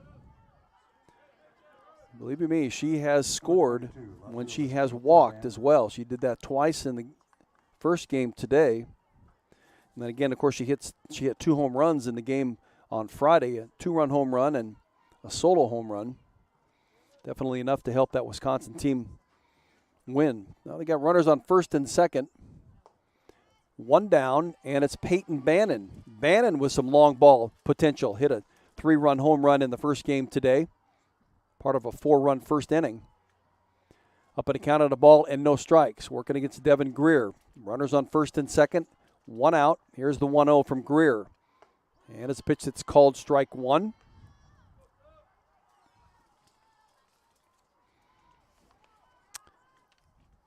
Peyton Bannon went 5 for 9 at the plate in the Utah games they played out there, including 9 runs batted in her last 5 games. I was adding that up. I think she's up to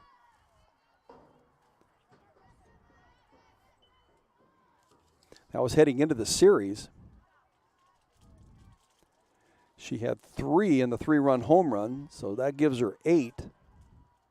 2 more in the game on Friday. That's 10.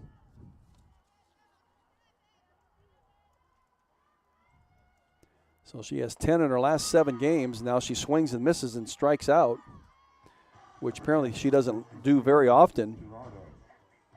And Peyton Bannon with her 8th strikeout of the season. I'll bring up Fiona Gerardo with 2 outs. Fiona with a single and a strikeout. Here is the first pitch from Devin Greer, and it's a pitch that's called strike one.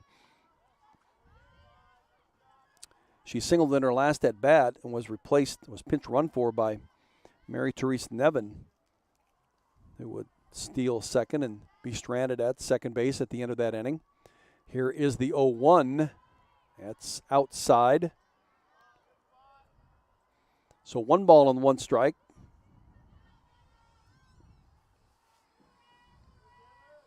Amber DeSena, Emma Henderson are even with the bags at third and first, respectively. Baines and Diaz are in their normal position. Here's a shot that's over the top of Riley Sheehy, going to go all the way to the wall. Angelopoulos is scoring. Here comes Conwent to the plate. A throw. They're going to get her. No, they're going to call her safe. They said she slid underneath the tag of Marissa Peak. Thought the throw was there in time. So Kayla Conwent, hot-footed around the diamond, will score.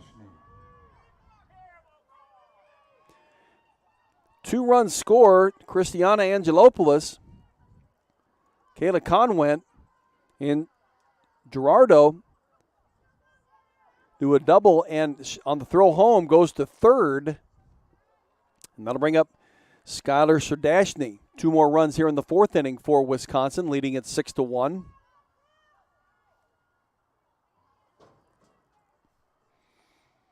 And here is the first pitch from Devin Greer. It's a pitch that's down and in on Serdashny. Hey, Sam, was that a double or a triple? 1 ball and no strikes on Skylar Serdashny.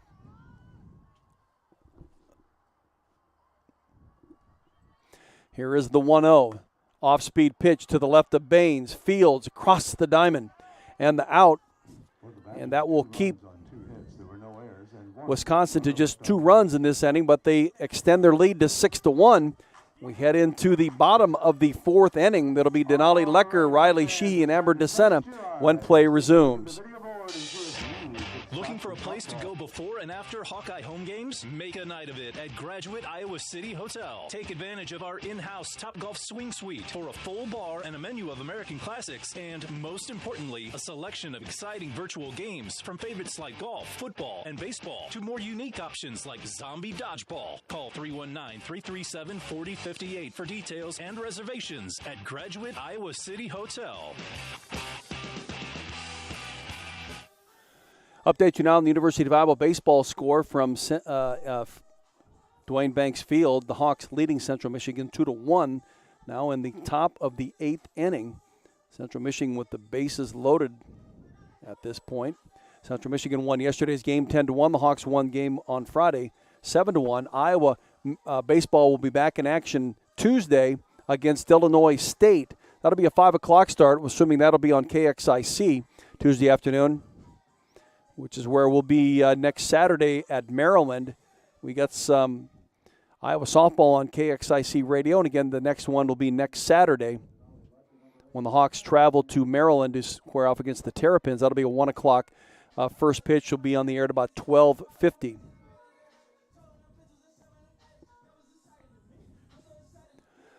So we head into the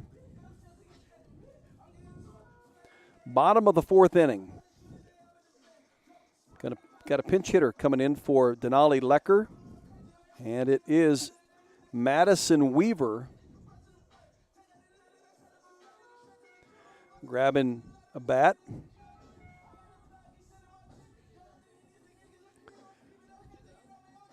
Facing Maddie Schwartz. Weaver has had but 4 at-bats on the season, does have a hit, it being a double. This will be her 7th game played.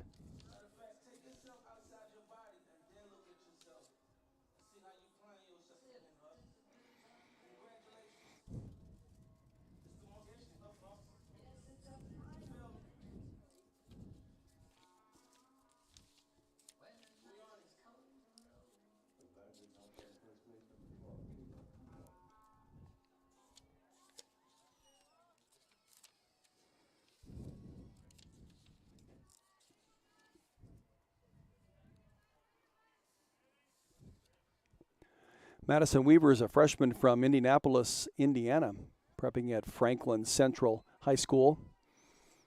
And Kayla Conwent is playing first base for the Wisconsin Badgers. Was a designated hitter, now getting some time on the field. Madison Schwartz, here's a rip down the third base line to none other than Sardashny, and across the diamond to Conwent for the first out of the inning. So it's Riley Sheehy now coming to the plate.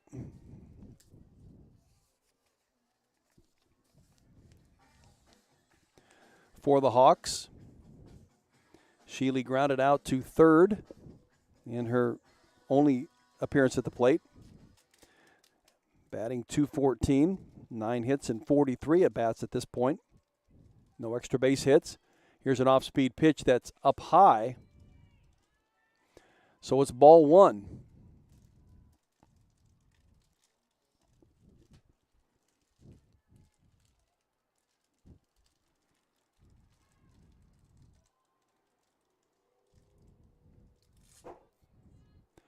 Here is the 1-0 pitch that's up high as well. So it's 2-0 on the senior from Newtown, Pennsylvania.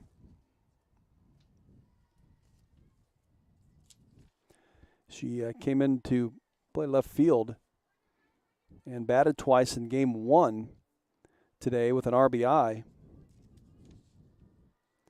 And she was 0 for 1 in Friday's game with a run scored. She walked in that game. And she here ahead of the count at 2 balls and 1 strike.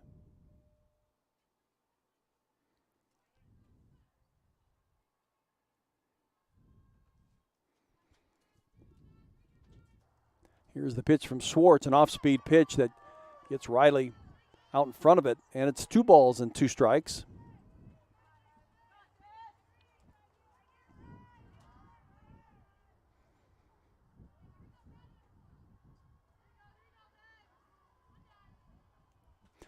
Two and two on the senior outfielder for the Hawks. 1 gone in Iowa's bottom of the 4th. Here is the pitch that's down and away from her.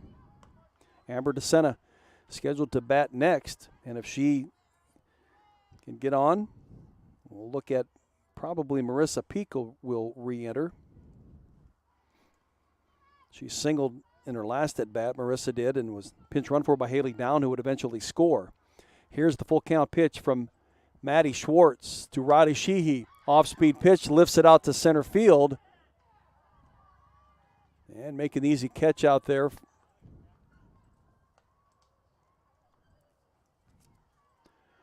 For Wisconsin, Molly Schlosser. Molly Schlosser on the reception out there. 2 gone, and it brings up. So a pinch hitter for the Hawks, Sophia Morris. Pinch hitting for Amber DeSena.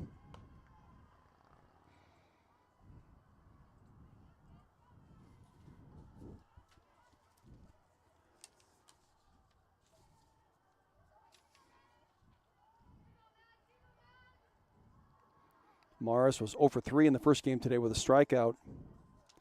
Batting in third in the lineup. Here's an off-speed pitch that's upstairs. And she was 0 for 1 on Friday playing second base. Started at second base and then was quickly removed. But she's had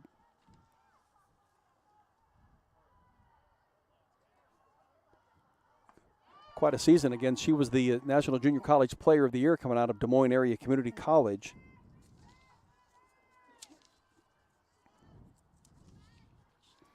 So coming into today was hitting .400. Had 16 hits and 40 at-bats. She's up in the count of 2 balls and a strike. Here's swing and a miss. So it's 2 balls and 2 strikes.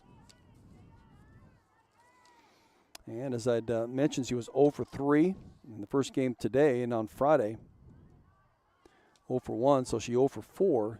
So coming into today's game, 16 of 44. Here's a swing and a miss, and she strikes out. 3 up, 3 down for the Hawks in the bottom of the 4th inning. We'll head to the top of the 5th, and Wisconsin still leads this game by the score of 6-1.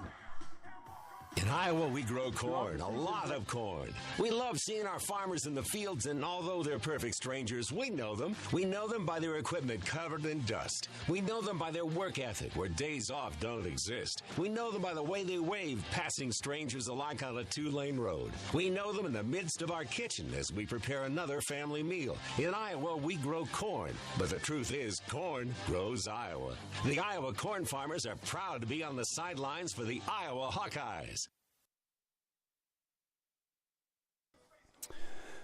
Iowa City Tire and Service is a proud supporter of Hawkeye softball. Find them at 410 Kirkwood Avenue or online at ictire.com. Iowa City Tire, where service actually comes first. Thank you to all the advertisers that are on this University of Iowa softball broadcast. I'm Jerry Koala. Be with you all season long. Hawks ahead to Maryland for a series next weekend. Friday's game will be streaming only. Saturday will be a KXIC radio game. Will be a 12:50 start. Then Sunday back to streaming. So Jolie Fish will get us started for Wisconsin here in the top of the 5th inning, leading this game by the score of 6-1.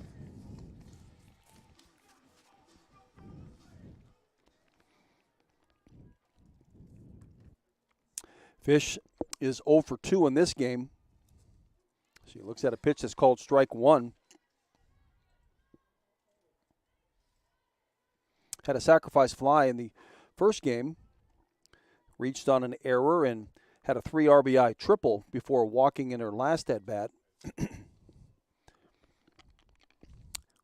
Devin Greer, here's the pitch, hit out to Nia Carter and almost carried over her, but she was able to time it perfectly enough to come up with that catch and the first out of this top of the 5th inning for Wisconsin. That'll bring up Molly Schlosser.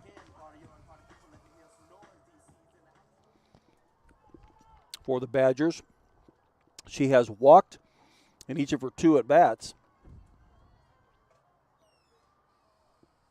Still batting .281, 9 hits and 32 at-bats. Has a triple. Here she lays down a bunt down the third base line. It'll go foul. And Morris playing third base now for Amber DeSena.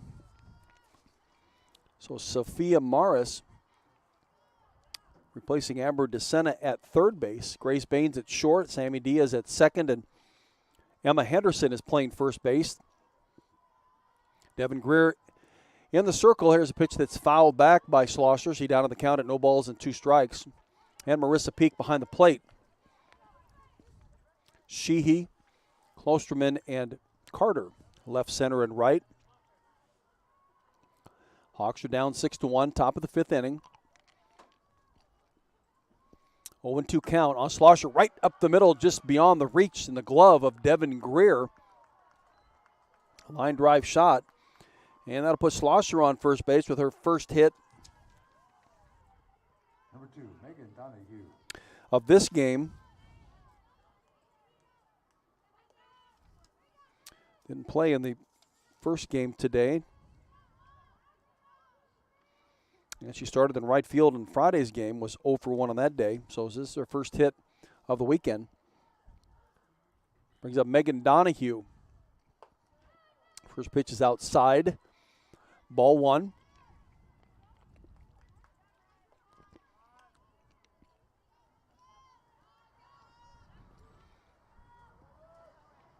One out. Molly Schlosser at first base. Megan Donahue at the plate. Here's the pitch from Greer. Once she lifts, it'll be in shallow center. Incoming to get it is Briley Klosterman from center field. And she makes the out. 2 gone in Wisconsin's top of the 5th. To bring up catcher Christiana Angelopoulos, who singled and scored in their last at-bat. She walked and scored in her first at-bat. Head coach Yvette Healy, again, doing some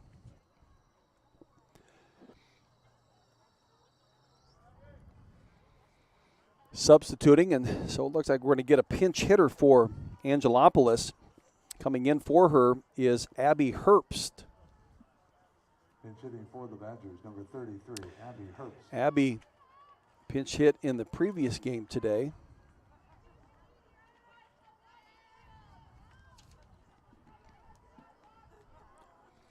In the top of the 7th inning, would promptly strike out in that at-bat. Here is the first pitch from Devin Greer. Abby with 3 hits, now in 20 at-bats. This is her 14th game played, or made an appearance in. Up in the count at a ball and no strikes. Schlosser at first base with 2 gone. Here's a pitch that's called strike 1, so it's 1 ball and 1 strike on Megan Donahue.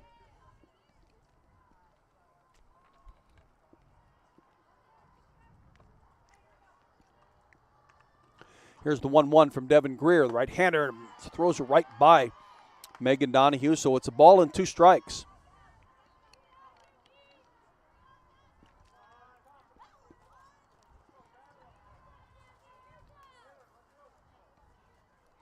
On Megan Donahue, the senior out of Marshfield, Wisconsin. Here is the 1-2, and the one that she just lifts off the fist of the bat. Bounces off Yvette Healy. And out down the left field line at foul. So the count remains the same at a ball and 2 strikes. It's a 6-1 game. Wisconsin with 2 in the first, 2 in the second, and 2 in the fourth. Have a runner on here at the top of the 5th. Here is the 1-2. It's upstairs, so it's 2 balls and 2 strikes.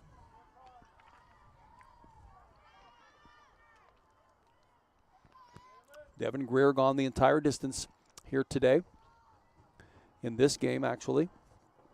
Here is the 2-2. It's called strike 3. And that'll send Abby Herbst packing. That for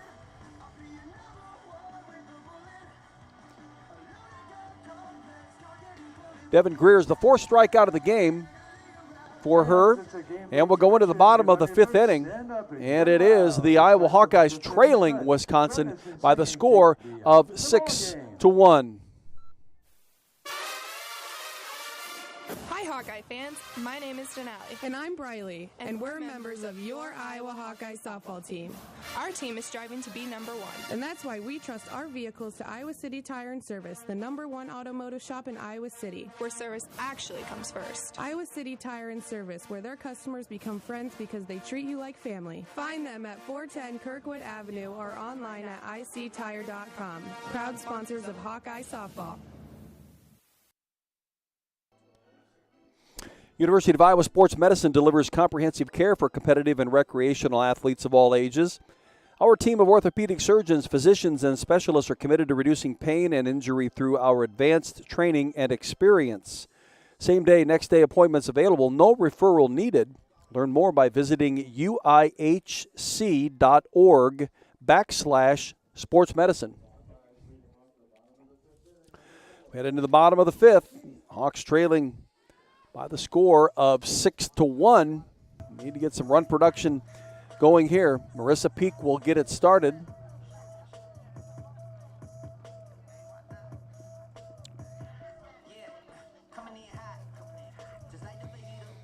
Marissa, 254 hitter, 15 hits and 59 at-bats. She actually singled in her last at-bats, so she's 16 of 60, 4 doubles and a couple of home runs to her credit. Didn't play in the first game today of the doubleheader, or game 2 of the series, but she did start at catcher on Friday, and she was 0 for 2 with 2 strikeouts then.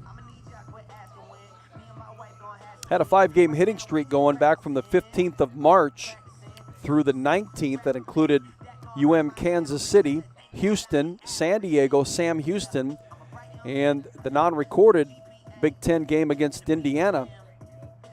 She had 2 hits against Indiana that included 2 RBIs and 2 hits against Houston and the 1 RBI. The sophomore from Wentzville, Missouri, which is just outside of St. Louis, north and west of the heart of St. Louis, about an hour.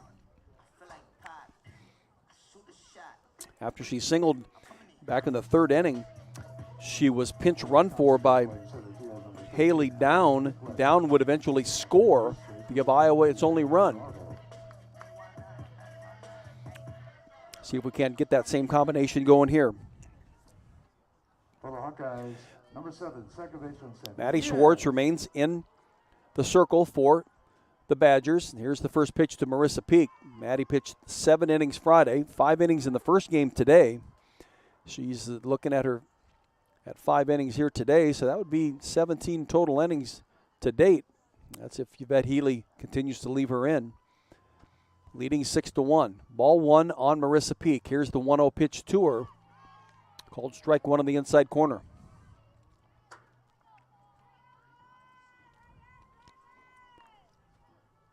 One ball and 1 strike on the sophomore.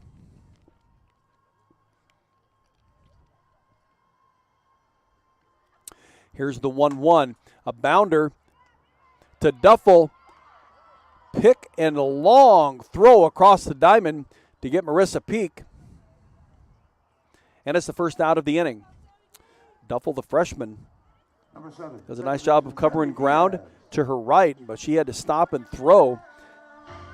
Dug that right foot in, used it for leverage, and she got it across the diamond to Kayla Conwent. Actually, Gerardo's back in there playing first base. Still a very breezy day as the flags are still being blown pretty heavily out there in right center field. And it's cold out there, folks. I can't imagine these people sitting out in for the 3 hours that they have. Here's Sammy Diaz. She'll bound 1 to second base. And Ellie Hubbard will throw her out. So they're quickly 2 gone here in the Iowa bottom of the 5th, and Brodie Klosterman will step to the plate. Riley singled, an RBI single in her last at-bat, and she popped up to hit a line drive to Serdashny at third base in her first at-bat. Had a solo home run yesterday. Has had a fairly productive weekend for the Hawks. Leadoff position. Here's the first pitch from Schwartz, called strike 1. Batting .253 coming into this game at 19 of 75. So she's 20 of 77 with the base hit and the line drive out. She was 0 for 2 with the run, had a couple of walks in the first game today. Here's a pitch that's upstairs on her. And then on Friday, she was 2 for 3 with an RBI and scored a couple of runs. One of the runs, of course, on that solo home run. 1-1 count. 2 gone in Iowa's bottom of the 5th inning. Here's the pitch from Schwartz to Brodie Klosterman. She'll rip it down the right field line, but foul. Got around on that pitch. Hit the home run on Friday off of Maddie Schwartz. Probably looking for the same kind of pitch here. Iowa needing some runs, trailing 6-1.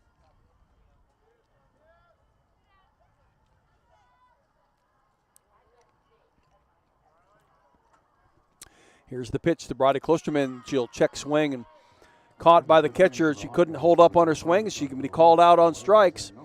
3 up, 3 down. And 4 strikeouts for Maddie Schwartz in this game. And quickly the Hawks are down in order. As we're going to go into the top of the 6th inning, Wisconsin leads the Hawks by the score of 6-1. Anything can happen when the Cyclones and Hawkeyes come to compete. It's where the rubber meets the road. Neighbors become rivals and friends become foes. Some go home brokenhearted, while others are victorious. When the dust finally settles, one thing stands true. No matter which side you're on, you're part of tradition. For those who are Iowan through and through, we're Iowa Corn, a proud sponsor of the Iowa Corn Cy-Hawk Series. In Iowa, we grow corn, but the truth is, corn grows Iowa.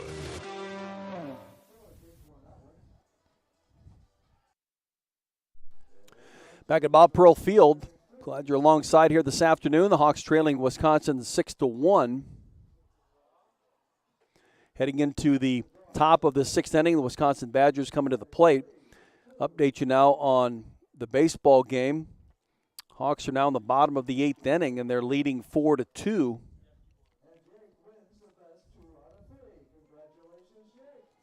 With a runner on second base.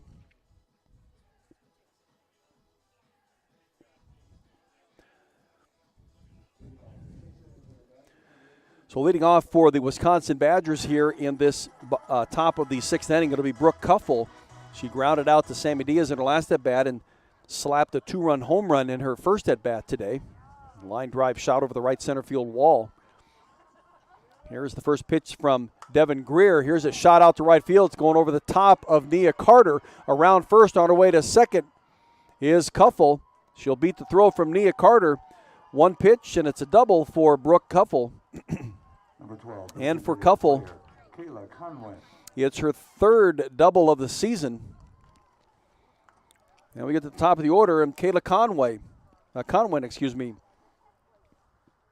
she walked and scored in her last at-bat.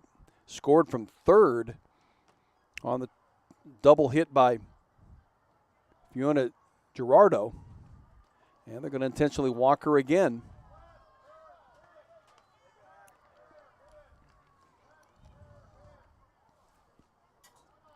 First pitch is ball 1. Here's the second one. Is standing up is Marissa Peak behind the plate to the right of the plate. Head coach Renee Gillespie has resigned herself to the fact that she's not going to give her an opportunity to hit the ball.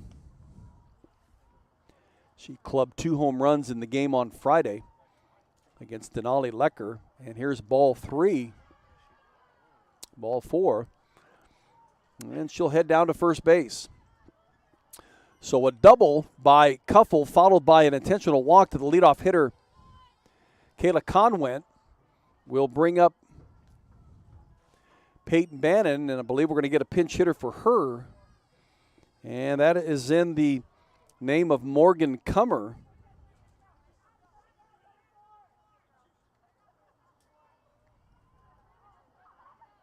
For Peyton Bannon, number 4. So Morgan Kummer will come in and bat for Peyton Bannon. She batted in the first game today, was 0 for 1 with a strikeout. Here's the first pitch from Devin Greer's pitch called strike 1. And she pinch hit and stayed in and played right field in game 1 on Friday, was 2 for 3 for the day. She had a double in that game, the 3rd of her season. Kummer, a senior of Ellsworth, Wisconsin. Here's the 0-1 that now becomes 1 ball and 1 strike. We're in the top of the 6th inning. Wisconsin at the plate, runners at first and second. Nobody out. Count of 1-1 against Morgan Kummer.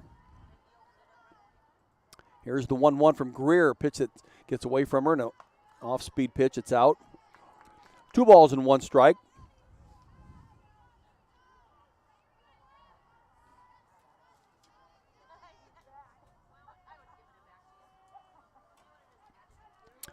Here's the 2-1 from Devin Greer. Pitch that's upstairs. 3 balls and a strike.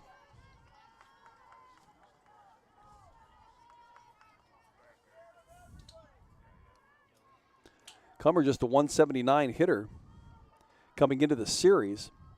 Did have 2 hits on Friday and a pinch hitting role, and then she stayed into play. Here is the 3-1, and she draws a walk.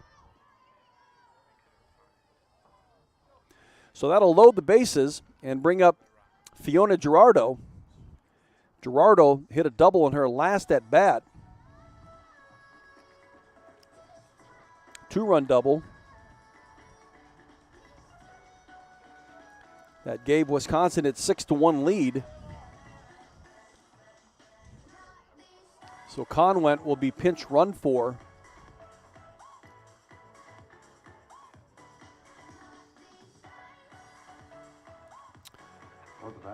By Eden Dempsey.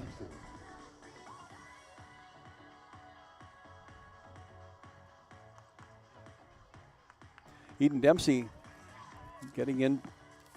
Number 10, first baseman Fiona Gerardo. Making her 14th appearance. She has scored 9 runs, so it's evident that her inclusion into a game is mostly in pinch running role for now. She a freshman out of Jefferson, Wisconsin. Here's Gerardo. Bases loaded. Looks at strike 1. Wisconsin leading this game 6-1.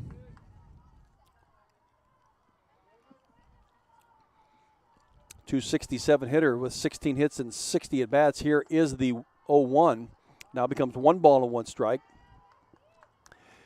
Again, she had a 2 RBI double in her last at-bat, singled in her previous at-bat, so she's 2 for 3 on the day with a strikeout.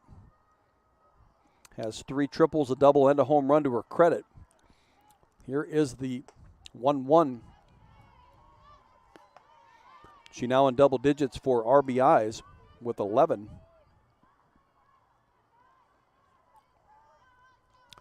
And ahead in the count at 2 balls and a strike. Bases loaded. Nobody out. Here's the pitch from Greer. A pitch right down the middle. Nice pitch by Devin. Evens the count at 2-2.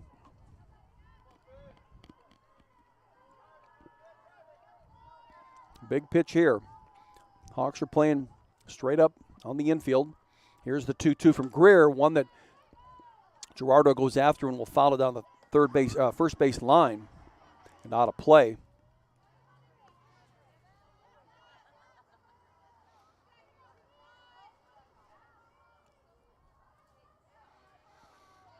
Count remains the same at 2-2. Here it comes from Devin Greer. Pitch that's hit right out of the glove of Emma Henderson.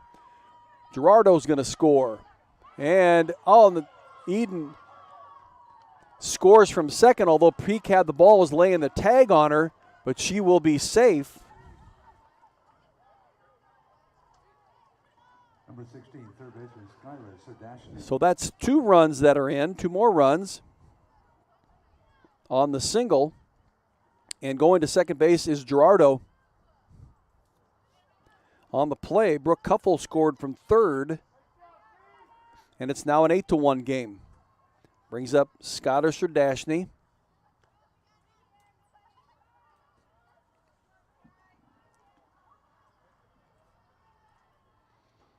Runners at second and third and still nobody out. Here's the pitch from Greer.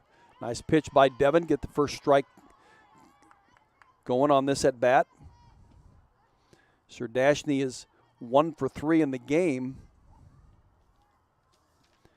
Again, she's had a hot glove in the field. She was 2 for 4 in the previous game, in the first game today, game number 2.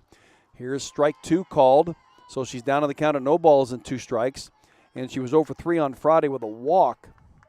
But again, she's really played a great defensive weekend for Wisconsin. Down on the count at no balls and 2 strikes. Hawks need to get an out here. Here's the pitch from Greer. One that's lifted out into left center field on the run, and not being able to make it is Riley Sheehy. Brody Klosterman didn't really make a play on it. Sheehy was coming in all the way. I think the wind blew it a little bit to left, from left to right, and well out of Riley's reach. So on the single by Sardashny, number 13, center fielder Ali Miklas. Morgan Cummer will score. That makes it a 9-1 game. And now Rick Dillinger coming out to the circle. Got meetings going in all parts of this ballpark. Got one in the circle, got one to about 10 feet down the third baseline with some Wisconsin players and coaches. At third base, head coach Renee Gillespie has the infield with Trina Prater and Aaron Dowd Johnson has gone out to center field. The only people that aren't huddled up to talk are the umpires. 9-1 the lead for Wisconsin. They've scored 2 in the first, 2 in the second. 2 in the fourth and 3 here in the sixth inning, and they don't have anybody out here in this sixth. Working on Devin Greer, freshman out of Bettendorf. And it looks like Allie Miklish's face and profile are up on the board. I'm not sure that, my golly, she is going to bat for Jolie Fish. So Allie Miklish will pinch hit here in the top of the sixth inning. Didn't start the game, but Miklish in the first game today was 2 for 4 with an RBI. 2 runs scored. She also struck out in the game. And in game number 1, she was 0 for 2, 2 RBIs, a walk and a strikeout and 2 runs scored. Here's the first pitch. She'll hit right past Grace Baines around third and to score is Gerardo.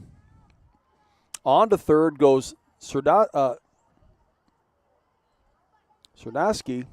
Number 20, right fielder Molly Schlosser. And Amy Miklish will get a single and make her way to second base, and now it's a 10-1 game.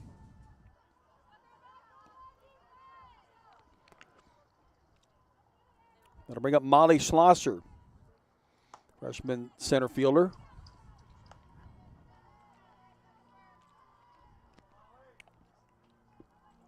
Singled in her last at-bat, stranded at the first base, and walked in her first 2 at-bats. Here is the 1-0. It's upstairs.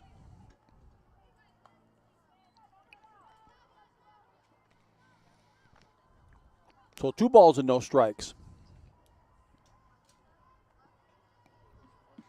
on Molly Schlosser.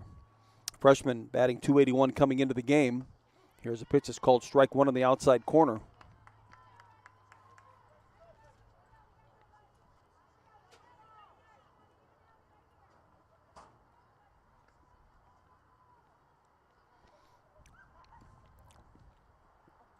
Here's the 2-1 from Devin Greer. This one will bounce in front of the plate. And they're going to nail Serdasky at third base straight off way too far. She thought maybe the ball had gone back to the backstop. And then all of a sudden she recognized how far down the line she was, as did the Iowa Hawkeyes. And Marissa Peak would throw her over to third base, and Morris would lay the tag on her. So that would be out number 1 in this top of the sixth inning.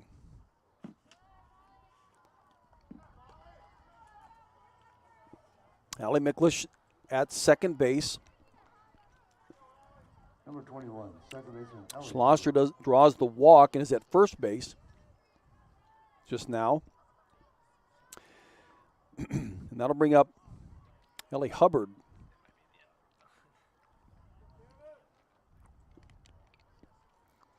Here is the first pitch to her, and Hubbard will take a whack at it, foul it back. Hubbard, she struck out in her first at-bat, was pinch hit for by Megan Donahue, who hit into a fielder's choice. And then Donahue would hit again, fly out to Bradley Klosterman in center field. And then here's Megan Donahue back to batting in the sixth inning.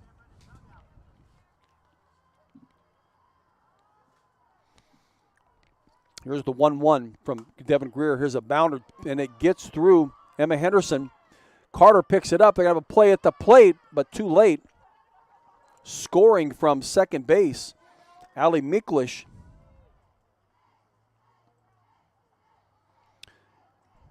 Carter was playing it nicely. Schlosser goes from first to third. Hubbard with the single is at first base. And we have now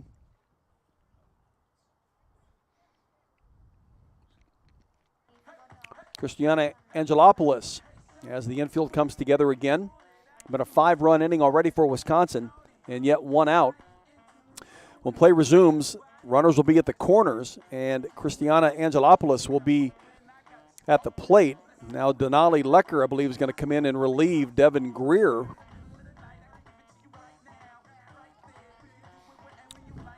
In the circle.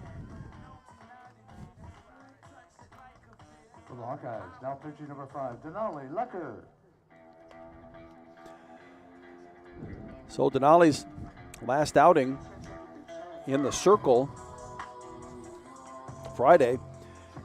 She started the game against Wisconsin on Friday, went 2.1 innings, 2 1/3 innings, gave up 6 hits and 7 runs. Gave up those first 7 runs. 3 of them were earned, had a couple of walks and a couple of strikeouts.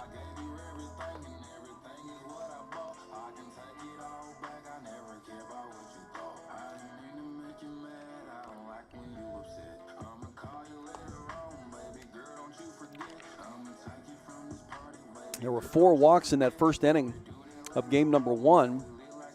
Kayla Conwent, with the 3 runs, and Kayla Conwent would hit a 2-run home run in the second inning to make it 5-0. And there were a triple, fielder's choice, a couple of runs in the third inning before head coach Renee Gillespie would bring in Brianna Vasquez. So we're ready to go here. Denali Lecker will inherit runners at first and third and 1 out. That's an 11-1 game.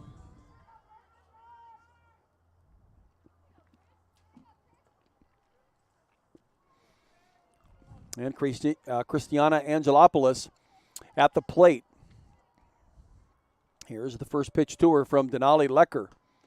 And she'll promptly swing at the first pitch and hit it fouled on the first base line. Emma Henderson is on the field for the Hawks playing first base.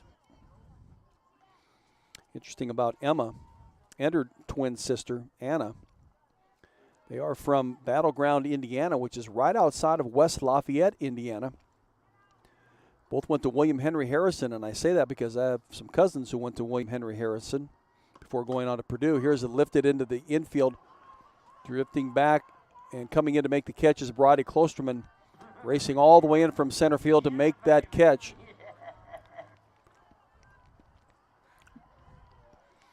And Emma Henderson's parents are both Central College grads that now live out there.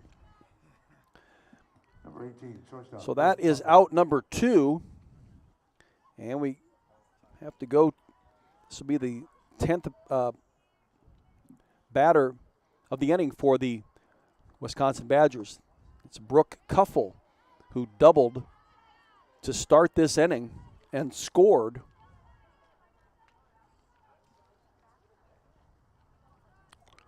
Up in the count at 1 ball and no strikes. 11-1 the lead for Wisconsin.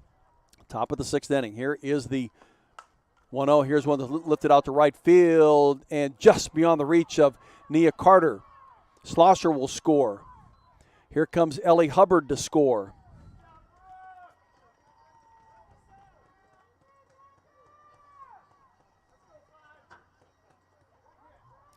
And that's a double, another double for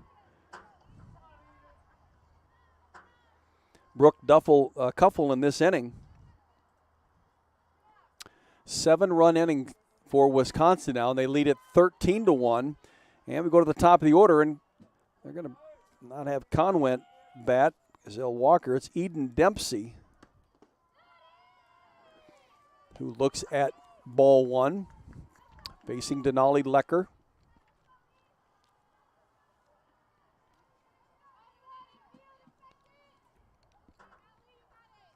Runner at second base. Here's the 1-0 to Dempsey. And she looks at strike one, so it's 1 ball and 1 strike. Eden, again, with her 3rd at bat of the year. No hits. She has scored 9 times. She's been primarily used as a pinch runner. Here's the 1-1 from Denali Lecker, an off-speed pitch. It gets away from Marissa Peak. And on her way to third, Brooke Kuffel, and she makes it safely. So 2 outs. Runner at third, Eden Dempsey at the plate.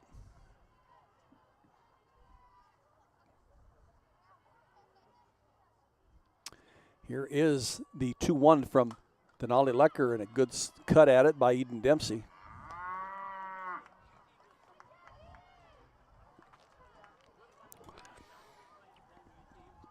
Well, I guess the old environment here, these 4 softball diamonds used to be a cattle yard, pasture. That's where you hear the sound of the cow. Here's a pitch that bounces in front of Marissa Peak. Only Kelly Neff knows more about it than anybody.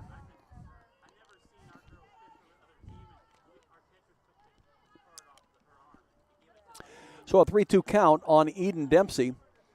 She's batting for Kayla Conway. Here's one to the left of Grace Baines. She picks and throws to Emma Henderson, and that will end the Wisconsin Badgers in this 6th inning. They get 7. They lead it 13-1 as we head into the bottom of the 6th inning. Looking for a place to go before and after Hawkeye home games? Make a night of it at Graduate Iowa City Hotel. Take advantage of our in-house Topgolf Swing Suite for a full bar and a menu of American classics, and most importantly, a selection of exciting virtual games from favorites like golf, football, and baseball to more unique options like zombie dodgeball. Call 319-337-4058 for details and reservations at Graduate Iowa City Hotel. Iowa City Tire and Service is a proud supporter of Hawkeye softball. Find them at 410 Kirkwood Avenue or online at ictire.com. Iowa City Tire, where service actually comes first. Heading into the bottom of the 6th inning, and the Hawks trailing 13-1. That a 7-run top of the 6th inning for Wisconsin. They batted around and added an extra 2 batters to take the big lead. Hawks got a long way to go to get back in this. It'll be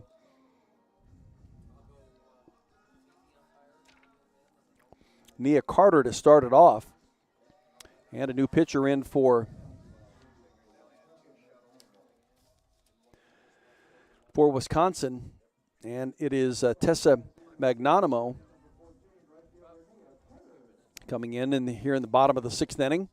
Magnanimo also pitched in the first game today, went 2 innings, gave up a run, a walk, faced 8 batters. Maddie Schwartz really doing a masterful job, throwing 5 innings in this game, 5 innings in the previous game, 10, and she had all 7 on Friday. 17 innings pitched this weekend for Maddie Schwartz. Nia Carter to the plate. Nia walked in her last at-bat, singled in her first at-bat. Up in the count at 1 ball and no strike. Here she'll bunt it right back to the pitcher, but she'll run it out. And a nice piece of hitting for Nia Carter to get on base. She has 2 hits on the day. Bring up Grace Baines. Baines, a sophomore from Kansas City, Kansas. Went to Piper High School. And out of north and west of Kansas City, just off of 435. Baines sacrifice bunt. In her last at bat, moved both Nia Carter and Bradley Klosterman to second and third, but couldn't get him across. And here's a good strong cut by Grace.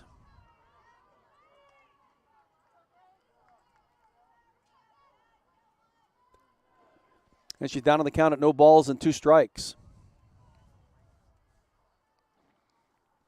Here's the 0-2 from Tessa Magnanimo, and she'll dribble it into Angelopoulos behind the plate.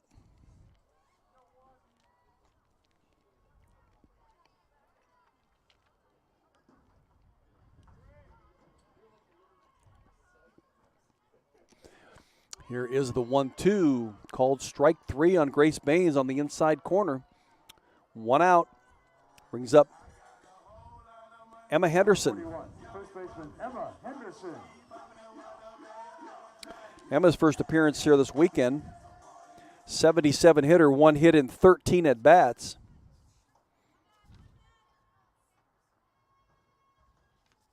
Here's the first offering from Magnanimo. Nia Carter at first base.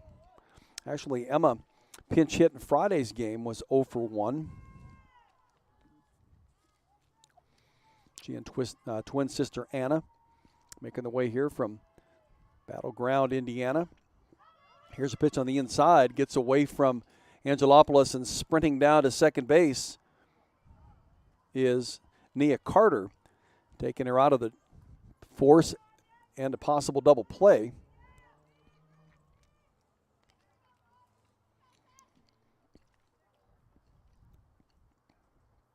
Now the umpires, home plate umpire and the base umpire getting together to discuss something. Nia standing on second base. Oh, so it looks like the umpire got looking at his eye, attending to him.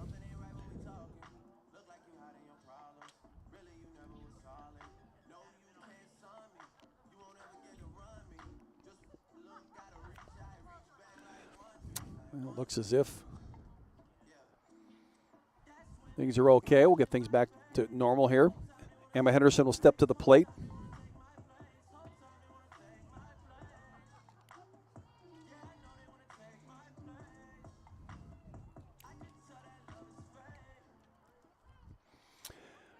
Two balls and no strikes on Emma Henderson. 1 out. Nia Carter at second base. Here's a pitch inside corner, so it's strike 1.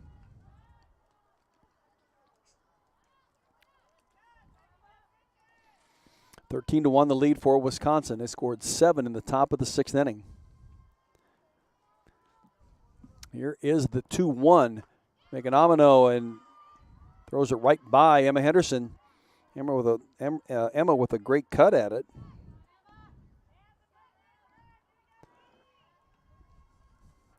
Magnanimo replacing Maddie Schwartz here in this bottom of the 6th inning. Here is the 2-2 that Emma gets a hold of one, rips it foul down the left field line. Count remains the same at 2 balls and 2 strikes.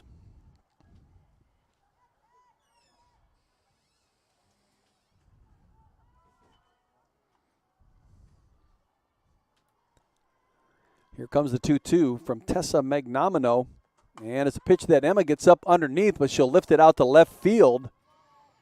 And making the catch out there is Morgan Cummer. It'll send Nia Carter back to second base.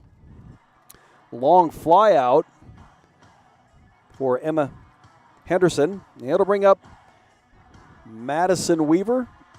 We're going to have a pinch hitter for her. No, Denali Lecker is coming back in.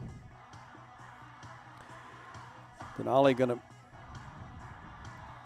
re-enter for herself. Take this at bat. Madison Weaver pinch hit for her and grounded out to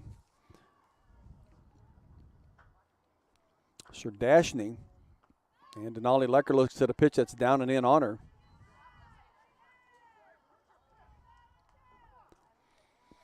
Two gone in Iowa's bottom of the 6th inning.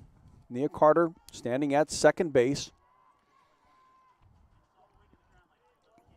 Here is the 1-0. And Denali will promptly lift it to the infield, and Cuffle will make the catch. And that will end the Hawks in this bottom of the 6th inning, and it looks as if that's going to be the end of the game, with the run rule being 13-1.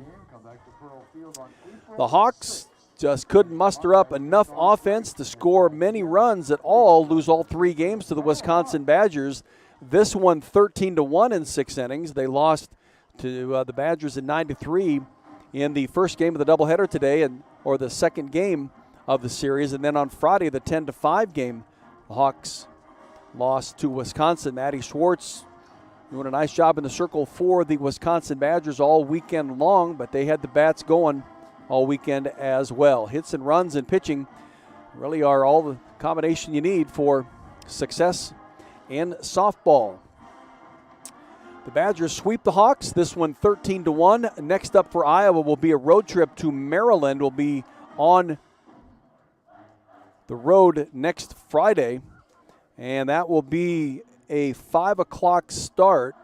I'll have that for you a little bit before the hour of 5 o'clock for the first of 3 games against the Maryland Terrapins in College Park, Maryland. And remember, next Saturday will be a KXIC radio game. That'll be about a 12:50 airtime for that. Hope you've enjoyed the broadcast all weekend long. I'm Jerry Koala. We'll be with you all season long here at University of Iowa softball. The Badgers sweep the Hawks 3-0. Have yourself a great rest of the weekend and a great week. We'll talk to you next Friday for Iowa and Maryland. Will assist the group, so please do not enter the field until instructed. Thank you.